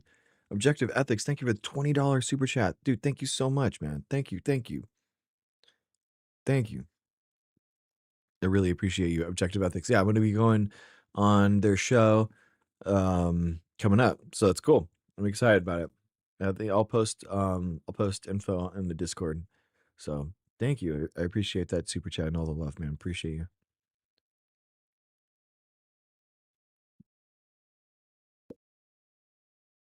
It's either those guys or it's guys that are like, yeah, Trump's bad. And it's like, those are both like, although the MSNBC moms, they've ended up being right about everything. Yeah. Tattletales, they were actually so right. It's fucking crazy and it sucks.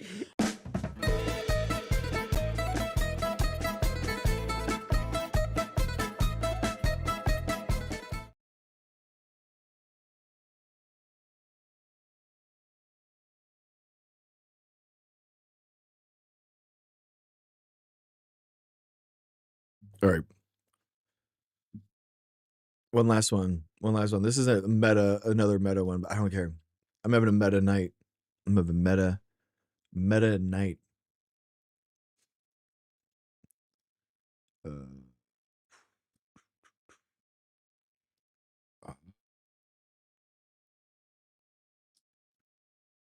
There.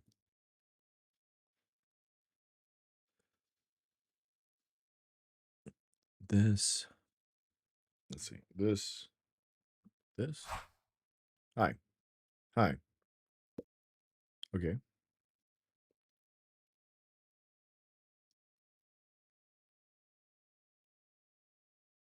There. Okay. This. You know, in the comedy world, we say we're the last line of defense because this is where the woke meets the wall. We're the last defense before tyranny. We are defenders of the Constitution. We're at the wall with fucking turrets keeping out the barbarians. We have the ear of Donald Trump. Yeah. We tell him exactly what he wants to hear. And we never ask him a question about being a we're Yes. obsessed with Stand but when politely behind him. I was Bills. there. We don't ask him about it. And accept whatever answer he gives. And then even if we do, we're like, oh, that makes sense. And Yeah. don't press him. But And then we go, shit, bro, damn, bro, that's crazy, bro. I ain't even think about it like that, bro. Dang. My white ass ain't think about it like that, bro. So true. But we have his ear. Yeah, exactly. We are the last bastion of free. Dude, it's so frustrating, man. Like the idea that these guys, oh no way, Marsha Mello. Well, here's my monthly donation and thank you. Appreciate your stream. Oh, thank you, Marsha Mello. Thank you so much. It's very nice of you. Thank you for the $20 super chat. I know he's like going through freaking JD Vance was just on Joe Rogan again. Like it was just like, are you serious, bro? Like this is crazy. Speech. All right, so it looks like Stavros Halkias is yet again calling out Joe Rogan and the entire cult of hacks.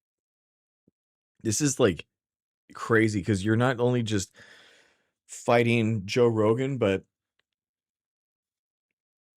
there's this whole mothership, which is his place, the club, and everyone that goes in there.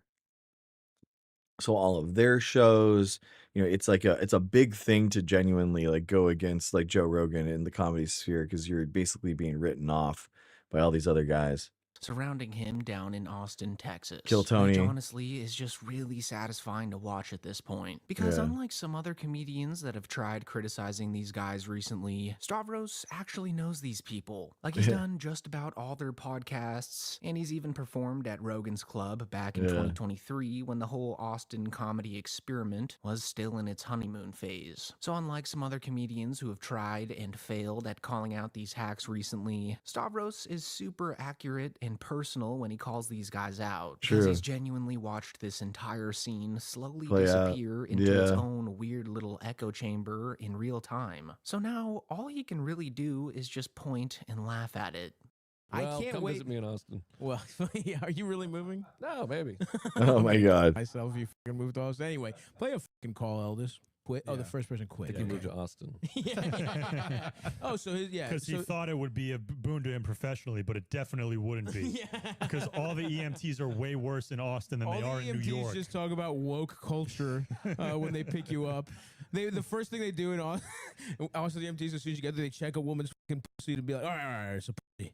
It's not a fucking dick. All right, we can take this. Yeesh. And so like true, dude. It's so cringe. A lot of the stuff from freaking the Austin scene, like a lot of these hack comedians are just going up there and like not even jokes, just being like, trans people are weird, like that's basically the entire premise of the entire joke. You're like, what the hell's going on? I actually used to watch like a couple years ago. I used to watch 3 years ago now, 4 years ago. I used to watch Kill Tony. I mean, it was because it was like I still think that premise is actually really interesting, where you're watching a show, but it's basically like going to a stand-up club for that night. And Mrs. Dr. G and I used to like watch in a night, and it was like going to a stand-up club. That was like one of our favorite things that we like to do as a date night. Like number one is going to a drag show. and then number 2 is going to a stand-up comedy show. That's like our 2 favorite things. And now it's such a hack. Like Kill Tony is so bad. It's so like awful political commentary that's not even like there's no jokes. It's just like, whoa, woke people are weird. You're like, there's no joke there. There's no joke. And I don't believe you, bro. I have like, you know, photos with some drag queens. They're incredible. I love going to drag shows. It's awesome.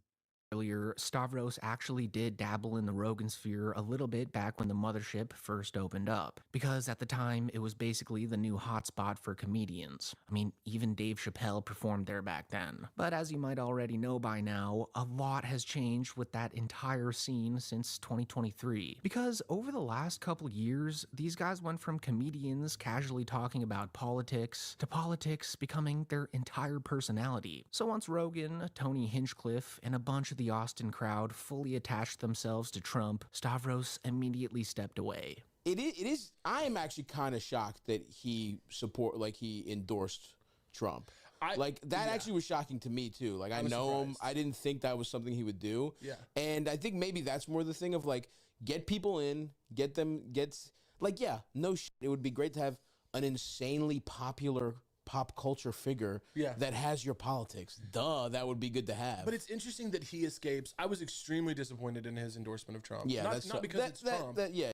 Also that, but because I was like, oh, I didn't have a ton of respect for that guy personally. Mm-hmm. I lost any shred that I did have, and I gotta say, I lost some respect for Tim Dillon having JD Vance on. JD Vance stinks, dude. Like I can't believe I'm not Trump in 2024. I'm like.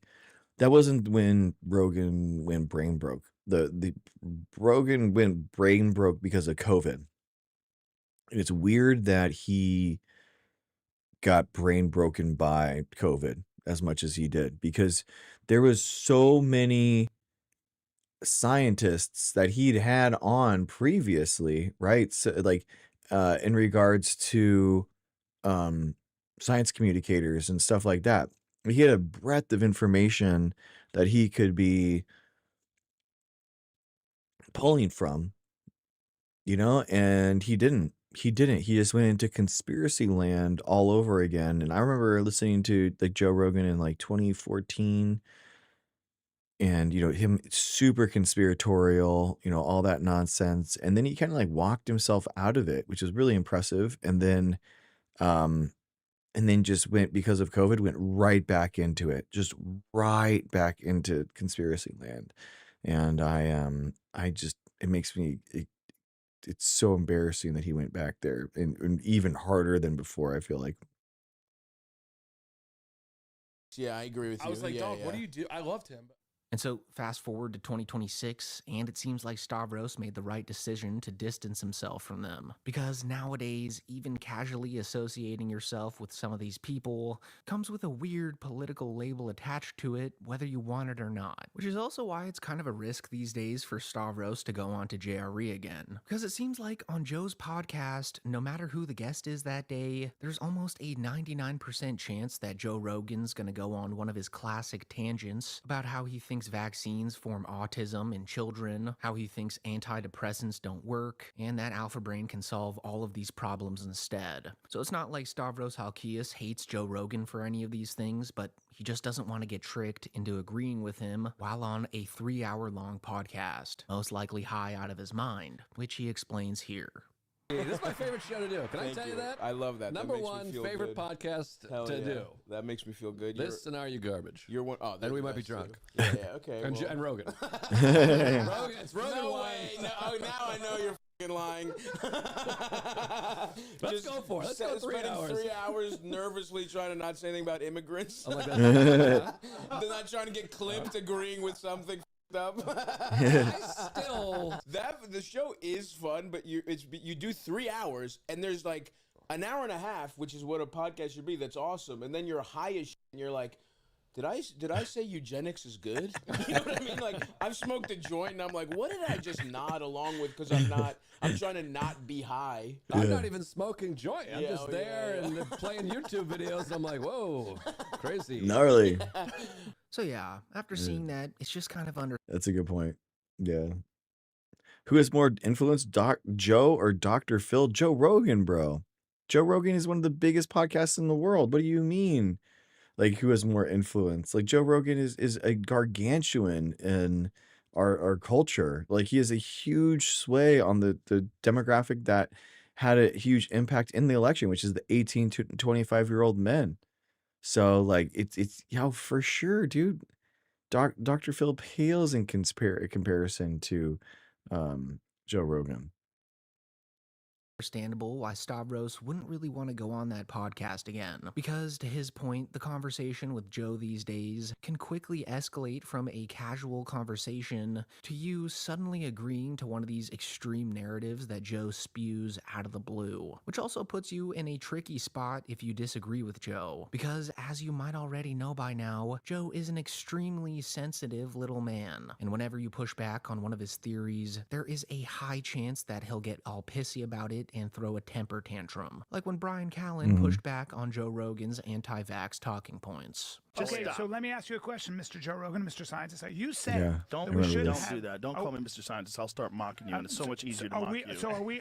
But aside from Joe's podcast, Stavros has actually a lot more to say about the mothership as a whole. Because the craziest part about all of this is that Rogan still tries branding the mothership as this beacon of free speech comedy. Meanwhile, the place literally operates with armed guards, facial recognition scanners, and enough surveillance tech to make it feel like a mini Palantir testing facility disguised as facial a comedy recognition club. software. Like every person What? who goes to the mothership gets their face scanned at the door, which is just super dystopian. And on top of that, everybody's iPhones get locked into. What does that even mean? What does that mean? Facial recognition software? That's wild. Why do they do that?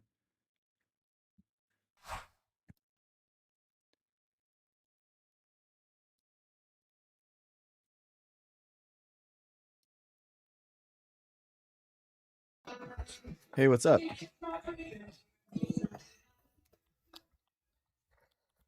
How's it going, Izzy? Hi. What's up?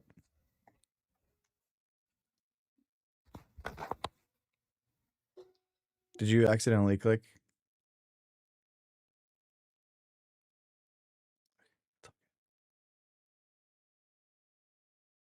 Let's do it. Here we go. Hey, Noctis, how's it going? This yonder pouch too, which can only be unlocked after they leave the venue, which by itself is pretty normal for comedy clubs nowadays, but when you combine all of these things together, it just shows you how scared Joe Rogan is of someone potentially recording his anti-trans material. But, you know, what are you going to do? How's everybody doing, man? Alex, you're back. You're fresh from Los Angeles. Los Angeles, Texas, for a little Hollywood bit. power player. I went from that to Texas, Austin comic for a month. Oh, nice. Okay, you was at Joe Rogan and them's house. I walked past that club every single time. Did not go inside. Oh, you didn't say. I saw them AR-15s. I was like, no. Are they in the window? No, they're in front of the club. Oh yeah, they have like security. They have like like retired Green Berets. Well, they need that. They got ICE agents. I don't think they got ICE agents, but they got guys that if they didn't have that gig, they might be looking at ICE.gov applications. You know? Yeah. And based on some of the stuff that goes on inside that club, you need some guns outside of it just in case somebody try to pop off from there. Imagine the insane people that are like, I'm friends with Joe Rogan. Like, imagine the because we're talking about guys who are like conspiracy guys. They probably think Joe is giving them signals to like, hey, like the Liver King was trying to like fight him or something. You remember that? Liver King lost his mind. I didn't hear about this. He was eating cat testicles or whatever. Yeah. I'd go crazy too for No, he lost his mind. But yeah, shout out to the Green Berets guarding the mothership. So between the ex-Navy SEAL bodyguards that would die to protect Joe Rogan and Tony Hinchcliffe, to the extremely invasive measures that they force onto every single patron of the club, it's super ironic that these guys are all about American freedom. And Stavros has actually touched on this a little bit on his podcast as well. Because to Stavros, it doesn't even seem like these politics around these comedians are genuine half the time. Like, it more so just seems like a grift to pander to the far-right crowd down there in Austin, you know? Like in another clip from a completely separate podcast that Stavros did with Godfrey, the two of them basically start joking about how a huge chunk of the Austin comedy scene only leaned into this right-wing culture war stuff after failing to make it in the more mainstream entertainment space. True. Like, they discovered that they couldn't really do the comedy thing to just be funny, so they had to pander to the far-right crowd. And True. Tony Hinchcliffe is the best example of this. Yeah. You know, like there's a lot of stuff that aligns with Trump.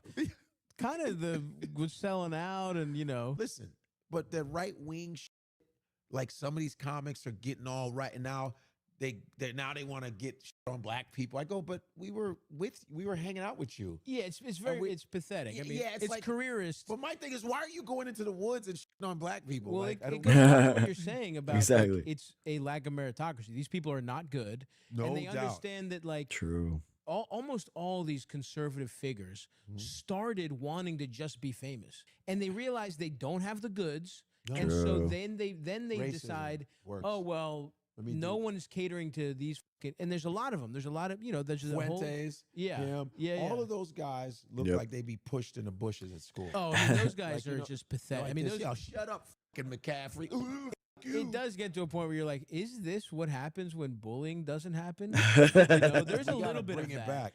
But Bring yeah, it back. there's a whole type of the Bully pure Nazis. racism. Comics engaging with that. It's yeah. I'm done. Like Yeah. I don't even want to discuss it with Yeah. them because it's like once you engage, you're a fucking idiot. You're so stupid. Yeah. And it's like and this is the problem with comedy's gotten to the point. We'll move on because I hate talking about comedy, but it's like people don't care about being funny. They care about being successful and being rich. Yeah. And so a lot of them see it as a smart market play. No doubt. There's a big market to conservatives who want to shit on immigrants, Yeah. and shit on No doubt. trans people. Yeah. So why? And I don't have the jokes to just be funny. Right. So why don't I make that pivot? Yeah. And it's True. and the same guys who were sucking Trump off. Maybe they weren't huge supporters of his politics, but they saw it as an opportunity to Now, support his yeah, fan now they base, are. and they put that over.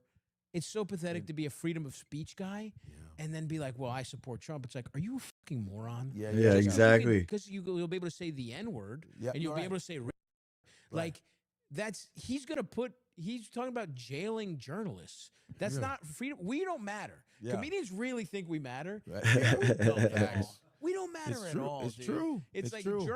journalism matters so much more. And like, look what's happening in fucking CBS, where it's like it's just that dumb Barry Weiss is just basically doing Trump's. Yeah. It's just become an arm of the Trump Yeah. propaganda. But True. it's fucking pathetic. And I think it's gonna crash. but at I. some- And honestly, there's probably a lot of truth to what they're saying here. Because if you look at a lot Yeah, dude. I mean, there's nobody that's more against freedom of speech than Trump. I mean, he just is. Like he's gone after every single facet of our country and our way of ascertaining the truth outside of him just telling us what it is. And that's why he's attacked science. That's why he's attacked journalism. That's why he's just doing the same thing over and over and over again. You know? of these guys, most of them originally wanted traditional Hollywood careers. They wanted sitcoms, movies, Netflix specials, acting roles, and mainstream industry success overall. And when that didn't really happen, they slowly realized that there was an entirely different audience online that would embrace them as long as they constantly complained about woke culture, transgender people, cancel culture, or whatever outrage topic was trending that week. And the biggest sign that this whole thing is a grift is because when Kill Tony debuted on Netflix, he immediately agreed to everything Netflix told him that he could and couldn't do on his show. Oh, Before really? the Netflix thing, he was always harping on about how he was never going to censor his shows and how his show is the last area of free speech and comedy nowadays. But whenever there's a Netflix Kill Tony episode nowadays, apparently a lot of it is cut out. So this whole grandstanding shtick that these guys do about free speech is both disingenuous and completely Name one thing he censored. He sent his what was it, the commissioner after Colbert and Kimmel. Like they tried to censor Kimmel off and they did. And then it was national outrage and then they brought him back. Trump is extremely transparently corrupt. Yeah, absolutely. Like he is extremely corrupt. Like it doesn't matter that he's brazen with it. He's still corrupt and it's still illegal. It doesn't matter how open he is. And wide open to all media. He's definitely not wide open to all media. He literally sells access to Trump, like Truth Social, based off of the ability to have market moves. Like he actually is monetizing illegal insider trading right now. Oh, because they were spreading propaganda and lying. Okay, the idea that the executive branch is the one that gets to unilaterally say who is spreading propaganda and lying and shut down your show. So you would be okay with President AOC going around and shutting down Tim Pool, Shapiro, Sean Hannity, all of these right-wing shows because they were lying. You'd be okay with that. You think that that's okay? I mean, hey, guess what? I think that we should. I think that we fucking should. So, no, we didn't. Biden did do that. No, we fucking didn't, dude. God, you have Trump derangement syndrome, bro. It's so embarrassing. He makes companies pay him money if they want to merge. Yeah, he files like huge lawsuits against all these media companies, and then they shake him down. Biden administration did not do that, bro. Where did the Biden administration touch you? Touch the doll where the Biden administration touched you. Like, so funny, dude. They never called Twitter and Facebook. That's just a complete lie. Yeah, the Twitter files never showed any corroboration between them at all. And the fact that you even said that just shows how little you know and how you're just repeating things that you saw on social media. You never actually read the files. You never saw Matt Taibbi's reporting on it. You're just repeating like random stuff that you saw on the internet. Completely unnecessary. Facebook and Twitter deleted my account. What? I mean, okay, I don't care. Who are you? I have no idea. Who cares? Because honestly, what No, you words didn't are they read them really at all. not allowed to say on stage in a comedy setting on YouTube? I mean, crying about free speech as a comedian is pretty much just them outing themselves as being super hacky because they really can just say just about anything they want if the joke's funny enough. But being that they're missing that element in their comedy, they just cry about it. That's my favorite thing about stand-up comedy now is people pretend we're deep. It's like, that's so stupid. Yeah. You need to be funny. The entire job is be funny. Right. There is not any other thing about it. It's the simplest art form on earth is make people laugh by any way you need to do it, figure it out. But you don't got to make them think. It doesn't have to be fucking poignant. And some people can do it. Right. Yeah, their acts stink. That's the thing. It's like their acts are mediocre at best, and you don't grow if you fucking. And here's the other thing: and we'll stop talking about comedy soon. We just, because I don't want to be one of those podcasts that overdoes it. But like, yeah, you exist. I am a Trump supporter. Wow, that's so brave of you to say. Wow, you're a Trump supporter on the internet. Whoa, dude, you are the most persecuted person on here, bro. You're so brave. Serval refuge swag. Let's all give it up to refuge swag, guys. Come on. Good job, dude.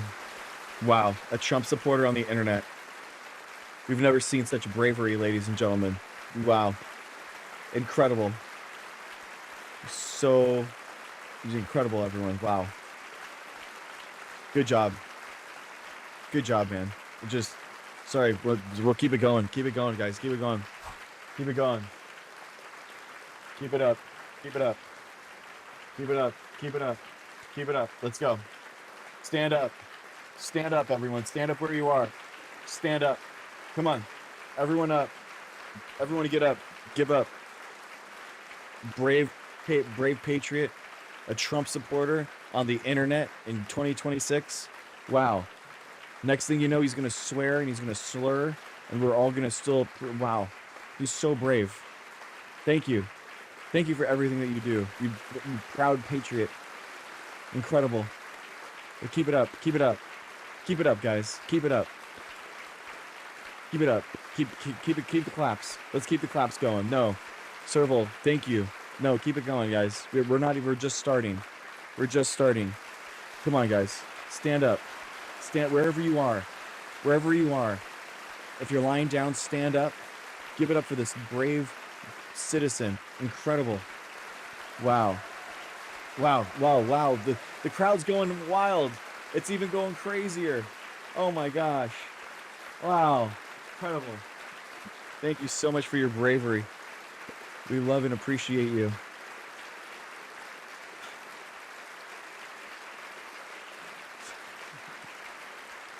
Jesus Christ.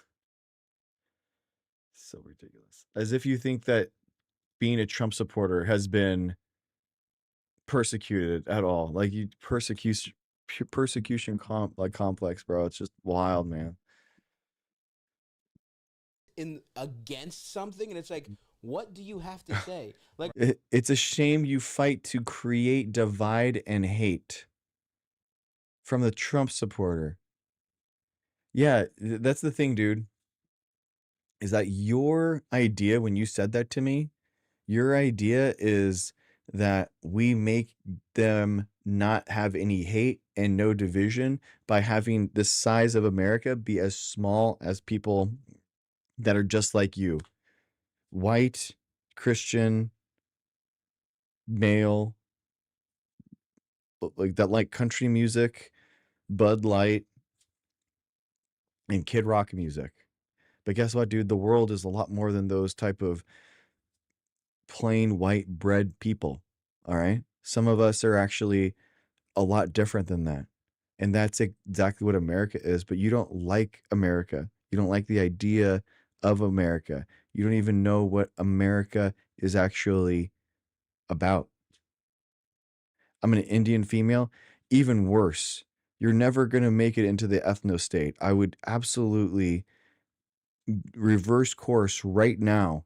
You're never going to make it in. They don't respect you and they hate you, which is even crazier to me that you would be an Indian female Trump supporter.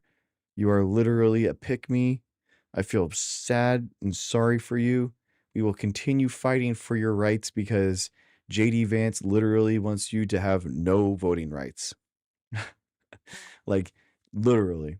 I mean, I can't imagine being that out of touch with reality. Like, that is wild to me. Holy shit.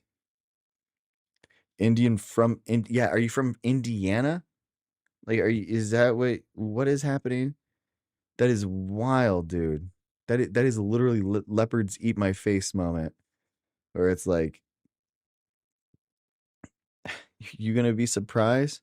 I'm naive. Yeah, I think you are naive. I'm native. Native.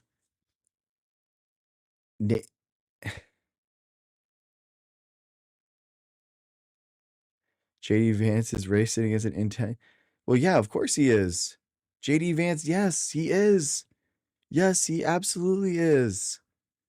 JD Vance is racist against his own wife. That's what's like so crazy that he supports. Exactly. His wife is Indian and he sits there and talks about like the advantage of whiteness and all that kind of shit, talking about this stuff. Yes. I mean, yes, it doesn't matter what his wife is, bro. Like it's about what he has, what he supports. Like, what are you talking about? all the people who talk about free speech, and I think you should be able to. I'm a huge free speech guy, obviously. Right. But you need something to say. Yeah. And you should be able to say the most offensive things for a reason, not just because you're bombing and if you say retard, it'll get a laugh. That's not a joke. Yeah, that's literally not a joke. I couldn't agree with you more. Yeah. What's this notion of like you just want to do comedy in a vacuum where there's no repercussions, where it's just like say whatever you want, and we can't even, because it's like you say free speech, it's like we don't want you arrested. We just want to not laugh, just to say you're bombing in a fucking that's hack. it. Right. That's You all I are want. that. Like you want freedom from that? Yeah. I know. I can't say you're bombing in a fucking hack. You want to be respected, but you suck at comedy. Also, there's not that many good, but that is why this happens. Just because like so few people can actually be good at comedy, and so it pisses them off. They think they should be famous, and this is and again both ways. But I will say, in the last decade, it's become clear it's a lot more profitable and easy to be the right wing comic now. Oh, for sure. So Halkias is obviously.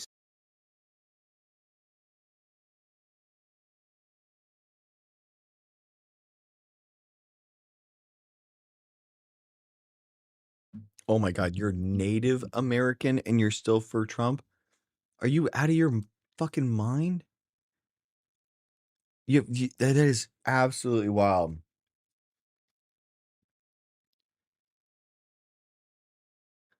I love it. Sacred's getting in on it. So funny. So funny. Oh, the right wing trolls are like they're connecting in chat. It's so cute. I hope they DM me one another. Yeah, Echo. I had seen it, but I honestly didn't look into it. Sorry, bro. Thank you for bringing it up.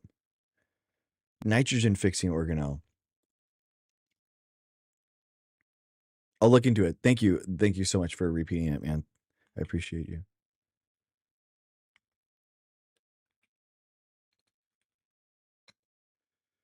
Look up the history of critical theory. Oh my God, no way. No way, Sacred. You see yourself as like what is it? An orthodox Marxist? Is that how you see yourself? I'm so interested.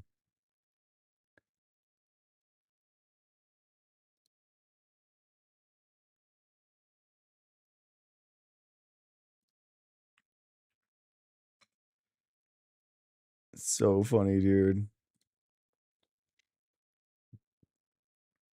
Thank you, Echo. I appreciate you for that is really cool. A bacterial symbiont of marine algae.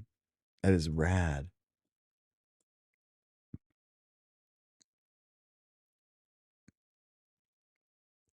Yeah, because we've seen other algae be the chloroplast for algae. Like we've seen algae be the chloroplast for eukaryotes. So instead of a cyanobacteria for the chloroplast, they had a green algae be the chloroplast. So that'd be interesting.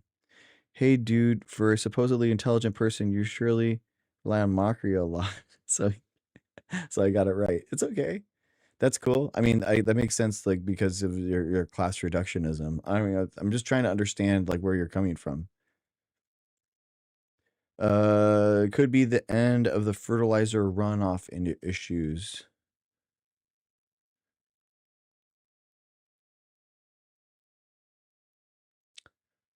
We're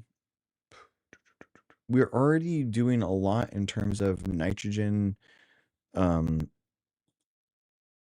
and synthetic microbiomes for plants. So yeah. So it would be an interesting thing to do, like nitrogen fixing plastids for sure. Sacred, I got it right. That's so funny. Does it matter? You got mad that I pegged you pretty quickly on this. I mean, the projections are just hilarious. I'm surprised you're willing to do shit on your PhD. What? No, I mean, bro, I mean, if you want to talk about dialectical materialism and like that's fine. Like I'm totally down to talk about it and like the Frankfurt School and all that kind of stuff, but that's not you don't probably think that intersectionality is a real thing. So that's fine. I mean, we talk about like philosophy all the time in Marx. I mean, Native Americans are getting picked up. Yeah, I mean, there was a Native American in TikTok chat that is pro ICE and pro Trump. So it's a little weird, but it's okay. Yeah, I don't dog on sociology at all. But yeah, whatever. Somebody who actually watched this entire scene transform in real time, and I think that's why his criticisms for them hit a little bit harder than someone like Chelsea Handler's. Like, he saw the Austin experiment before it became whatever this is now, and from his perspective, it just looks like a bunch of comedians endlessly reinforcing each other's political opinions while pretending they're still rebellious outsiders, which is completely ironic and needs to be called out by way more comedians with podcasts like this. Because these guys constantly talk about being counterculture, anti-establishment, and anti-authority. Yet they're some of the most powerful and protected people in comedy. I mean, they all have Netflix deals, billionaire friends, political For real. connections, armed security, and one of the biggest media platforms on earth. So it's really nice to hear Stavros calling them out again. Especially when he made fun of Rogan and his crew for always talking about the Epstein files, but never True. mentioning it to one of Epstein's oldest pals, who Rogan Bro, and like freaking apparently has on JD. speed dial and messages him every night before he tucks himself in. True, and like JD Vance, bro. He just had JD Vance on. How are you? Like, dude, I just had JD Vance, and the whole idea with JD Vance was like, he said we messed up the comms on that one. We messed up the public communications about that one. Like, what?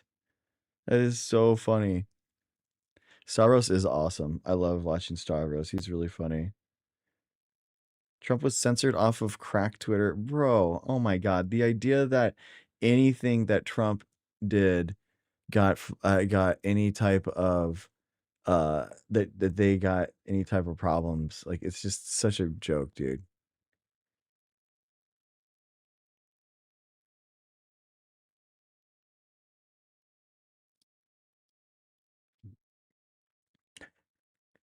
Oh my God, it's so funny.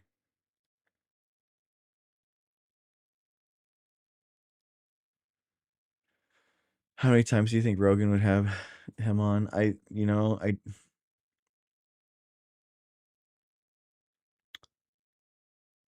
It's tough, man. Like, I genuinely do think that you can go onto those spaces, right? But you have to push it, you know? I think that is. I don't see anyone taking Rogan seriously, bro. He has a huge influence. He's one of the biggest podcasts in the world. How could he not?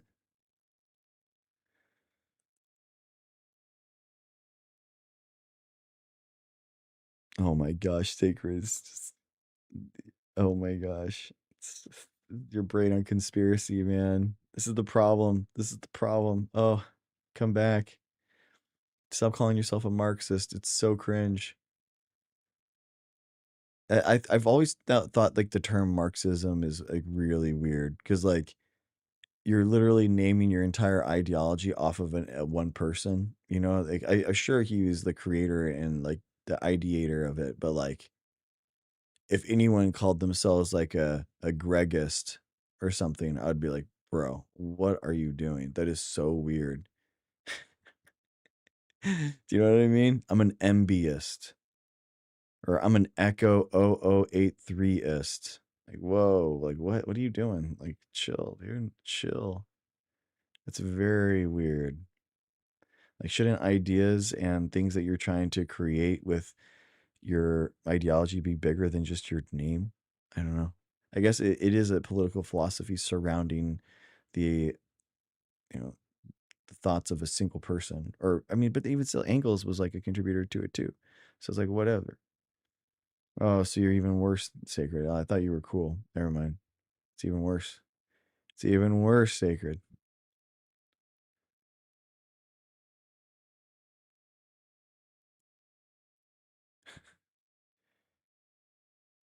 If you don't see anyone taking Rogan seriously, it's because you live in a bubble. Exactly, MB. That's a really good point. Like the idea that Joe Rogan isn't a political influence, like, bro, there's no way. He's a huge influence. He's a huge influence. So, yeah. All right, guys. I'm gonna go to bed. Thanks for hanging out. I appreciate you.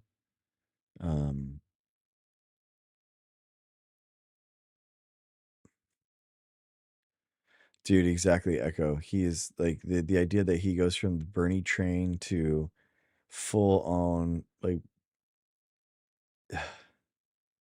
it's so embarrassing. It's so embarrassing. All right, guys. Thanks for hanging out. I appreciate you. I will see you Sunday night. We'll hang out. Bye. Good night, everyone. Good night. Bye.